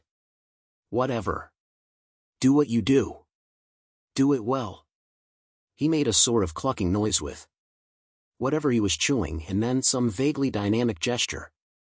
"Why?" said Arthur. "Do it badly," said the man. "Who cares? Who gives a shit?" The blood suddenly seemed to pump angrily into the man's face and he started to shout.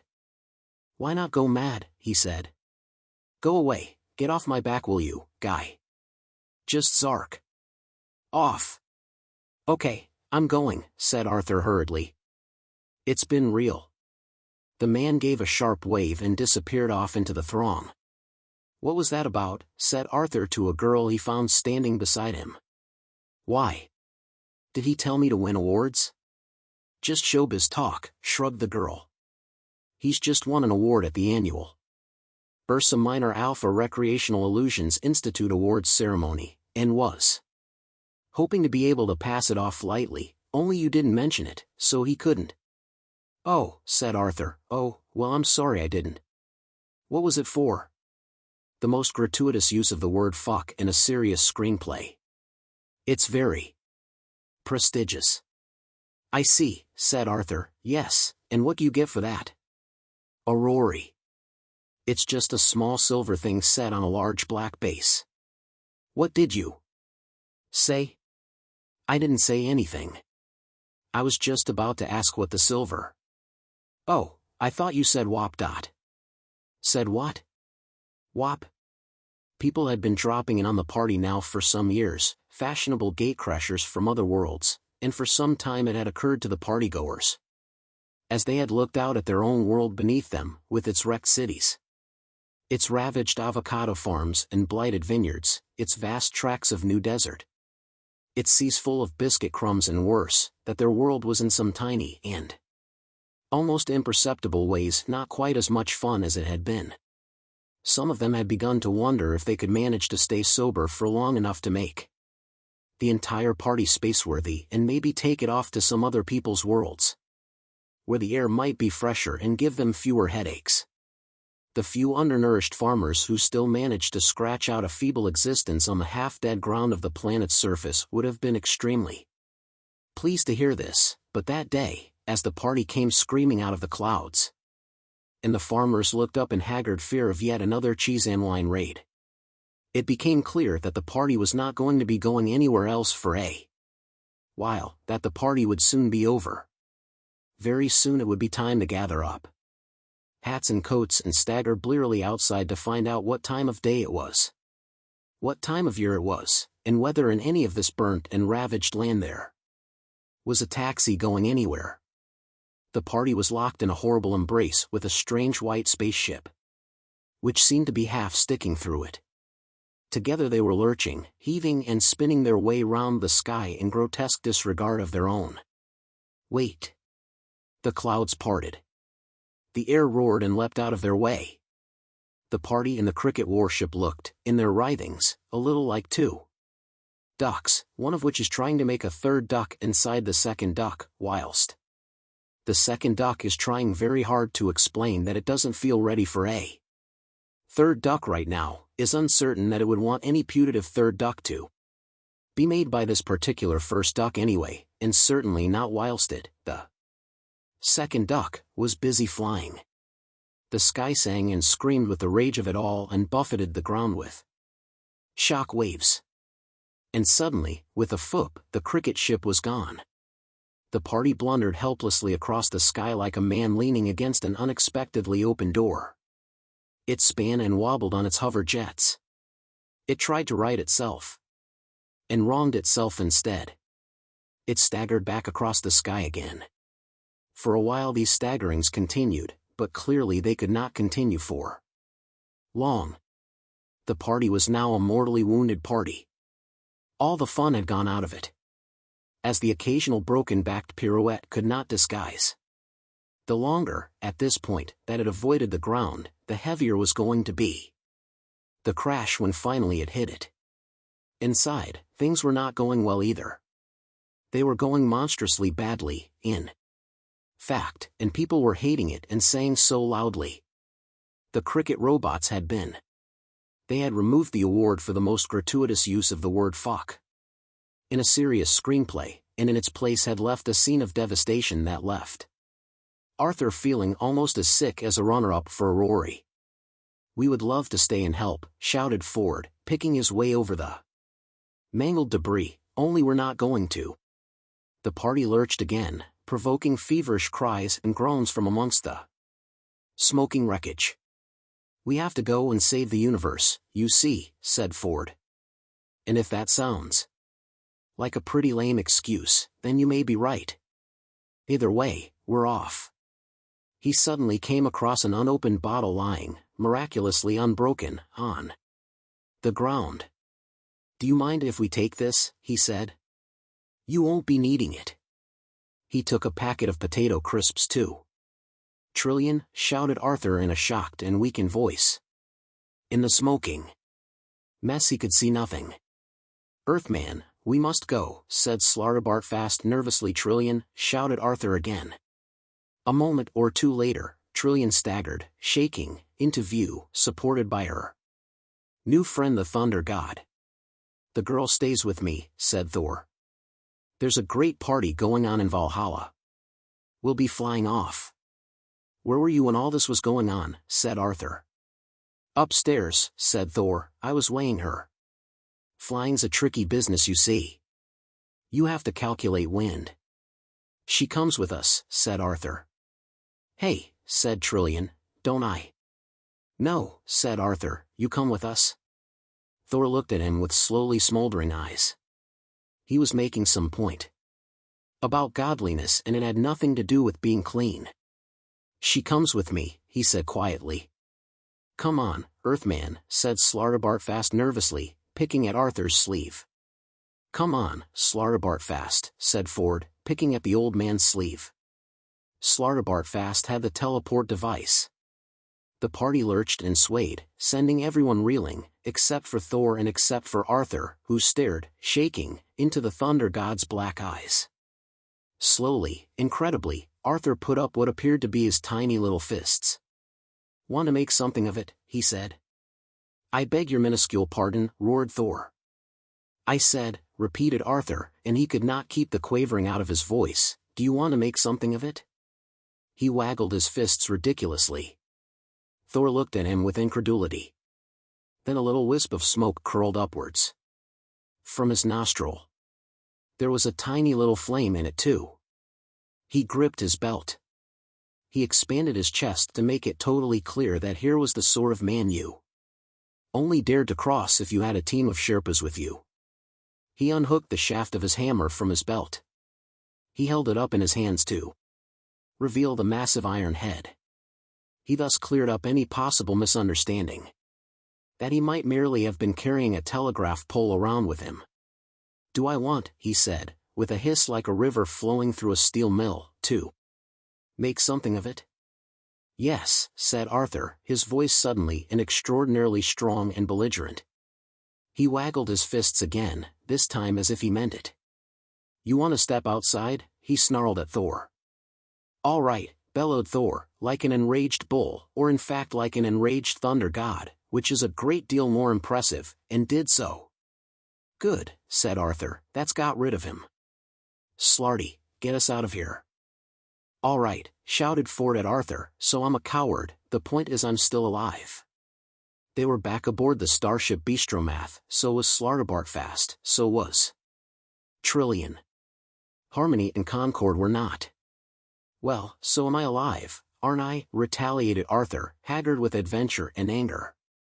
His eyebrows were leaping up and down as if they wanted to punch each other. "You damn nearly weren't," exploded Ford. Arthur turned sharply to Slartibartfast, who was sitting in his pilot couch on the flight deck gazing thoughtfully into the bottom of a bottle which was telling him something he clearly couldn't fathom. He appealed to him. "Do you think he understands the first word I've been saying?" he said, quivering with emotion. "I don't know," replied Slartibartfast, a little abstractedly. "I'm not sure," he added, glancing up very briefly, "that I do." He stared at his instruments with renewed vigor and bafflement. "You'll have to explain it to us again," he said. "Well, but later. Terrible things are afoot." He tapped the pseudo-glass of the bottle bottom. "We fared rather pathetically at the party, I'm afraid," he said, "and our only hope now is to try to prevent the robots from using the key in the lock." "How in heaven we do that I don't know," he muttered. "Just have to go there, I suppose. Can't say I like the idea at all. Probably end up dead." "Where's Trillian anyway?" said Arthur with a sudden affectation of unconcern. What he had been angry about was that Ford had berated him for wasting time over all the business with the Thunder God when they could have been making a rather more rapid escape. Arthur's own opinion, and he had offered it for whatever anybody might have felt it was worth, was that he had been extraordinarily brave and resourceful. The prevailing view seemed to be that his opinion was not worth a pair of fetid. Ding those kidneys. What really hurt, though, was that Trillian didn't seem to react much one way or the other and had wandered off somewhere. "And where are my potato crisps?" said Ford. "They are both," said Slartibartfast, without looking up, "in the room of informational illusions. I think that your young lady friend is trying to understand some problems of galactic history. I think the potato crisps are probably helping her. It is a mistake to think you can solve any major problems just with potatoes. For instance, there was once an insanely aggressive race of people called the Scholastic Armor Fiends of Striterax. That was just the name of their race. The name of their army was something quite horrific. Luckily they lived even further back in galactic history than anything we have so far encountered, 20 billion years ago, when the galaxy was young and fresh, and every idea worth fighting for was a new one. And fighting was what the Scholastic Armor Fiends of Striterax were good at, and being good at it, they did a lot. They fought their enemies, i.e. everybody else. They fought each other. Their planet was a complete wreck. The surface was littered with abandoned cities which were surrounded by abandoned war machines, which were in turn surrounded by deep bunkers in which the Scholastic Armor Fiends lived and squabbled with each other. The best way to pick a fight with a Scholastic Armor Fiend was just to be born. They didn't like it, they got resentful. And when an Armor Fiend got resentful, someone got hurt. An exhausting way of life, one might think, but they did seem to have an awful lot of energy. The best way of dealing with a Scholastic Armor Fiend was to put him into a room of his own, because sooner or later he would simply beat himself up. Eventually they realized that this was something they were going to have to sort out, and they passed a law decreeing that anyone who had to carry a weapon as part of his normal Scholastic work, policemen, security guards, primary school teachers, etc., had to spend at least 45 minutes every day punching a sack of potatoes in order to work off his or her surplus aggressions. For a while this worked well, until someone thought that it would be much more efficient and less time-consuming if they just shot the potatoes instead. This led to a renewed enthusiasm for shooting all sorts of things, and they all got very excited at the prospect of their first major war for weeks. Another achievement of the Scholastic Armor Fiends of Striterax is that they were the first race who ever managed to shock a computer. It was a gigantic spaceborne computer called Hector, which to this day is remembered as one of the most powerful ever built. It was the first to be built like a natural brain, in that every cellular particle of it carried the pattern of the whole within it, which enabled it to think more flexibly and imaginatively, and also, it seemed, to be shocked. The Scholastic Armor Fiends of Striterax were engaged in one of their regular wars with the strenuous Garfighters of Stug, and were not enjoying it as much as usual because it involved an awful lot of trekking through the radiation swamps of Kolzenda, and across the fire mountains of Fresfrega, neither of which terrains they felt at home in. So when the Strangulous Styletons of Jajazixstak joined in the fray and forced them to fight another front in the Gamma Caves of Carfrax and the ice storms of Varlinguten, they decided that enough was enough, and they ordered Hector to design for them an ultimate weapon. "What do you mean," asked Hector, "by ultimate?" To which the Scholastic Armor Fiends of Striterax said, "Read a bloody dictionary," and plunged back into the fray. So Hector designed an ultimate weapon. It was a very, very small bomb which was simply a junction box in hyperspace. That would, when activated, connect the heart of every major sun with the heart of every other major sun simultaneously, and thus turn the entire universe into one gigantic hyperspatial supernova. When the Scholastic Armor Fiends tried to use it to blow up a Strangulous Styleton, munitions dump in one of the Gamma caves. They were extremely irritated that it didn't work, and said so. Hector had been shocked by the whole idea. He tried to explain that he had been thinking about this ultimate weapon business, and had worked out that there was no conceivable consequence of not setting the bomb off that was worse than the known consequence of setting it off. And he had therefore taken the liberty of introducing a small flaw into the design of the bomb, and he hoped that everyone involved would, on sober reflection, feel that. The Scholastic armor fiends disagreed and pulverized the computer. Later they thought better of it, and destroyed the faulty bomb as well. Then, pausing only to smash the hell out of the strenuous Garfighters of Stug and the strangulous Styletons of Jajazixstak, they went on to find an entirely new way of blowing themselves up, which was a profound relief to everyone else in the galaxy, particularly the Garfighters, the Styletons, and the Potatoes. Trillian had watched all this, as well as the story of Krikkit. She emerged from the room of informational illusions thoughtfully, just in time to discover that they had arrived too late. Even as the starship Bistromath flickered into objective being on the top of a small cliff on the mile-wide asteroid which pursued a lonely and eternal path in orbit around the enclosed star system of Krikkit, its crew was aware that they were in time only to be witnesses to an unstoppable historic event. They didn't realize they were going to see too. They stood cold, lonely and helpless on the cliff edge and watched the activity below. Lances of light wheeled in sinister arcs against the void from a point only about 100 yards below and in front of them. They stared into the blinding event. An extension of the ship's field enabled them to stand there, by once again exploiting the mind's predisposition to have tricks played on it, the problems of falling up off the tiny mass of the asteroid, or of not being able to breathe, simply became somebody else's. The white Krikkit warship was parked amongst the stark gray crags of the asteroid, alternately flaring under arc lights or disappearing in shadow. The blackness of the shaped shadows cast by the hard rocks danced together in wild choreography as the arc lights swept round them. The 11 white robots were bearing, in procession, the wicket key out into the middle of a circle of swinging lights. The wicket key was rebuilt. Its components shone and glittered, the steel pillar, or Marvin's leg, of strength and power, the gold bale, or heart of the improbability drive, of prosperity, the perspex pillar, or Argobuthon scepter of justice, of science and reason, the silver bale, or Rory award for the most gratuitous use of the word fuck in a serious screenplay, and the now reconstituted wooden pillar, or ashes of a burnt stump signifying the death of English Krikkit, of nature and spirituality. "I suppose there is nothing we can do at this point?" asked Arthur nervously. "No," sighed Slartibartfast. The expression of disappointment which crossed Arthur's face was a complete failure, and, since he was standing obscured by shadow, he allowed it to collapse into one of relief. "Pity," he said.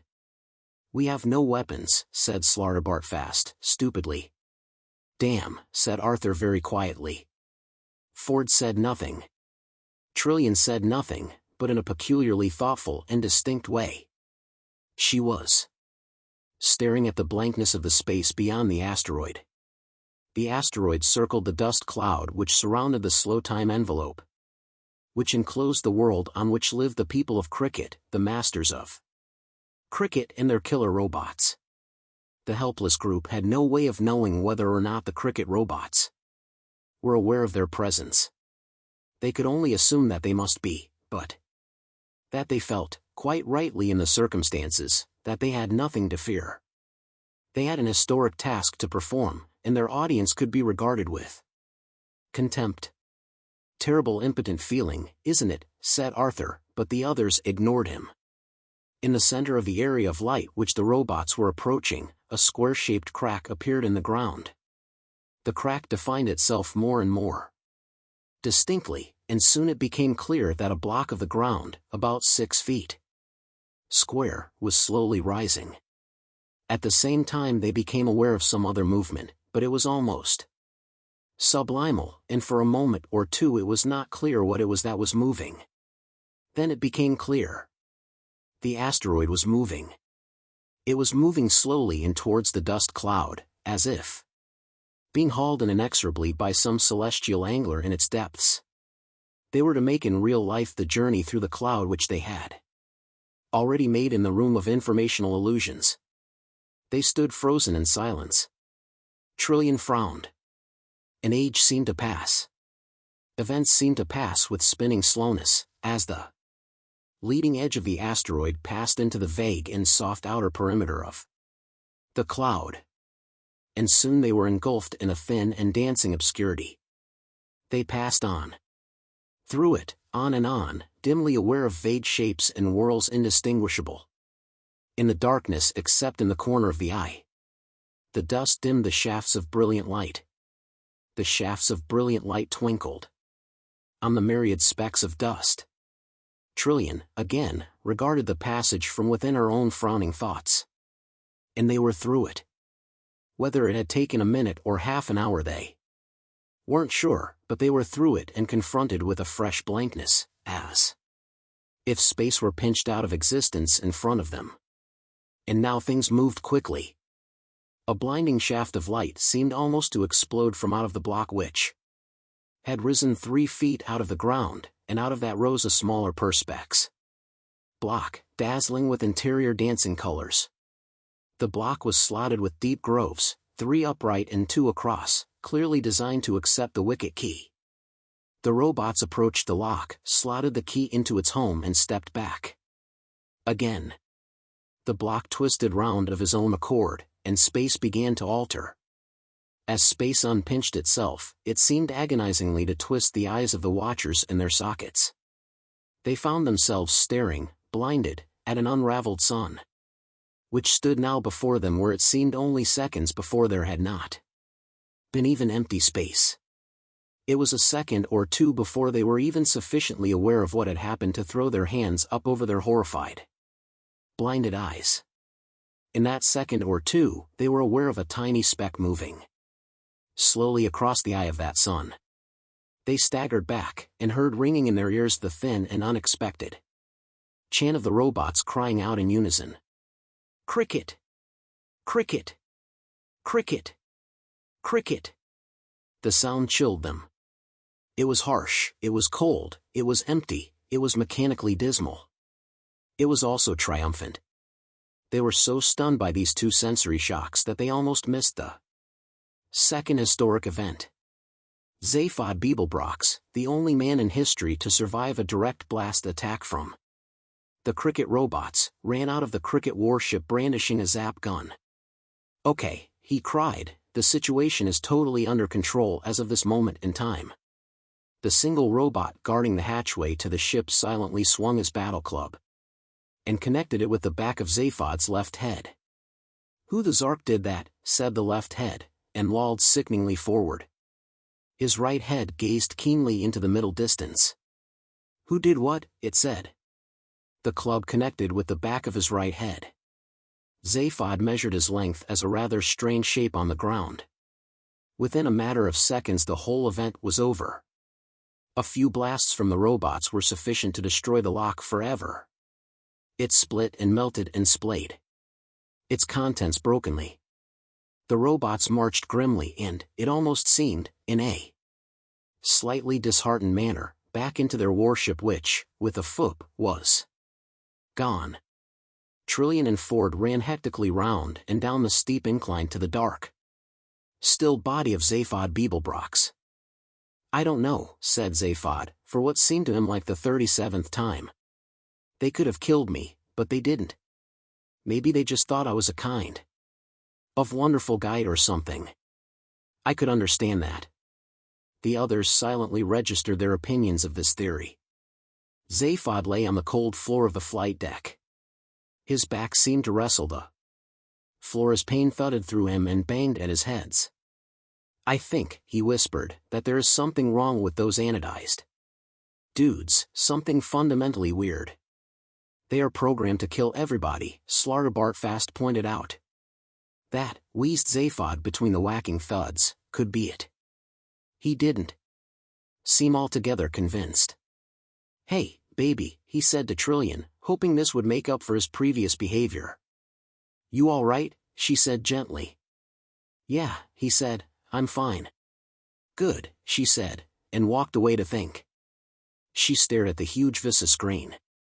Over the flight couches and, twisting a switch, she flipped local images over it. One image was the blankness of the dust cloud. One was the sun of Krikkit. One was Krikkit itself. She flipped between them fiercely. "Well, that's goodbye galaxy, then," said Arthur, slapping his knees and standing up. "No," said Slartibartfast, gravely. "Our course is clear." He furrowed his brow. "Until you could grow some of the smaller root vegetables in it." He stood up, he paced around. When he spoke again, what he said frightened him so much he had to sit down again. "We must go down to Krikkit," he said. A deep sigh shook his old frame and his eyes seemed almost to rattle in their sockets. "Once again," he said, "we have failed pathetically. Quite pathetically." "That," said Ford quietly, "is because we don't care enough.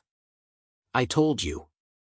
He swung his feet up on the instrument panel and picked fitfully at something on one of his fingernails. "But unless we determine to take action," said the old man querulously, as if struggling against something deeply insouciant in his nature, "then we shall all be destroyed, we shall all die. Surely we care about that?" "Not enough to want to get killed over it," said Ford.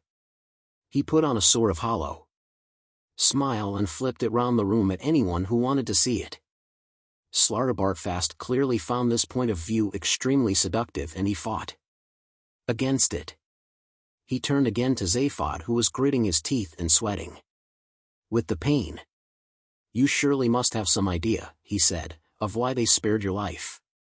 It seems most strange and unusual." "I kind of think they didn't even know," shrugged Zaphod. "I told you. They hit me with the most feeble blast, just knocked me out, right? They lugged me into their ship, dumped me into a corner and ignored me. Like they were embarrassed about me being there.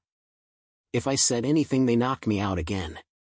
We had some great conversations. Hey, ugh, hi there, ugh, I wonder, ugh. Kept me amused for hours, you know." He winced again. He was toying with something in his fingers. He held it up. It was the gold bale. The heart of gold, the heart of the infinite improbability drive. Only that and the wooden pillar had survived the destruction of the lock intact. "I hear your ship can move a bit," he said.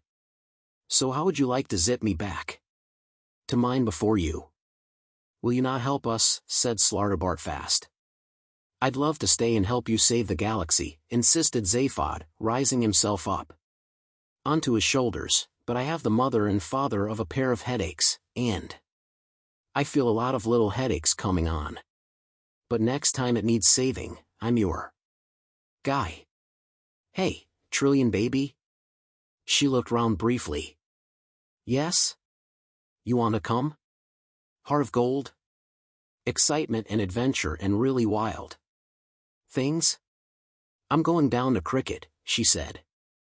It was the same hill, and yet not the same. This time it was not an informational illusion. This was Krikkit itself, and they were standing on it. Near them, behind the trees, stood the strange Italian restaurant which had brought these, their real bodies, to this, the real, present world of Krikkit. The strong grass under their feet was real, the rich soil real too. The heady fragrances from the tree, too, were real. The night was real night. Krikkit. Possibly the most dangerous place in the galaxy for anyone who isn't a cricketer to stand. The place that could not countenance the existence of any other place. Whose charming, delightful, intelligent inhabitants would howl with fear, savagery and murderous hate when confronted with anyone not their own. Arthur shuddered. Slartibartfast shuddered. Ford, surprisingly, shuddered. It was not surprising that he shuddered, it was surprising that he was there at all. But when they had returned Zaphod to his ship, Ford had felt unexpectedly shamed into not running away. Wrong, he thought to himself, wrong, wrong, wrong. He hugged to himself one of the zap guns with which they had armed themselves out of Zaphod's armory. Trillian shuddered, and frowned as she looked into the sky. This, too, was not the same. It was no longer blank and empty. Whilst the countryside around them had changed little in the 2,000 years of the Krikkit Wars, and the mere 5 years that had elapsed locally since Krikkit was sealed in its slow time envelope 10 billion years ago, the sky was dramatically different. Dim lights and heavy shapes hung in it. High in the sky, where no cricketer ever looked, were the war zones, the robot zones, huge warships and tower blocks floating in the nilograph fields far above the idyllic pastoral lands of the surface of Krikkit. Trillian stared at them and thought. Trillian, whispered Ford Prefect to her. Yes, she said. What are you doing? Thinking. Do you always breathe like that when you're thinking? I wasn't aware that I was breathing. That's what worried me. I think I know, said Trillian. SHHHH, said Slartibartfast in alarm, and his thin trembling hand motioned them further back beneath the shadow of the tree. Suddenly, as before in the tape, there were lights coming along the hill path, but this time the dancing beams were not from lanterns but electric torches, not in itself a dramatic change, but every detail made their hearts thump with fear. This time there were no lilting whimsical songs about flowers and farming and dead dogs, but hushed voices in urgent debate. A light moved in the sky with slow weight. Arthur was clenched with a claustrophobic terror and the warm wind caught at his throat. Within seconds a second party became visible, approaching from the other side of the dark hill. They were moving swiftly and purposefully, their torches swinging and probing around them. The parties were clearly converging, and not merely with each other. They were converging deliberately on the spot where Arthur and the others were standing. Arthur heard the slight rustle as Ford Prefect raised his zap gun to his shoulder, and the slight whimpering cough as Slartibartfast raised his. He felt the cold, unfamiliar weight of his own gun, and with shaking hands he raised it. His fingers fumbled to release the safety catch and engage the extreme danger catch as Ford had shown him. He was shaking so much that if he'd fired at anybody at that moment he probably would have burned his signature on them. Only Trillian didn't raise her gun. She raised her eyebrows, lowered them again, and bit her lip in thought. Has it occurred to you, she began, but nobody wanted to discuss anything much at the moment. A light stabbed through the darkness from behind them and they span around to find a third party of cricketers behind them, searching them out with their torches. Ford Prefect's gun crackled viciously, but fire spat back at it and it crashed from his hands. There was a moment of pure fear, a frozen second before anyone fired again. And at the end of the second nobody fired. They were surrounded by pale-faced cricketers and bathed in bobbing torch light. The captives stared at their captors, the captors stared at their captives. Hello, said one of the captors. Excuse me, but are you aliens? Meanwhile, more millions of miles away than the mind can comfortably encompass, Zaphod Beeblebrox was throwing a mood again. He had repaired his ship, that is, he'd watched with alert interest whilst the service robot had repaired it for him. It was now, once again, one of the most powerful and extraordinary ships in existence. He could go anywhere, do anything. He fiddled with a book, and then tossed it away. It was the one he'd read before. He walked over to the communications bank and opened an all frequencies emergency channel. Anyone want a drink, he said. This an emergency, feller, crackled a voice from halfway across the galaxy. Got any mixers, said Zaphod. Go take a ride on a comet. Okay, said Zaphod and flipped the channel shut again. He sighed and sat down. He got up again and wandered over to a computer screen. He pushed a few buttons. Little blobs started to rush around the screen eating each other. Pow, said Zaphod. Frew. Pop pop pop. Hi there, said the computer brightly after a minute of this, you have scored 3 points. Previous best score, 7,597,200 . Okay, said Zaphod and flipped the screen blank again. He sat down again. He played with a pencil. This too began slowly to lose its fascination. Okay, he said, and fed his score in the previous one into the computer. His ship made a blur of the universe. Tell us, said the thin, pale-faced cricketer who had stepped forward from the ranks of the others and stood uncertainly in the circle of torchlight, handling his gun as if he was just holding it for someone else who'd just popped off somewhere but would be back in a minute. Do you know anything about something called the balance of nature? There was no reply from their captives, or at least nothing more articulate than a few confused mumbles and grunts. The torchlight continued to play over them. High in the sky above them, dark activity continued in the robot zones. It's just, continued the cricketer uneasily, something we heard about, probably nothing important. Well, I suppose we'd better kill you then. He looked down at his gun as if he was trying to find which bit to press. That is, he said, looking up again, unless there's anything you want to chat about? Slow, numb astonishment crept up the bodies of Slartibartfast, Ford and Arthur. Very soon it would reach their brains, which were at the moment solely occupied with moving their jawbones up and down. Trillian was shaking her head as if trying to finish a jigsaw by shaking the box. We're worried, you see, said another man from the crowd, about this plan of universal destruction. Yes, added another, and the balance of nature.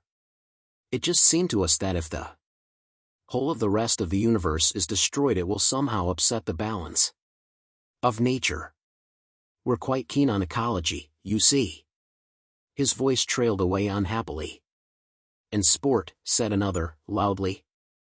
This got a cheer of approval from the others. Yes, agreed the first, and sport. He looked back at his fellows uneasily and scratched fitfully at his cheek.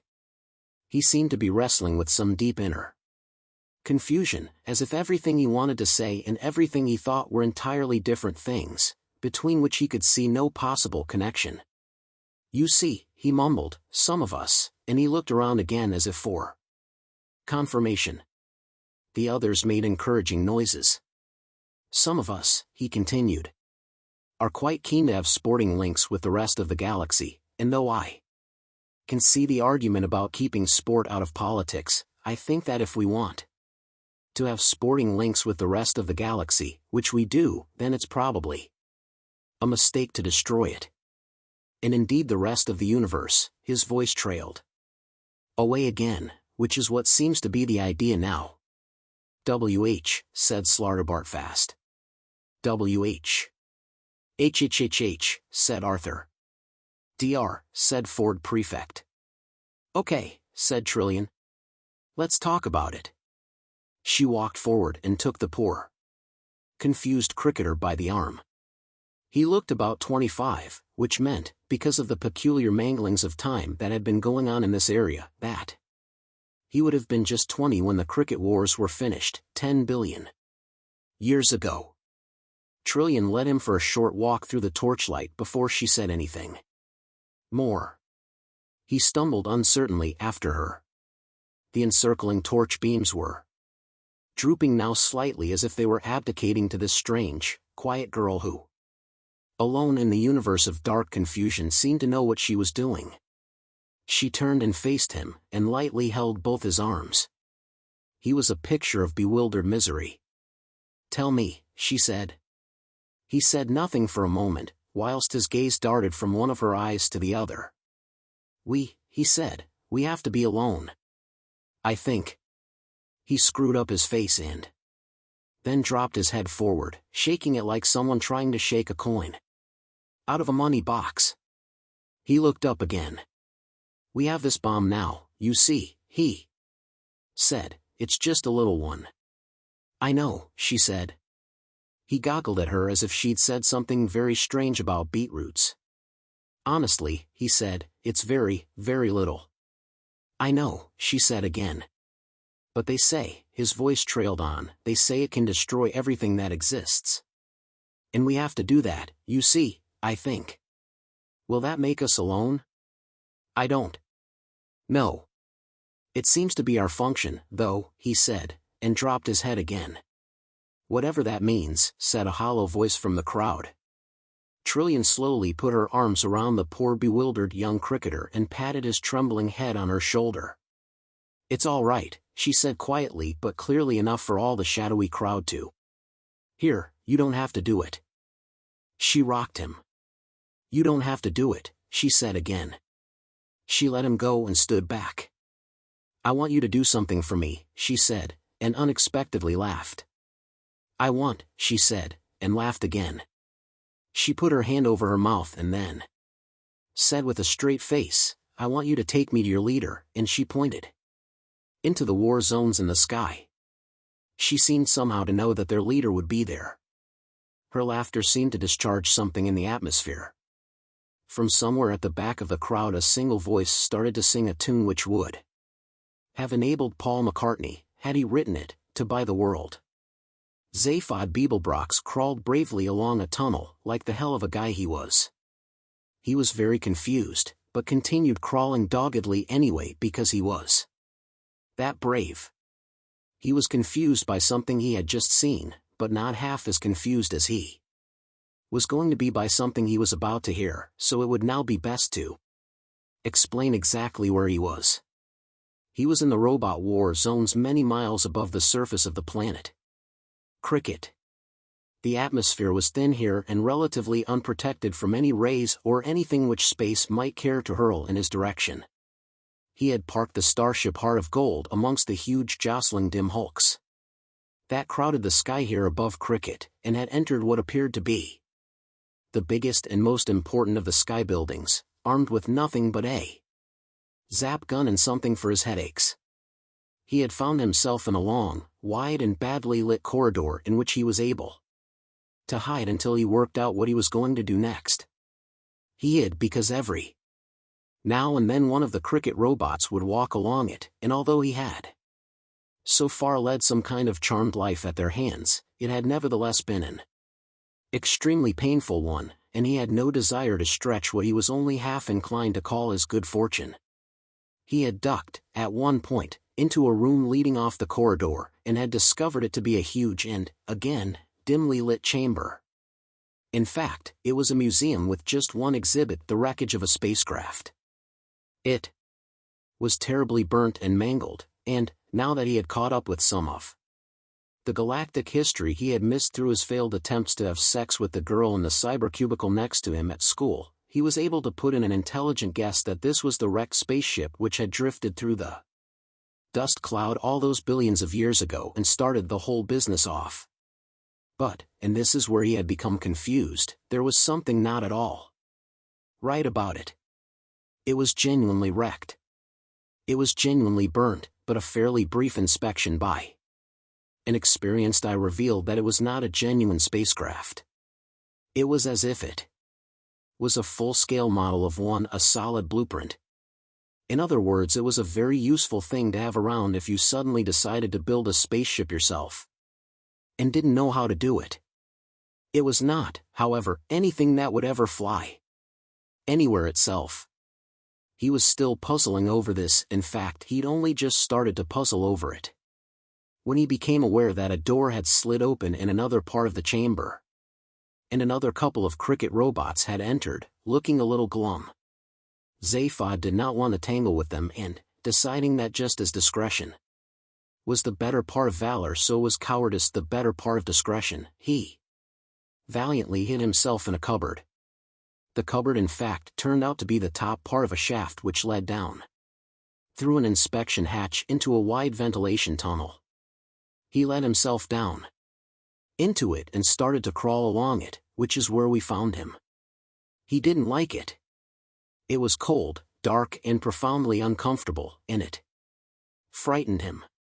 At the first opportunity, which was another shaft 100 yards further along, he climbed back up out of it. This time he emerged into a smaller chamber, which appeared to be a computer. Intelligence Center. He emerged in a dark narrow space between a large computer bank and the wall. He quickly learned that he was not alone in the chamber and started to leave. Again, when he began to listen with interest to what the other occupants were saying. "It's the robots, sir," said one voice. "There's something wrong with them." "What, exactly?"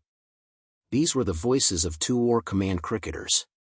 All the war commanders lived up in the sky in the robot war zones, and were largely immune to the whimsical doubts and uncertainties which were afflicting their fellows down on the surface of the planet. "Well, sir, I think it's just as well that they are being phased out of the war effort, and that we are now going to detonate the supernova bomb. In the very short time since we were released from the envelope dash. Get to the point. The robots aren't enjoying it, sir." "What?" "The war, sir, it seems to be getting them down. There's a certain world weariness about them, or perhaps I should say universe weariness." "Well, that's all right, they're meant to be helping to destroy it." "Yes, well, they're finding it difficult, sir. They are afflicted with a certain lassitude. They're just finding it hard to get behind the job. They lack oomph." "What are you trying to say?" "Well, I think they're very depressed about something, sir." "What on Krikkit are you talking about?"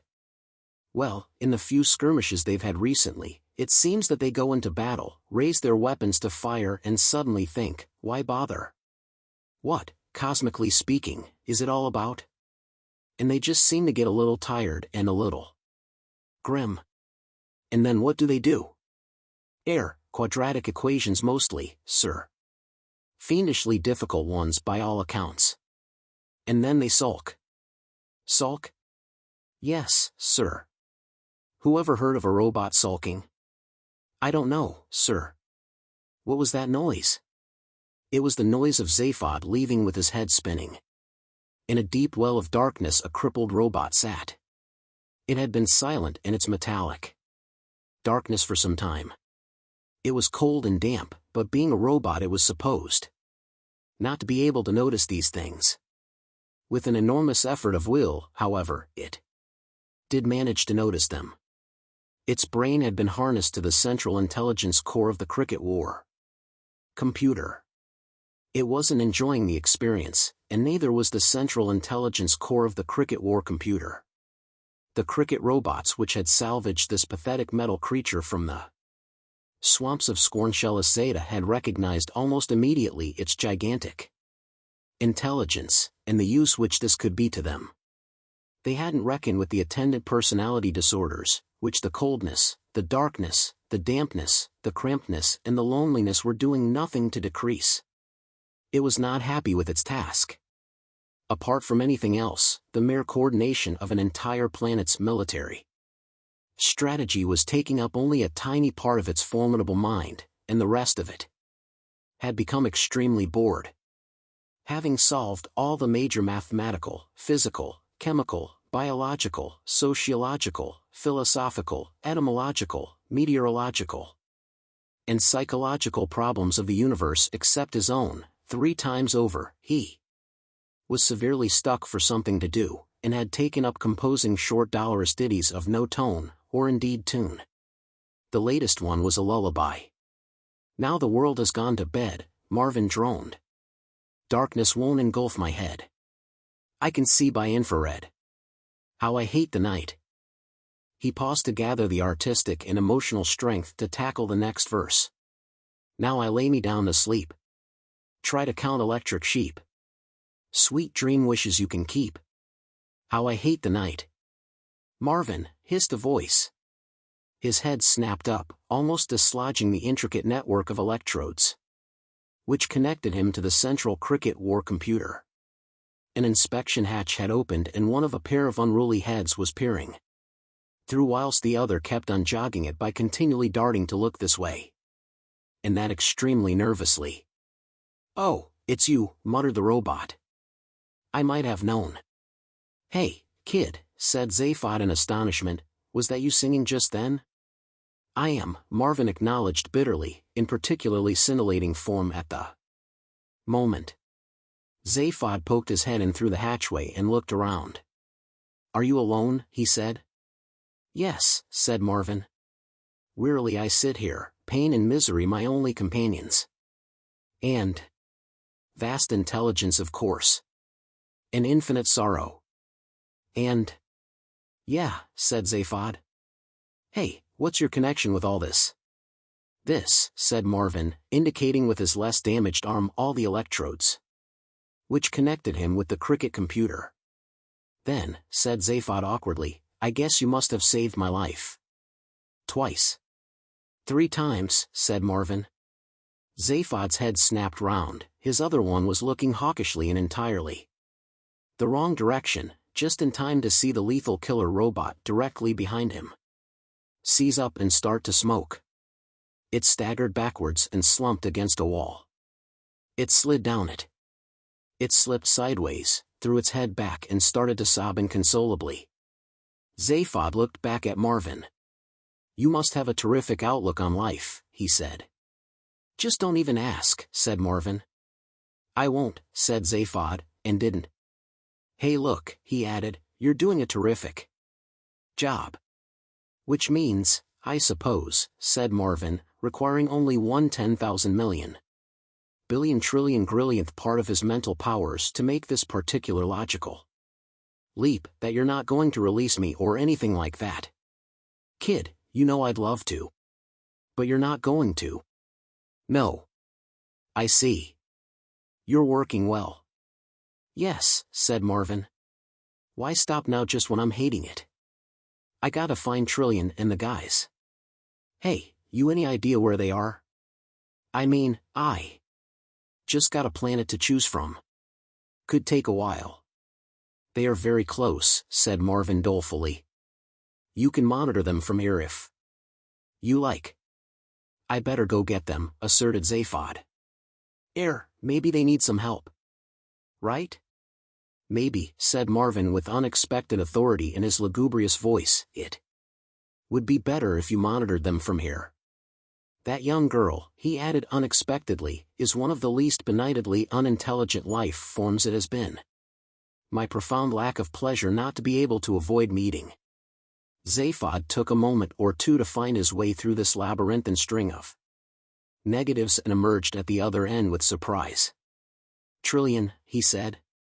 She's just a kid. Cute, yeah, but temperamental. You know how it is with women. Or perhaps you don't. I assume you don't. If you do, I don't want to hear about it. Plug us in. Totally manipulated. What? Said Zaphod. It was Trillian speaking. He turned round. The wall against which the Krikkit robot was sobbing had lit up to reveal a scene taking place in some other unknown part of the Krikkit robot war zones. It seemed to be a council chamber of some kind. Zaphod couldn't make it out too clearly because of the robot slumped against the screen. He tried to move the robot, but it was heavy with its grief and tried to bite him. So he just looked around as best he could. Just think about it, said Trillian's voice, your history is just a series of freakishly improbable events. And I know an improbable event when I see one. Your complete isolation from the galaxy was freakish for a start. Right out on the very edge with a dust cloud around you. It's a setup. Obviously. Zaphod was mad with frustration because he couldn't see the screen. The robot's head was obscuring his view of the people Trillian is talking to, his multifunctional battle club was obscuring the background, and the elbow of the arm it had pressed tragically against its brow was obscuring Trillian herself. Then, said Trillian, this spaceship that crash-landed on your planet. That's really likely, isn't it? Have you any idea of what the odds are against a drifting spaceship accidentally intersecting with the orbit of a planet? Hey, said Zaphod, she doesn't know what the Zark she's talking about. I've seen that spaceship. It's a fake. No deal. I thought it might be, said Marvin from his prison behind Zaphod. Oh yeah, said Zaphod. It's easy for you to say that. I just told you. Anyway, I don't see what it's got to do with anything. And especially, continued Trillian, the odds against it intersecting with the orbit of the one planet in the galaxy, or the whole of the universe as far as I know. That would be totally traumatized to see it. You don't know what the odds are? Nor do I, they're that big. Again, it's a setup. I wouldn't be surprised if that spaceship was just a fake. Zaphod managed to move the robot's battle club. Behind it on the screen were the figures of Ford, Arthur and Slartibartfast, who appeared astonished and bewildered by the whole thing. Hey, look, said Zaphod excitedly. The guys are doing great. R.A. Go get guys. And what about, said Trillian, all this technology you suddenly managed to build for yourselves almost overnight? Most people would take thousands of years to do all that. Someone was feeding you what you needed to know. Someone was keeping you at it.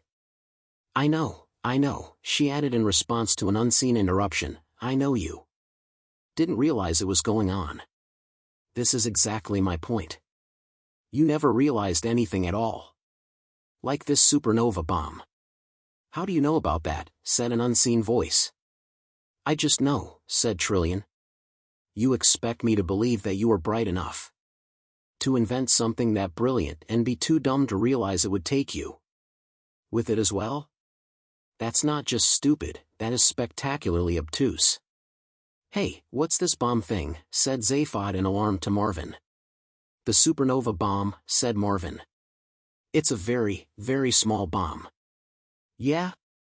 That would destroy the universe in toto, added Marvin. Good idea, if you ask me. They won't get it to work, though. Why not, if it's so brilliant?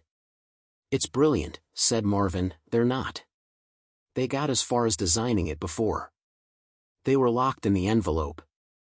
They've spent the last 5 years building it. They think they've got it right, but they haven't. They're as stupid as any other organic life form. I hate them. Trillian was continuing. Zaphod tried to pull the Krikkit robot away by its leg, but it kicked and growled at him, and then quaked with a fresh outburst of sobbing. Then suddenly it slumped over and continued to express its feelings out of everybody's way on the floor. Trillian was standing alone in the middle of the chamber, tired out but with fiercely burning eyes. Ranged in front of her were the pale-faced and wrinkled elder masters of Krikkit, motionless behind their widely curved control desk, staring at her with helpless fear and hatred. In front of them, equidistant between their control desk and the middle of the chamber, where Trillian stood, as if on trial, was a slim white pillar about 4 feet tall. On top of it stood a small white globe, about 3, maybe 4 inches in diameter. Beside it stood a Krikkit robot with its multifunctional battle club. In fact, explained Trillian, you are so dumb stupid, she was sweating. Zaphod felt that this was an unattractive thing for her to be doing at this point. You are all so dumb stupid that I very much doubt, that you've been able to build the bomb properly without any help from Hector for the last 5 years. Who's this guy Hector? Said Zaphod, squaring his shoulders. If Marvin replied, Zaphod didn't hear him. All his attention was concentrated on the screen. One of the elders of Krikkit made a small motion with his hand towards the Krikkit robot. The robot raised his club. There's nothing I can do, said Marvin. It's on an independent circuit from the others. Wait, said Trillian. The elder made a small motion. The robot halted. Trillian suddenly seemed very doubtful of her own judgment. How do you know all this? Said Zaphod to Marvin at this point. Computer records, said Marvin. I have access. You're very different, aren't you? Said Trillian to the elder masters, from your fellow worldlings down on the ground. You've spent all your lives up here, unprotected by the atmosphere. You've been very vulnerable. The rest of your race is very frightened. You know, they don't want you to do this. You're out of touch, why don't you check up? The Krikkit elder grew impatient. He made a gesture to the robot which was precisely the opposite of the gesture he had last made to it. The robot swung its battle club. It hit the small white globe. The small white globe was the supernova bomb. It was a very, very small bomb which was designed to bring the entire universe to an end. The supernova bomb flew through the air. It hit the back wall of the council chamber and dented it very badly. So how does she know all this? Said Zaphod. Marvin kept a sullen silence. Probably just bluffing, said Zaphod. Poor kid, I should never have left her alone. Hector, called Trillian. What are you up to? There was no reply from the enclosing darkness. Trillian waited, nervously. She was sure that she couldn't be wrong. She peered into the gloom from which she had been expecting some kind of response. But there was only cold silence. Hector, she called again. I would like you to meet my friend Arthur Dent. I wanted to go off with a thunder god, but he wouldn't let me, and I appreciate that. He made me realize where my affections really lay. Unfortunately, Zaphod is too frightened by all this, so I brought Arthur instead. I'm not sure why I'm telling you all this. Hello, she said again. Hector? And then it came. It was thin and feeble, like a voice carried on the wind from a great distance, half heard, a memory of a dream of a voice. Won't you both come out, said the voice. I promise that you will be perfectly safe. They glanced at each other, and then stepped out, improbably, along the shaft of light which streamed out of the open hatchway of the Heart of Gold into the dim, granular darkness of the dust cloud. Arthur tried to hold her hand to steady and reassure her, but she wouldn't let him. He held onto his airline hold-all with its tin of Greek olive oil, its towel, its crumpled postcards of Santorini, and its other odds and ends. He steadied and reassured that instead they were standing on, and in, nothing. Murky, dusty nothing. Each grain of dust of the pulverized computer sparkled dimly as it turned and twisted slowly, catching the sunlight in the darkness. Each particle of the computer, each speck of dust, held within itself, faintly and weakly, the pattern of the whole. In reducing the computer to dust, the scholastic armor fiends of Stritarax had merely crippled the computer, not killed it. A weak, an insubstantial field held the particles in slight relationships with each other. Arthur and Trillian stood, or rather floated, in the middle of this bizarre entity. They had nothing to breathe, but for the moment this seemed not to matter. Hector kept his promise. They were safe. For the moment. I have nothing to offer you by way of hospitality, said Hector faintly, but tricks of the light. It is possible to be comfortable with tricks of the light, though, if that is all you have. His voice evanesced, and in the dark dust a long velvet paisley-covered sofa coalesced into hazy shape. Arthur could hardly bear the fact that it was the same sofa which had appeared to him in the fields of prehistoric Earth. He wanted to shout and shake with rage that the universe kept doing these insanely bewildering things to him. He let this feeling subside, and then sat on the sofa carefully. Trillian sat on it too. It was real. At least, if it wasn't real, it did support them, and as that is what sofas are supposed to do, this, by any test that mattered, was a real sofa. The voice on the solar wind breathed to them again. I hope you are comfortable, it said. They nodded. And I would like to congratulate you on the accuracy of your deductions. Arthur quickly pointed out that he hadn't deduced anything much himself. Trillian was the one. She had simply asked him along because he was interested in life, the universe, and everything. That is something in which I too am interested, breathed Hector. Well, said Arthur, we should have a chat about it sometime. Over a cup of tea. There slowly materialized in front of them a small wooden table on which sat a silver teapot, a bone china milk jug, a bone china sugar bowl, and 2 bone china cups and saucers.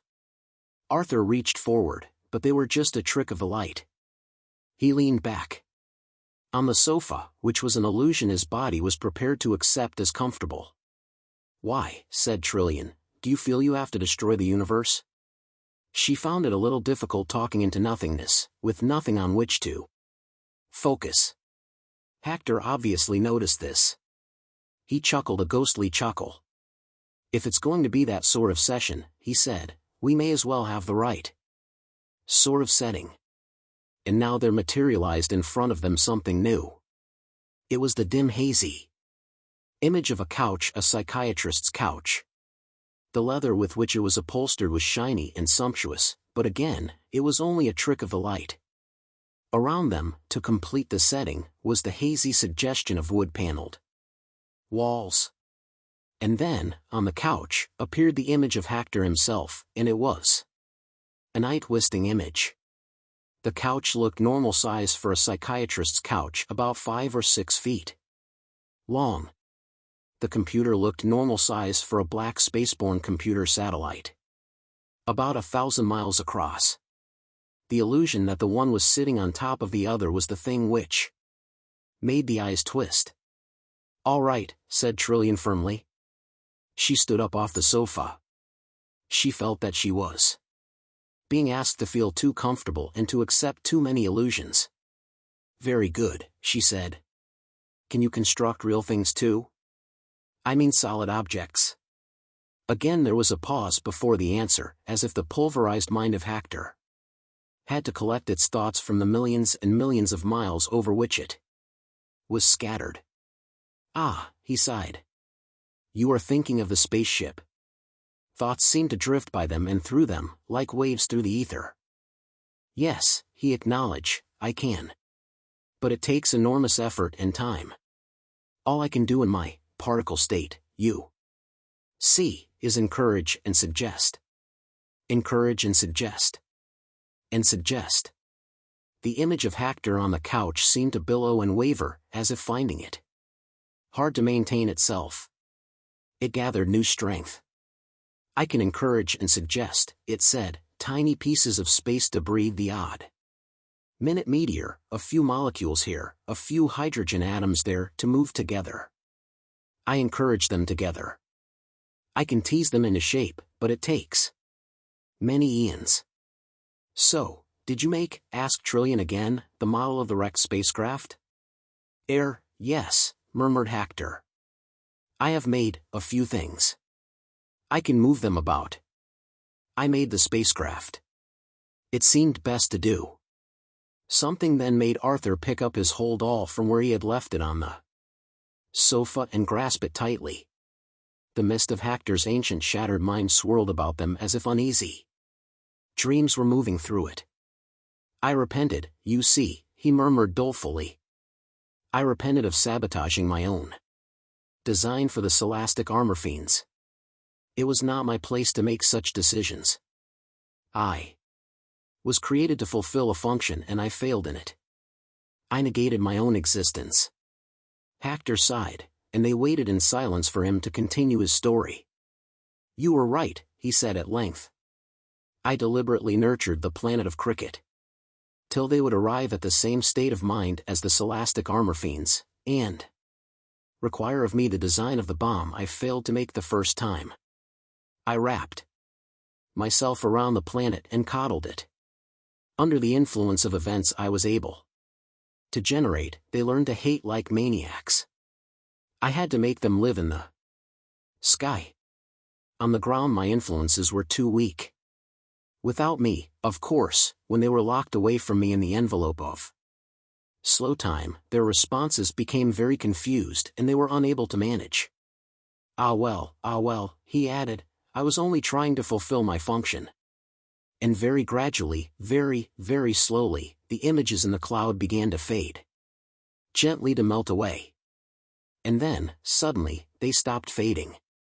"There was also the matter of revenge, of course," said Hector, with a sharpness which was new in his voice. Remember, he said, that I was pulverized, and then left in a crippled and semi-impotent state for billions of years. I honestly would rather wipe out the universe. You would feel the same way, believe me. He paused again, as eddies swept through the dust. But primarily, he said in his former, wistful tone, I was trying to fulfill my function. Ah well. Trillian said, does it worry you that you have failed? Have I failed? Whispered Hector. The image of the computer on the psychiatrist's couch began slowly to fade again. Ah well, the fading voice intoned again. No, failure doesn't bother me. Now. You know what we have to do, said Trillian, her voice cold and businesslike. Yes, said Hector, you're going to disperse me. You are going to destroy my consciousness. Please be my guest. After all these eons, oblivion is all I crave. If I haven't already fulfilled my function, then it's too late now. Thank you and good night. The sofa vanished. The tea table vanished. The couch and the computer vanished. The walls were gone. Arthur and Trillian made their curious way back into the heart of gold. Well, that, said Arthur, would appear to be that. The flames danced higher in front of him and then subsided. A few last licks and they were gone, leaving him with just a pile of ashes, where a few minutes previously there had been the wooden pillar of nature and spirituality. He scooped them off the hob of the Heart of Gold's Gamma barbecue, put them in a paper bag, and walked back into the bridge. I think we should take them back, he said. I feel that very strongly. He had already had an argument with Slartibartfast on this matter, and eventually the old man had got annoyed and left. He had returned to his own ship, the Bistromath, had a furious row with the waiter and disappeared off into an entirely subjective idea of what space was. The argument had arisen because Arthur's idea of returning the ashes to Lord's Krikkit ground at the same moment that they were originally taken would involve traveling back in time a day or so, and this was precisely the sort of gratuitous and irresponsible mucking about that the campaign for real time was trying to put a stop to. Yes, Arthur had said, but you try and explain that to the MCC, and he would hear no more against the idea. I think, he said again, and stopped.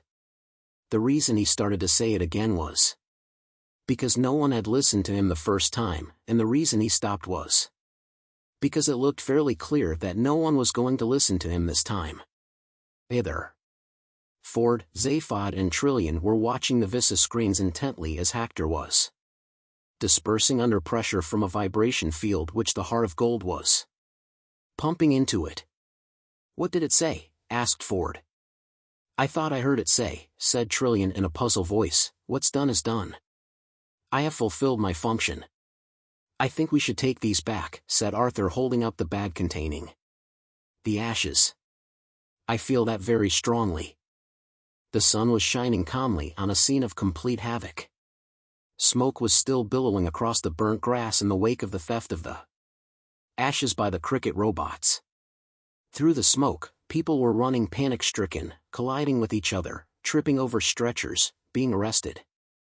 One policeman was attempting to arrest Wowbagger the infinitely prolonged for insulting behavior, but was unable to prevent the tall gray-green alien from returning to his ship and arrogantly flying away, thus causing even more panic and pandemonium. In the middle of this, for the second time that afternoon, the figures of Arthur Dent and Ford Prefect suddenly materialized. They had teleported down out of the Heart of Gold, which was now in parking orbit round the planet. I can explain, shouted Arthur. I have the ashes. They're in this bag. I don't think you have their attention, said Ford. I have also helped save the universe, called Arthur to anyone who was prepared to listen, in other words no one. That should have been a crowd stopper, said Arthur to Ford. It wasn't, said Ford. Arthur accosted a policeman who was running past. Excuse me, he said. The ashes. I've got them. They were stolen by those white robots a moment ago. I've got them in this bag. They were part of the key to the Slow time envelope, you see, and, well, anyway you can guess the rest. The point is I've got them, and what should I do with them? The policeman told him, but Arthur could only assume that he was speaking metaphorically. He wandered about disconsolately. Is no one interested? He shouted out. A man rushed past him and jogged his elbow. He dropped the paper bag and it spilt its contents all over the ground. Arthur stared down at it with a tight-set mouth. Ford looked at him. "Wanna go now?" he said. Arthur heaved a heavy sigh. He looked around at the planet Earth, for what he was now certain would be the last time. "Okay," he said.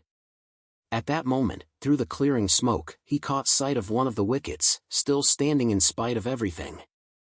"Hold on a moment," he said to Ford. "When I was a boy." "Can you tell me later?" "I had a passion for cricket, you know, but I wasn't very good at it. Or not at all, if you prefer. And I always dreamed, rather stupidly, that one day I would bowl at Lord's." He looked around him at the panic-stricken throng. No one was going to mind very much. "Okay," said Ford wearily. "Get it over with." "I shall be over there," he added, being bored. He went and sat down on a patch of smoking grass. Arthur remembered that on their first visit there that afternoon, the cricket ball had actually landed in his bag, and he looked through the bag. He had already found the ball in it before he remembered that it wasn't the same bag that he'd had at the time. Still, there the ball was amongst his souvenirs of Greece. He took it out and polished it against his hip, spat on it and polished it again. He put the bag down. He was going to do this properly. He tossed the small hard red ball from hand to hand, feeling its weight. With a wonderful feeling of lightness and unconcern, he trotted off away from the wicket. A medium-fast pace, he decided, and measured a good long run up. He looked up into the sky.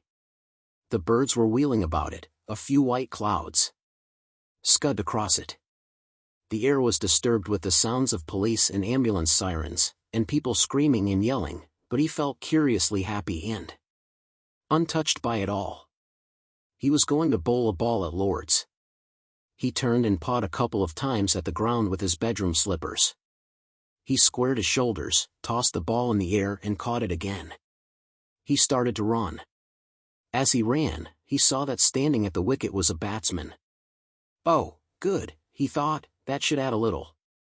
Then, as his running feet took him nearer, he saw more clearly. The batsman standing ready at the wicket was not one of the England cricket team. He was not one of the Australian cricket team. It was one of the robot cricket team.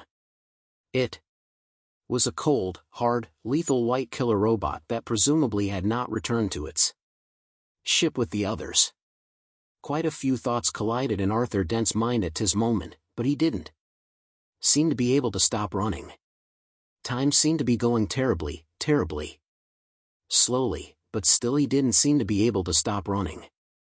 Moving as if through syrup, he slowly turned his troubled head and looked at his own hand, the hand which was holding the small hard red ball. His feet were pounding slowly onwards, unstoppably, as he stared at the ball gripped in his helpless hand. It was emitting a deep red glow and flashing intermittently. And still his feet were pounding inexorably forward. He looked at the cricket robot again, standing implacably still and purposefully in front of him, battle club raised in readiness. Its eyes were burning with a deep, cold, fascinating light, and Arthur could not move his own eyes from them. He seemed to be looking down a tunnel at them. Nothing on either side seemed to exist. Some of the thoughts which were colliding in his mind at this time were these. He felt a hell of a fool.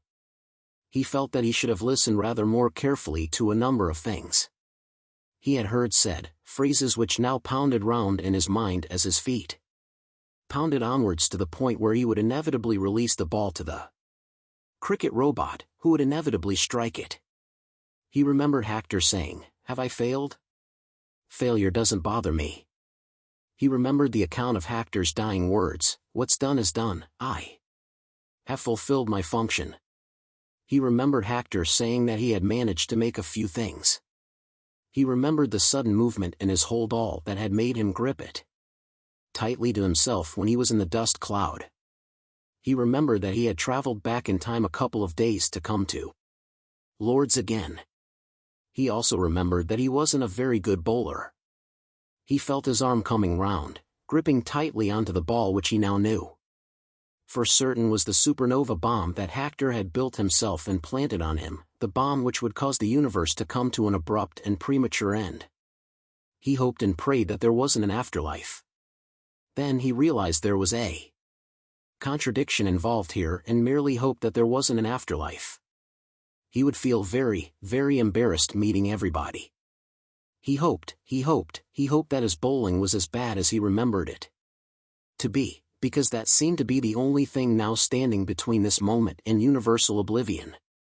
He felt his legs pounding, he felt his arm coming round, he felt his feet connecting with the airline hold all he'd stupidly left lying on the ground in front of him. He felt himself falling heavily forward, but, having his mind so terribly full of other things at this moment, he completely forgot about hitting the ground and didn't. Still holding the ball firmly in his right hand, he soared up into the air whimpering with surprise. He wheeled and whirled through the air, spinning out of control. He twisted down towards the ground, flinging himself hectically through the air, at the same time hurling the bomb harmlessly off into the distance. He hurtled towards the astounded robot from behind. It still had its multifunctional battle club raised, but had suddenly been deprived of anything to hit. With a sudden mad access of strength, he wrestled the battle club from the grip of the startled robot, executed a dazzling banking turn in the air, hurtled back down in a furious power drive, and with one crazy swing knocked the robot's head from the robot's shoulders. "Are you coming now?" said Ford. "Life, the universe, and everything." And at the end they traveled again. There was a time when Arthur Dent would not. He said that the bistromathic drive had revealed to him that time and distance were one, that mind and universe were one, that perception and reality were one, and that the more one traveled the more one stayed in one place, and that what with one thing and another he would rather just stay put for a while and sort it all out in his mind, which was now at one with the universe, so it shouldn't take too long, and he could get a good rest afterwards, put in a little flying practice and learn to cook, which he had always meant to do. The can of Greek olive oil was now his most prized possession, and he said that the way it had unexpectedly turned up in his life had again given him a certain sense of the oneness of things which made him feel that. He yawned and fell asleep. In the morning, as they prepared to take him to some quiet and idyllic planet where they wouldn't mind him talking like that, they suddenly picked up a computer-driven distress call and diverted to investigate. A small but apparently undamaged spacecraft of the Merida class seemed to be dancing a strange little jig through the void. A brief computer scan revealed that the ship was fine, its computer was fine, but that its pilot was mad.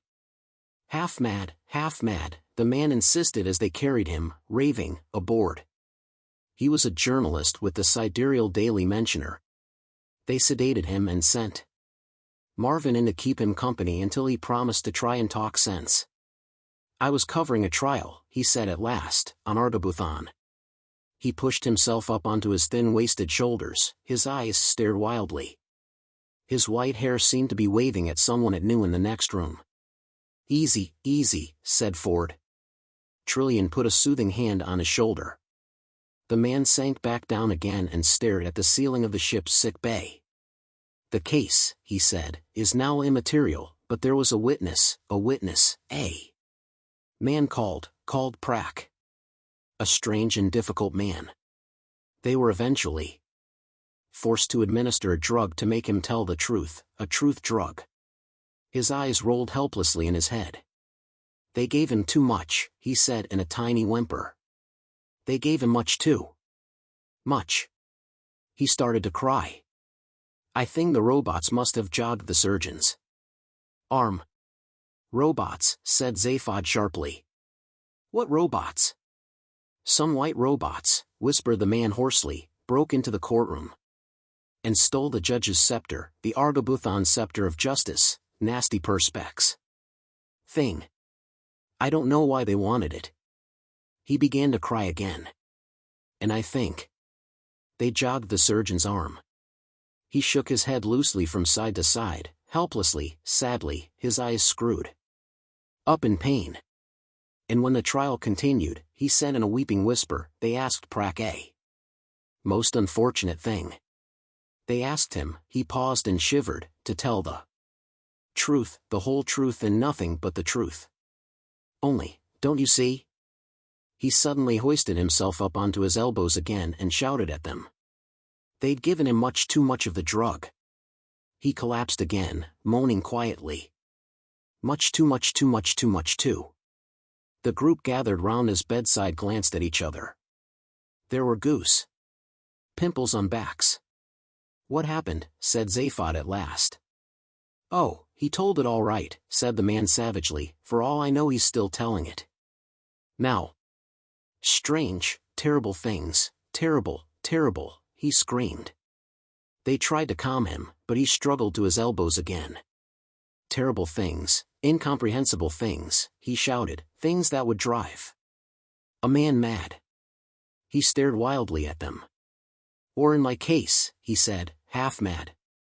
I'm a journalist. You mean, said Arthur quietly, that you are used to confronting the truth? No, said the man with a puzzled frown. I mean that I made an excuse and left early. He collapsed into a coma from which he recovered only once and briefly. On that one occasion, they discovered from him the following.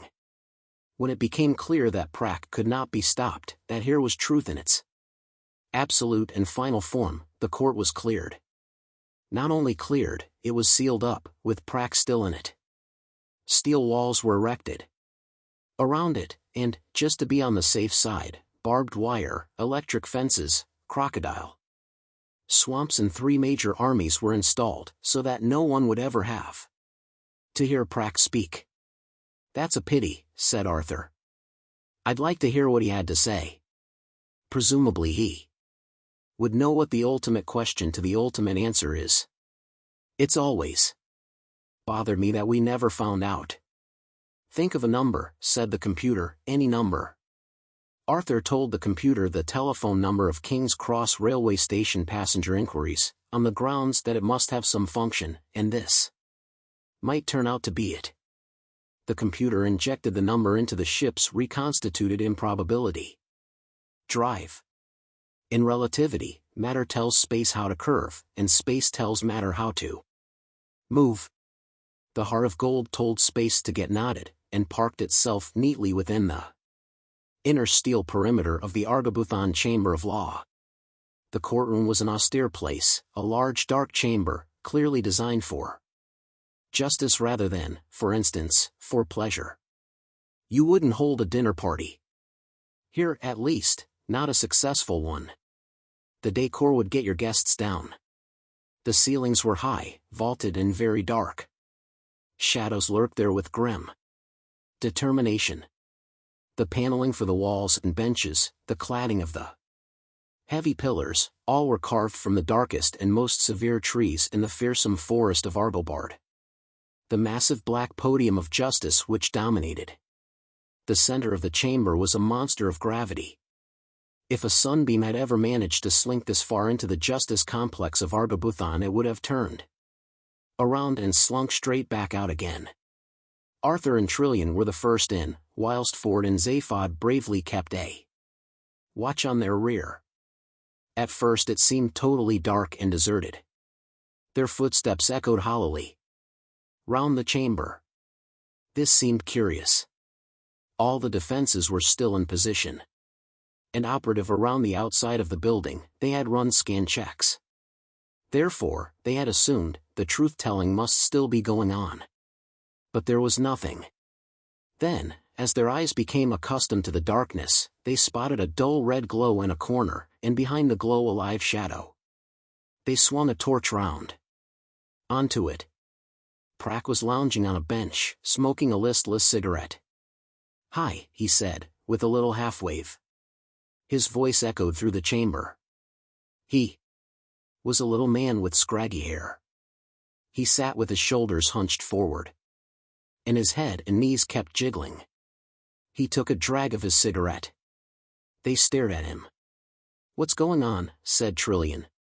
"Nothing," said the man and jiggled his shoulders. Arthur shone his torch full on Prack's face. "We thought," he said, "that you were meant to be telling the truth, the whole truth and nothing but the truth." "Oh, that," said Prack. "Yeah. I was. I finished. There's not nearly as much of it as people imagine. Some of it's pretty funny, though." He suddenly exploded in about 3 seconds of maniacal laughter and stopped. Again. He sat there, jiggling his head and knees. He dragged on his cigarette. With a strange half-smile, Ford and Zaphod came forward out of the shadows. "Tell us about it," said Ford. "Oh, I can't remember any of it now," said Prack.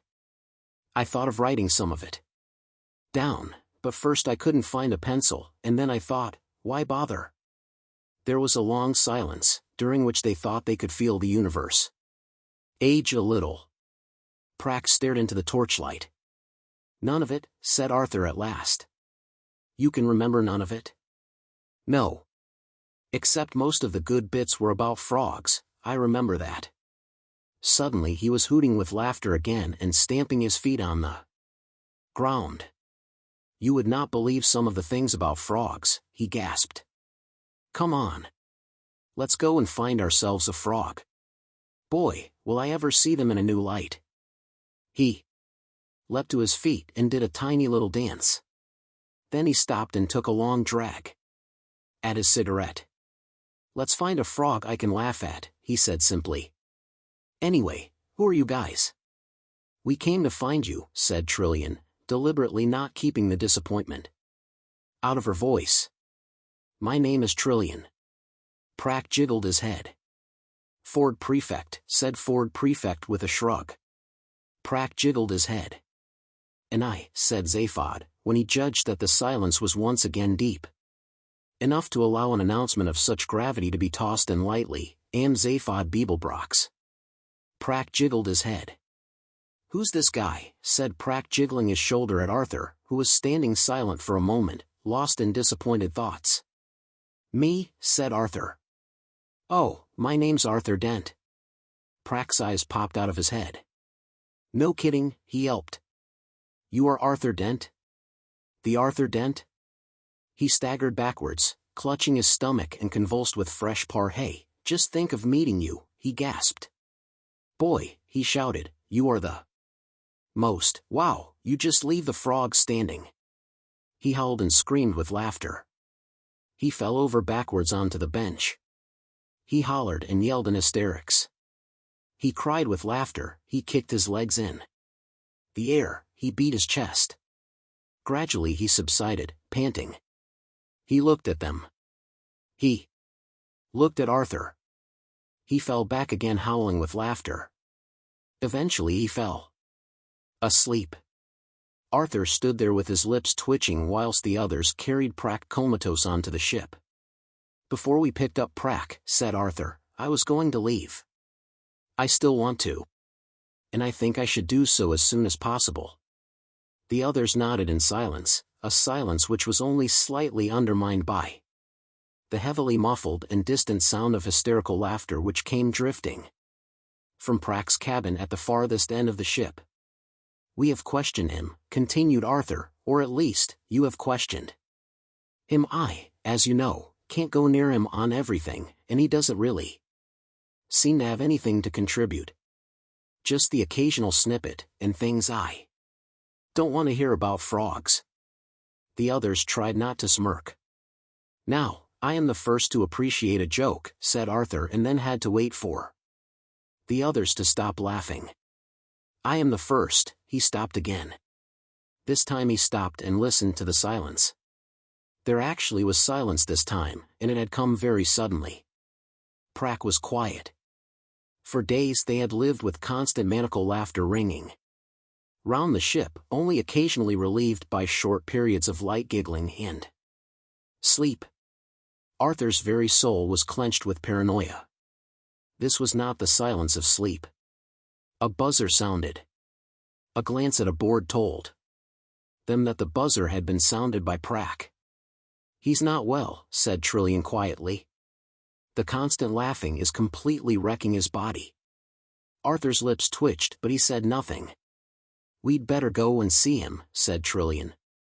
Trillian came out of the cabin wearing her serious face. "He wants you to go in," she said to Arthur, who was wearing his glum and tight-lipped one. He thrust his hands deep into his dressing-gown pockets and tried to think of something to say which wouldn't sound petty. It seemed terribly unfair. But he couldn't. "Please," said Trillian. He shrugged and went in, taking his glum and tight-lipped face with him, despite the reaction this always provoked from Prack. He looked down at his tormentor, who was lying quietly on the bed, ashen and wasted. His breathing was very shallow. Ford and Zaphod were standing by the bed looking awkward. "You wanted to ask me something," said Prack in a thin voice and coughed slightly. Just the cough made Arthur stiffen, but it passed and subsided. "How do you know that?" he asked. Prack shrugged weakly. "'Cause it's true," he said simply. Arthur took the point. "Yes," he said at last in rather a strained drawl. "I did have a question. Or rather, what I actually have is an answer. I wanted to know what the question was." Prack nodded sympathetically, and Arthur relaxed a little. It's a long story," he said, "but the question I would like to know is the ultimate question of life, the universe and everything. All we know is that the answer is 42, which is a little aggravating." Prack nodded again. 42, he said. "Yes, that's right." He paused. Shadows of thought and memory crossed his face like the shadows of clouds crossing the land. "I'm afraid," he said at last, "that the question and the answer are mutually exclusive. Knowledge of one logically precludes knowledge of the other. It is impossible that both can ever be known about the same universe." He paused again. Disappointment crept into Arthur's face and snuggled down into its accustomed place. "Except," said Prack, struggling to sort a thought out, "if it happened, it seems that the question and the answer would just cancel each other out and take the universe with them, which would then be replaced by something even more bizarrely inexplicable. It is possible that this has already happened," he added, with a weak smile, "but there is a certain amount of uncertainty about it." A little giggle brushed through him. Arthur sat down on a stool. "Oh well," he said with resignation, "I was just hoping there would be some sort of reason." "Do you know," said Prack, "the story of the reason?" He told it. "One night," he said, "a spaceship appeared in the sky of a planet which had never seen one before. The planet was Dalforce's, the ship was this one. It appeared as a brilliant new star moving silently across the heavens. Primitive tribesmen who were sitting huddled on the cold hillsides looked up from their steaming night drinks and pointed with trembling fingers, swearing that they had seen a sign from their gods which meant that they must now arise at last and go and slay the evil princes of the plains. In the high turrets of their palaces, the princes of the plains looked up and saw the shining star, and received it unmistakably as a sign from their gods that they must now go and set about the accursed tribesmen of the cold hillsides. And between them, the dwellers in the forest looked up into the sky and saw the sign of the new star, and saw it with fear and apprehension, for though they had never seen anything like it before, they too knew precisely what it foreshadowed. And they bowed their heads in despair. They knew that when the rains came, it was a sign. When the rains departed, it was a sign. When the winds rose, it was a sign.